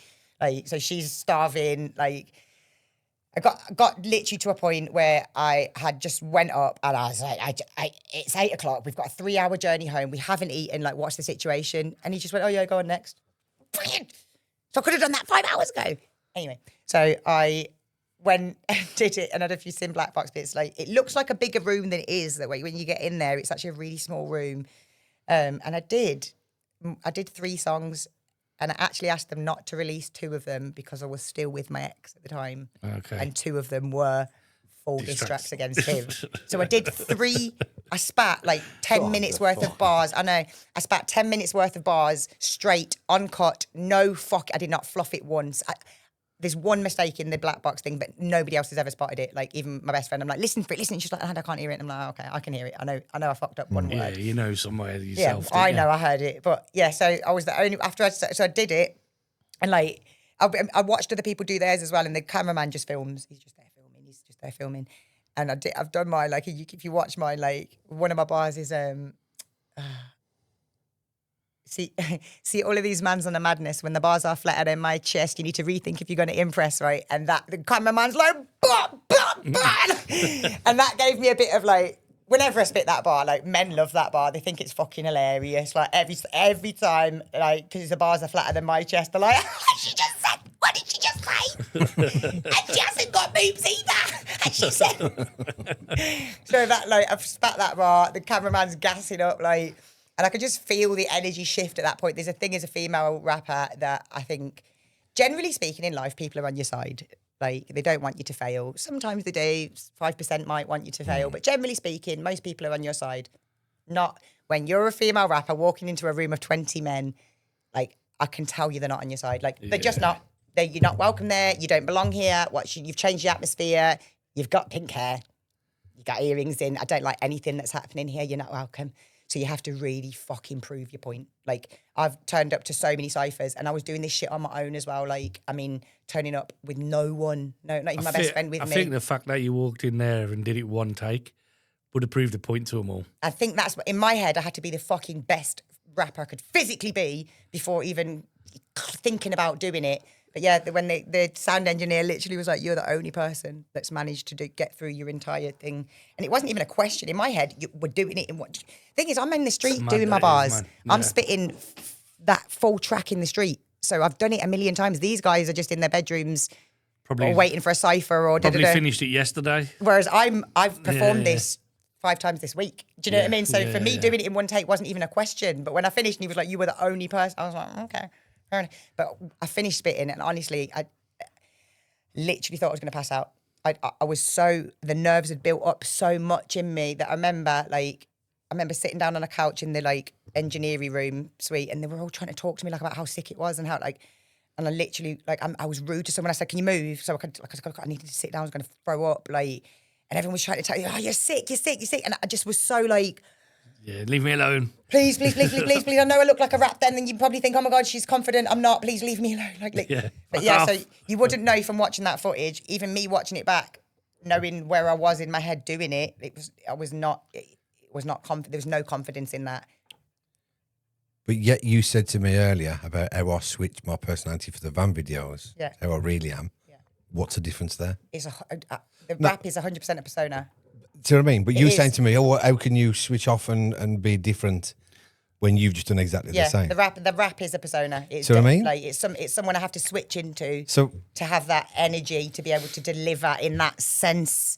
Yeah. there you go. Are you working with any labels at the moment? I'm not. You ever thought about working with Criminal? I don't know any labels. Criminal Records. Would you work with Really Criminal Records? If I can get in touch with Criminal Records, would you work with them? I don't know that. I don't know what a label actually does that's beneficial. They'll push your music out there and get your remixes, just switch Will your they? vocals. Yeah, 100%. Will they and do they? 100%. I can guarantee you. Criminal does, because that's Then- my label. Right then, yeah. Criminal. So yeah, the labels I'm looking to work with, Criminal actually. We've got a few lads Yeah. on board with our label who And do like, I'll remix your tune. remixes and stuff like that. Yeah, I've got so much. So stuff you'll that have needs doing. house remixes, speed, garage, bassline, organ, all variations. So your voice will be seen again. How someone trying to sell your Yeah. marketing to different crowds because of the different style of music. Yeah, I'd love to do that. There you go. I've got some sessions with rigs booked in anyway, so You're welcome, Mickey. I would love to. Yeah. we'll sort that. Yeah, we'll do some bits, man. Definitely. Sweet. Lovely. Definitely. Although he has ruined one of my questions for the end. Prick. Not like you, is it? I said I weren't going to It's talk. not like him at all. I've tried to keep quiet this side of the show.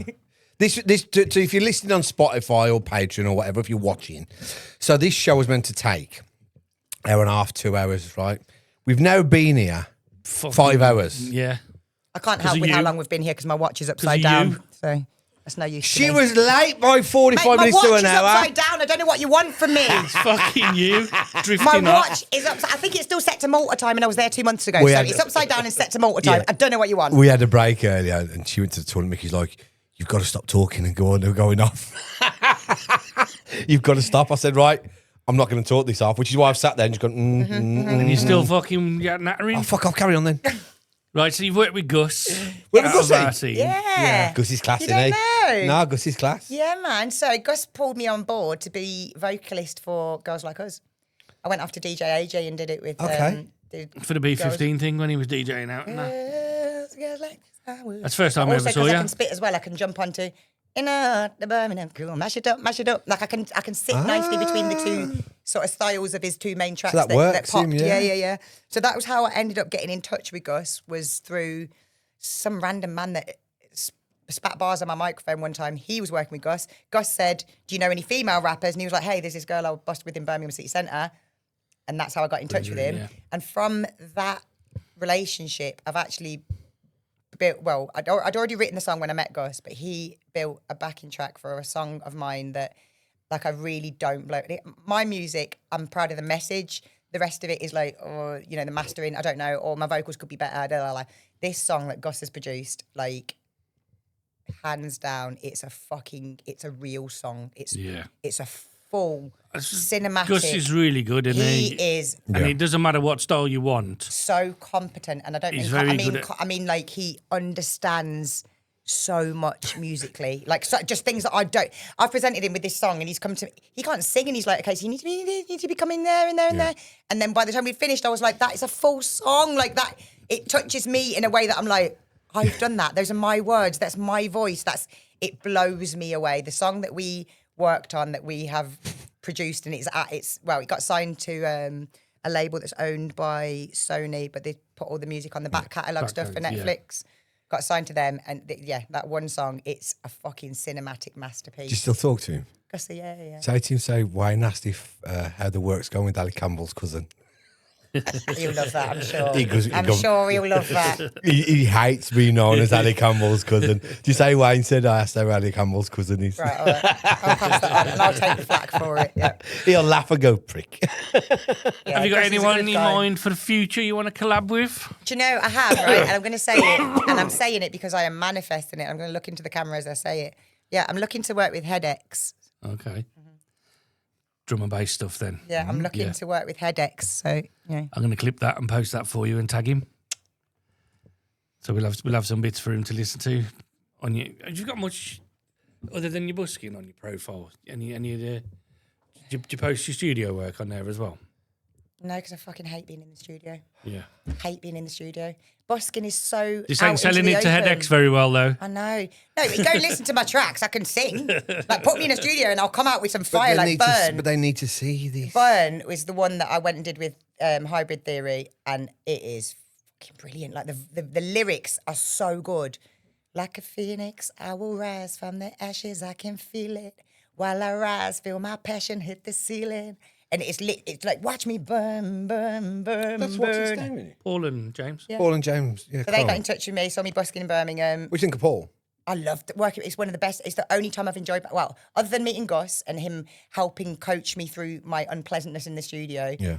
Working with those guys was the most like in my element as a musician I've ever felt. They had a way of like he looped the track right, and he was like, just keep singing it and putting yourself in different places. He was like, put yourself on stage and sing it. Put yourself. I can't explain. He just tapped into something in my brain, and I was in that studio in that little booth, and I could just feel things that hadn't happened yet happening. Do you know what I mean? I could good feel, Paul is, man. and that's the track that ended up getting played at Lost Lands Festival to, I think it was like 50 to 100,000 people. Yeah. They're all like in their element. I don't know what they're on, what they're doing, but they are know listening what to they're my on. voice, having a core memory made, and that was like, That's what they're on. Well, Paul That. was very, very important with my music career. really? Yeah, around about 90% of the tunes that I've done was with Paul. Wow. Yeah. Paul was a massive turning point in my music career, that someone had the confidence to invite me to a studio and think that I was good enough to write something like that felt really I special. owe Paul to do with my bass line and speed garage Have you career. heard Burn?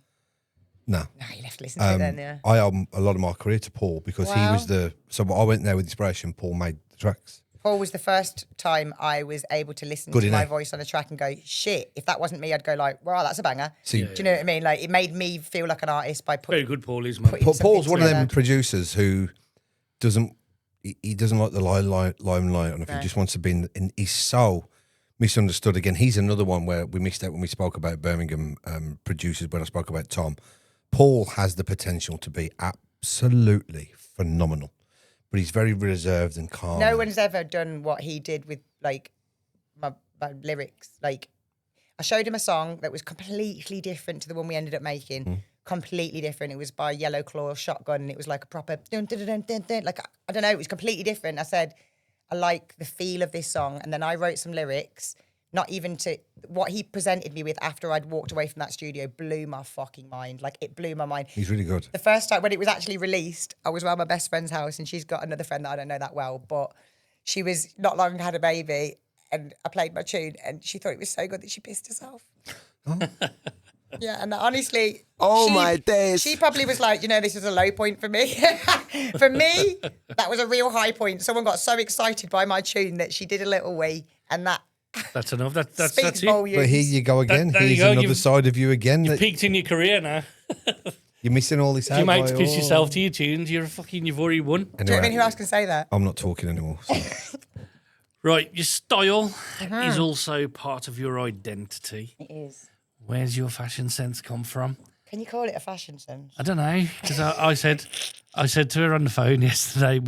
I was a bit nervous when we were on the phone first time. Yeah. I was a little bit nervous because obviously the way she dresses, I thought, oh, she ain't gonna like our show because she must be a bit of a lefty, like.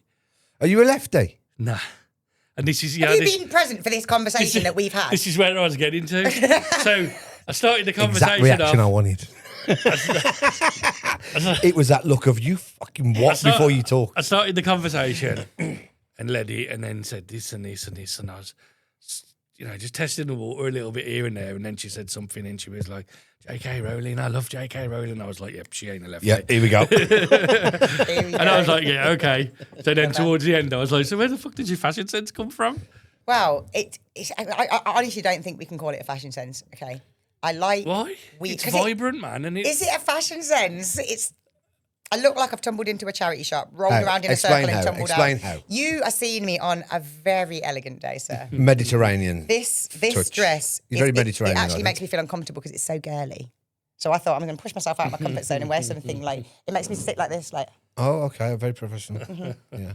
this is actually really, really unusual for me. Like, I So like why didn't to you wear wear what things- you were comfortable in? Because I just thought I would like to portray somebody who's a little bit got their shit together. And Which so you- I put a so you're dress lying. on. I had this dress tailored. Yeah. It's all it is. It's all a projection. I had this dress tailored to my body. Like, I got it from a charity shop for £4, took it to a tailor's, and he tailored it for 20. And now it makes me feel special because it wouldn't fit anyone else in the world. Yeah. So I put it on today to be like in my head to be someone special. I don't know. My normal fashion sense is I like to wear things that when you look at them individually are probably a bit unpleasant to look at. And then when you put them together, you go, well, Explain. okay. Because I'm so I'll confused. explain. And the viewers are going to be I'll so... explain. Imagine going into TK Maxx, kicking somebody around the women's fucking rails, and then when it comes out the other end, that might be A bit what like she's dressed supermarket like. sweep, but you run in, grab fucking anything off the shelves, and then I put it on, and I go, "Oh, I love this." I can't explain. Every day I look What so was that fucking different. joke Frankie Boyle used to tell? Where he looks at the guy in the crowd and he says, "You look like we've shaved a monkey and kicked him through Topshop." Met Frankie Boyle on a train. Fucking brilliant. I love He him. didn't like me. No, He didn't like me at all. No. I love the guy, man. He didn't like my women's rights T-shirt. Frankie Boyle didn't. Oh, okay. Yeah. Yeah, Did he Tell you crack what, a he did joke like about me. it? He liked me, and he was like, I went, Frankie Boyle, because I know he'd made a comment about J.K. Rowling, negative, right? So, and I just finished at a women's rights march in Glasgow, and I got on the train, my mum and my sister were a little bit ahead of me, and I was wearing my women, adult human You know, female comedians T-shirt. don't mean everything they say, though, don't you? So he sat with his manager, right? He sat with his manager, like opposite each other with a table in the middle, his bag's there, right? And I was walking down the train, I saw him and I thought, fucking. So I went over and I went, "Hi, Frankie," like that, right? And I shit you not, this is exactly what he did, right? So that's his bag. He went, "Hello," like that, and moved his bag. Yeah, as if like, wow, come and sit next to me. And I said, "Hi, Frankie." I said, "I've heard you've got a little bit of an issue with women's rights." And then his bag, literally, he whacked it back. And he went, I don't want to talk to you. I don't want to talk to you. I'm having it. And I was like, I'm sorry, I've made you feel uncomfortable. I just wanted to. I said, "You looked at my T-shirt a little bit funny. Is the T-shirt throwing you off, has it?" And his manager then went, "He doesn't want to talk to you. He's made it clear. He doesn't want to have a conversation with you." I was like, I'm sorry. Am I making him feel unsafe or something? Like, he seemed really happy to talk to me a second ago. He moved his bag. He wanted me to sit next to him. Why doesn't he want me to talk to him now? Neither of them said a word. And I went, "Oh, okay." Walked off down the train. It was hilarious. It was hilarious. Do you really believe in women's rights?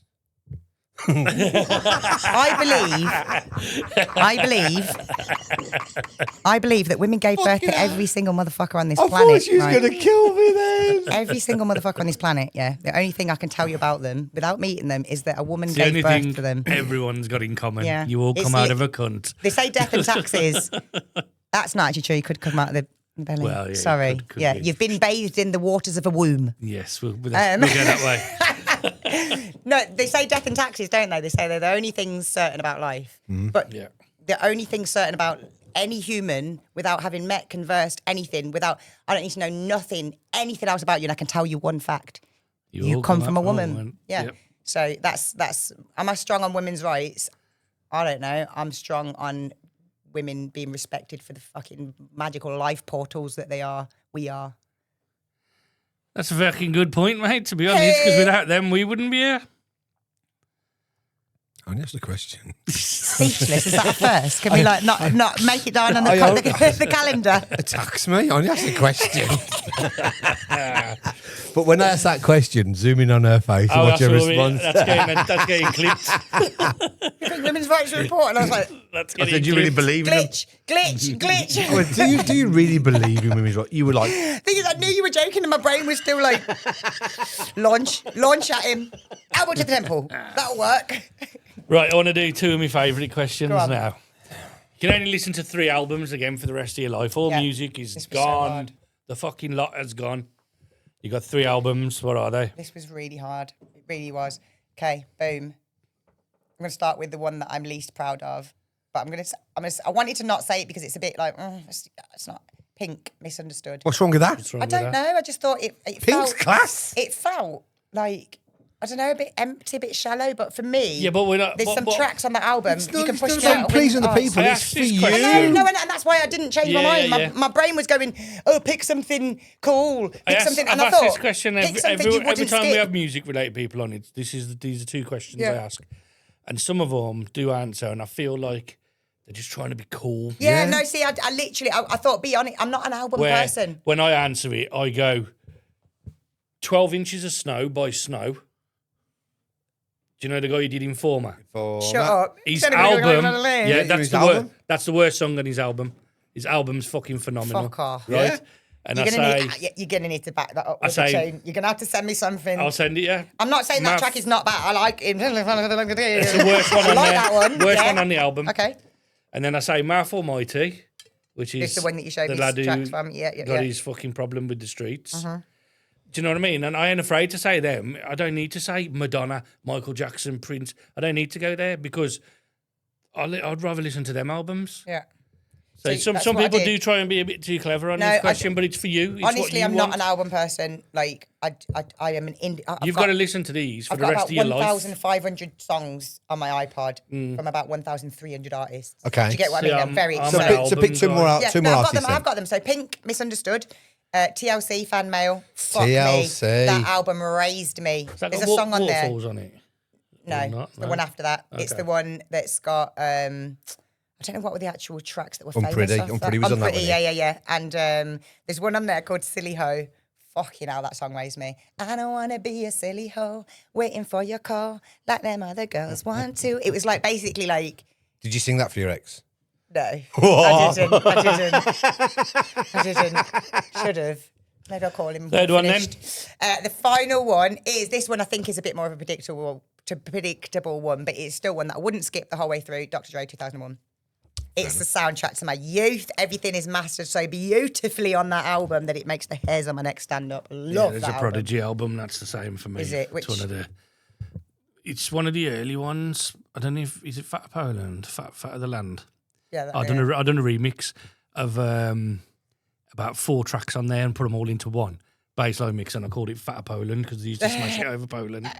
one of the coolest things I've ever seen is someone build the track for Smack My Bitch Up. How fucking insane that is. It's like 19 million songs stretched, pushed, put together to make that. There's a guy on YouTube who breaks down the Prodigy records. I must have watched him doing Smack My Bitch Up.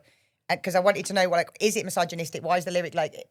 Have you ever watched I the video? won't discount something for it. I fucking love that video. I won't discount something for being misogynistic, but I just want to know where has that come from? Do you know what I mean? Like Smack My Bitch Up. What are we talking about? And We're I actually- think the we're video is talking fucking about- brilliant. That's the word I got called by the legal department. What, a I was a bitch? misogynist. bitch. You call me a bitch, you know. I love. Call me a bitch. I love that video because before anyone had You a seen the bitch. video, they heard the tune on the radio, and everyone was in outrage at it. And then the video comes out, and they're like, "Oh, you I can't." studied that it video. It encourages violence towards women. From women. And the video, Have you seen the video? have you seen it? The video goes all the way through. And it's like, it's And the it's most violent and misogynistic. this and He's that. drinking, he's fucking, he's in Yeah. the toilet pissing, he's fucking birds. And it turns he's out this. it's 2 birds Right at at the the end, the mirror it turns to the mirror and it's this Fucking woman, brilliant. she's sat there and she's all like fucked up and I'm just like, I love the message. Is it a message? Is it not a message? Yeah, I don't know. what is love it? it. I studied that for college. And they were a bit like, is this what you want to study? I'm like, yes, it's what I want to study. Let me present this video to you. It's a masterpiece. Right, Glastonbury. Ask you Glastonbury. to create your own stage. Right, your own okay. stage. This is going to be so wild. There's you're performing. okay. And 7 other artists, dead or alive, DJs, bands, whatever you Anyone. want to put on. Right, okay, I had to really think about this. So, I don't know how to pronounce her name, which is awful because she's probably my favourite artist. Khalees. Khalees, yeah. Fucking love her. That's, I reckon, fashion influence. She's Khalees, probably yeah. a little bit of, style would come from her. Khalees, Pink, would someone be on there? Lily Allen would also be on that stage. Then, okay, so there's a rapper called Kid Bucky who does like rap and rock stuff together. You should check him out. He's fucking sick. He's done a song with Slipknot. He's done all sorts. Do you like them rap and rock crossovers? Love. Head PE. Head PE. Just trust me, Head PE. They do reggae as well, but it's all death metal. I love Mick. I love it. It's all death metal as well. It's fucking How many are we brilliant. on? Four. Right. The next one is a Birmingham/London rapper called Tremendous. Have you ever heard of Tremendous? No. She's fucking sick. She's brilliant. She's someone that I've paid for like 4 or 5 different shows. And Does she do stuff with Miss Pink? Who's the one who does stuff with Miss Pink? She's got long dreads. She's very nonchalantly delivering. Like, she looks like quite chilled, laid back. She's brilliant, Tremendous. Go and check her out.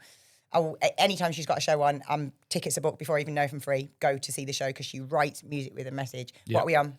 5. 2 more. Right, so the 2 more. Right, it was, and I don't know his name, and I should know his name, the lead singer of System of a Down. Just the lead singer, not the band? Not the band. Just the singer. Just the lead singer. Okay, let's keep it as the lead singer of the band. Lead singer of the band. And your last one? And I can't remember who the last one was. Did I say Lily Allen? Yeah. I said Lily Allen. Let's just go Travis Barker. Chuck a bit of percussion in there. Yeah. Do you want to ask your question? You don't know which one I'm on about, do you now? I've turned it off so I don't talk to you. I have got a question for you, though. You know the one that you asked last week? Yeah, I have got a question for you. Who do you think we should get on the show? Who do I think you should get on the show? Who'd be good for the show? Obviously, they've got to be Birmingham, Black Country, and have a story. Doesn't have to be music, can be anything as long as they've got a story, fun, or whatever. Who would be good and interesting to have on, do you think? Janelle. So the girl that I said, woman, that first let me ever busk with her, Janelle Antonisha. I think she was born in Jamaica. So there's a whole lot of history, story, culturally there that you can hear so beautifully in her music. And there's such an eclectic sense of music. And there's not many artists, I don't think, that are different, like actually different rather than like alternative. Do you know what I mean? Her music is hers. Like it's something that I think you would stumble across in 20 years' time and be like, whoa. Yeah. So yeah, she's... Right, so what's next for Nehanda in the next 12 months? So, after this conversation, maybe something a little different than what I would have said before. So, I've never had a destination. I've never planned a journey. I've never, on this music path, pushed or I've just let the path lead me. So, that would have been my answer. But I think what next for me is to really hone in what it is I do that makes me feel fulfilled enough that I feel like I'm doing enough, which I think I need to release the music that I've got stored up in this head. I need to get it solidified and out there rather than just presenting it to 10 people in the street here and there. Yeah. Thank you. Really, thank you. And I think once you start understanding, the more people see your music and this whole perception of I can't handle the goes, and you start enjoying it more and you start wanting to do it more and you start growing and 100,000, 200,000, 300,000, and you've gone beyond I've got all these eyes on me too. Yeah. I've got eyes on me too. These people are enjoying what I'm doing, and you get a complete flip. Yeah. And that's what'll happen. Thank you. Right, before we do the quick fire round then, what's the ultimate dream for you? The ultimate to be black. Dream. Yeah, no, I'm not over that. That's me 10 years ago. No, I'm black enough, man. I'm black enough. Don't you worry about that. We've had some good weather lately, Wayne. She's all right. I'm saying I'm black enough. She said the toilet, I just wanted to be black all my life. So my ultimate dream, I think, would be to be in a position where I know I am influencing people individually to make the world better. Like, it's not just something that I've carrying on my shoulders. If we talk about influencers, I wouldn't like to be an influencer, but once you get a certain amount of followers, you become one. You become influential. You are influencing people. So my dream is to influence as many people as possible to affect the world, to leave the world better than they found it. And if I can inspire other people to do that, and it's like a ripple effect that they can inspire others and start off this like That snowballing. it's idealistic and it's big goals. We might have a decent world for everyone. and change the world. Save Collaborations. what I've. Have you got like a buskers union or anything like that, or where a place where all buskers can join on? No, we used to. She in wouldn't join it Birmingham- anyway. No, I wouldn't.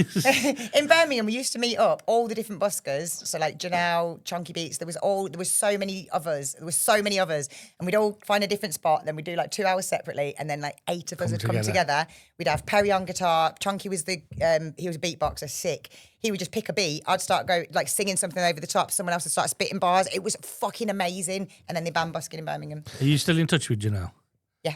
Okay. So we could get her on here then. Yeah. So wouldn't it be great if there was a platform where we got all the buskers from around the UK all together, so you could all talk to each other, and then we started organising meetups. So you'd have a meetup in Coventry, in Nottingham. It's so lonely busking. Even though I have all these interactions, it is still... Because what happens if lonely. one day you go to Birmingham and you've been talking to me and I'm a busker and I've turned up, and all of a sudden that day we busk together as a duo.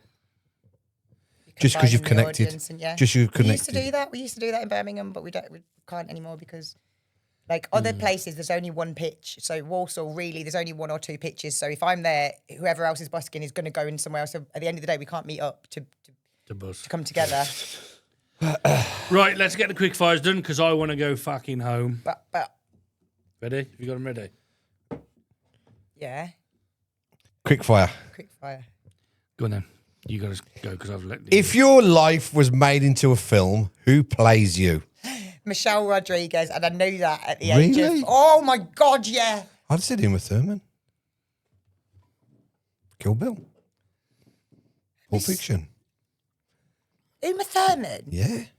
I'm just put off by her feet. Sorry, that's. Her fucking feet. I just when Wayne, people say she's Uma too Thurman, fucking white, man. When Oh, when yeah. people say, and obviously Yeah. she's blonde. Do you want me to ask all these? Goodness gracious, yeah. No, I don't mind, yeah, I think she's the coolest actor ever, and I think Because I've shut up. she can kick ass and Okay.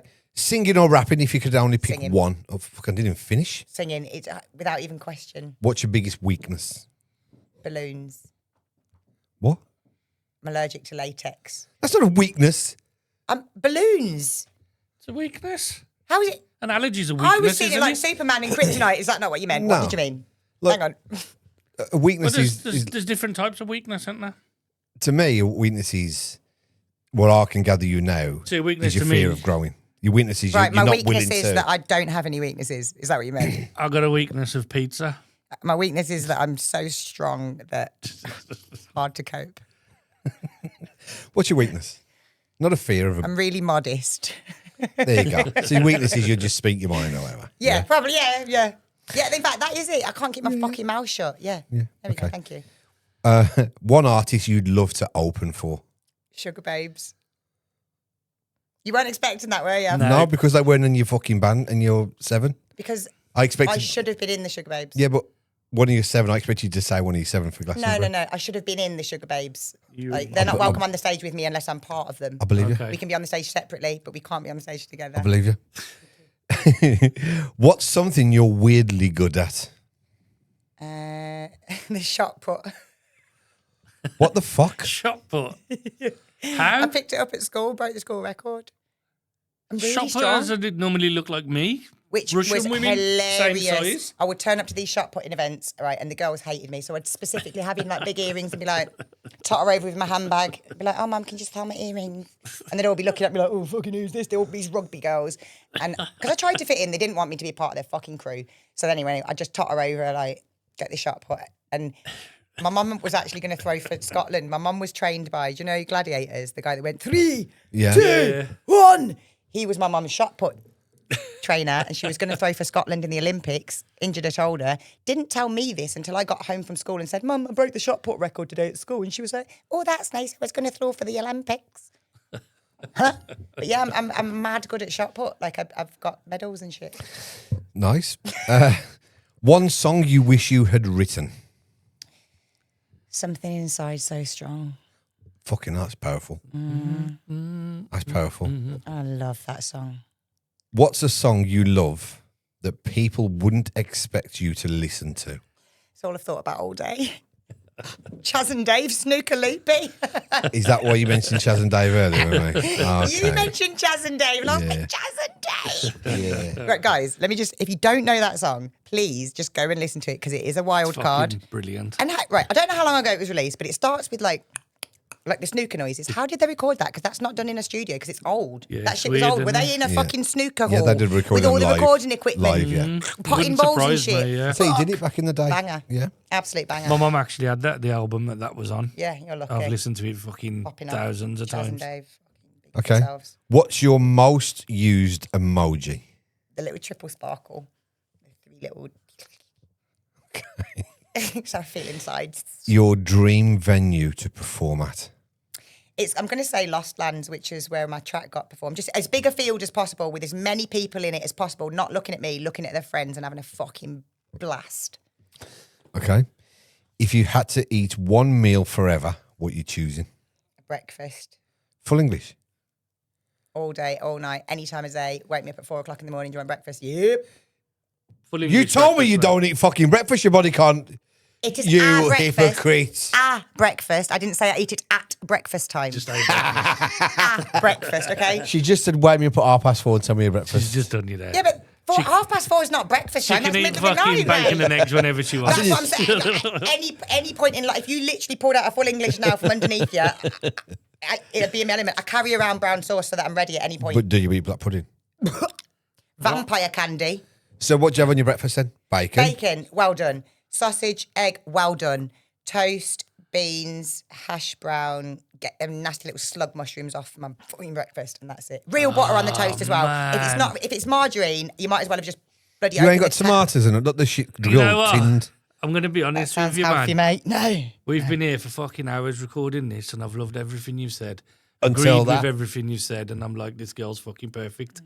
And you've just ruined it Fuck the by mushrooms. telling me to get mushrooms off. Fuck those Black mushrooms. pudding. off. Overcooking the Vampire bacon. candy. No, Overcooking no, the you bacon. Go have crispy bacon on with And you. not putting black pudding on there. It's the overcooked Let me egg. down, man. It's the overcooked egg that scares pudding. me. Yeah, there's Well no, done, egg. no point to I that as don't, well. that wetness, that glebby. Ugh. No, that jelly. Yeah, but if it's cooked properly, it won't have that on. It's not cooked properly if it's liquid. It's supposed to be solid. Go on. Anyway, if you could spend a day in the studio with any artist in the world, who would it be? Mike Righteous. Do you know Mike Righteous? No. I stumbled across him from a video that went viral. He was in a car spitting, and he did he's a rapper, and he did a Radio 1 Fire in the Booth that got very heavily censored, and that's how I ended up kind of stumbling, because I was like, why are they censoring? That's not meant to be. But he's a really intricate rapper who spills his heart and soul out. He's got no shame of wearing his heart on his sleeve. Okay. Go on. What's the most spontaneous thing you've ever done? I just have to say something spontaneous, because there's every day I do something ridiculous. The worst, most spontaneous thing I ever did was swallow a tea bag. I thought, I wonder what would happen if I swallow this tea bag. And I swallowed the tea bag and I almost died, and it was horrific. And I thought, they're going to find me with a tea bag in my throat and think, oh my God, she accidentally swallowed a tea bag. And it wasn't an accident. I chose to swallow a tea bag. It was really bad. Don't ever try that at home. Ever. I'm glad you cleared that up. I've never heard of anything like that in my life. Next question. Fucking hell. Well, now you know. If you wondered, what's it like? Horrible. You can't breathe. It won't go up or down. You can't get it back out. You have to. It's really bad, everybody. Don't do it. Well, on the plus side, if anybody is thinking of committing suicide, just swallow 2 tea bags. You're laughing. Yeah, but then, yeah. Let's move on. We don't promote that on here. I'm joking. A song that instantly puts you in a good mood. A song that instantly puts me in a good mood is Michael Jackson's Say You'll Be There. Really? Yeah. Okay. Free Willy. Oh, The best compliment you've ever received about your music. that is the best Them legs are compliment. nice. Yeah, great fucking legs. Thanks, they helped me write the song. The best compliment, and I get this fairly regularly, is when I sing my own song and then somebody goes, whose song's that? So they're not even trying to compliment you. They're like, who sang that? Yeah. That's the best compliment. Me? Yeah. My song? Okay. That's like, you know, when you're DJing, Wayne, and somebody comes over and goes, what's this you're playing? And tries to have a look at what you're playing, and you go, Fuck off. it's my new one. They're not meaning to compliment you. They're just, They just for want their to own know what that knowledge. They track want to know is. what that track I is. need to know what that and you're track like, is because I need to go and buy it. They come over and go, oh, who's Yeah, this? just meant Who's that. this? I'm like, mine. It's a me. Yeah, that's a good feeling. Okay, and finally, Yep, last one. describe Nehanda in 3 words. Very serious clown. I'm down with that. Would you agree? Yeah, I'm Is that down good? with that. Good. Yeah. I thought about it for a while. I thought I'm so I actually think. deadly serious, but at the same time, fucking absolute. Don't take anything I think seriously. if you make an album, that'd be a wicked fucking title. Very Yeah. serious clown. Yeah.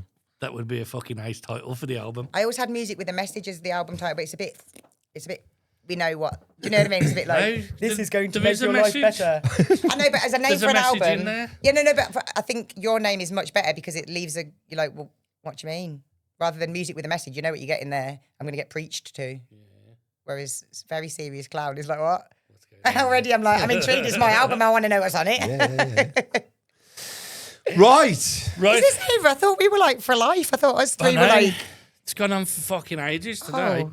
Plug your socials for us. Get yeah. on there. Plug your Nehanda, socials. So I know you don't like NEH. doing that because you Hate don't doing like it. promoting If you it. stop fucking But we're talking, gonna she'll make do you. it. Shut the fuck One up. time I was We're on gonna make stage. you today. Somebody asked me to plug my socials, and I forgot how to spell my own name. True story. So anyway, Right. That's 'cause it's Look African. at the camera and explain all your I socials. solemnly swear that I'm up to no good.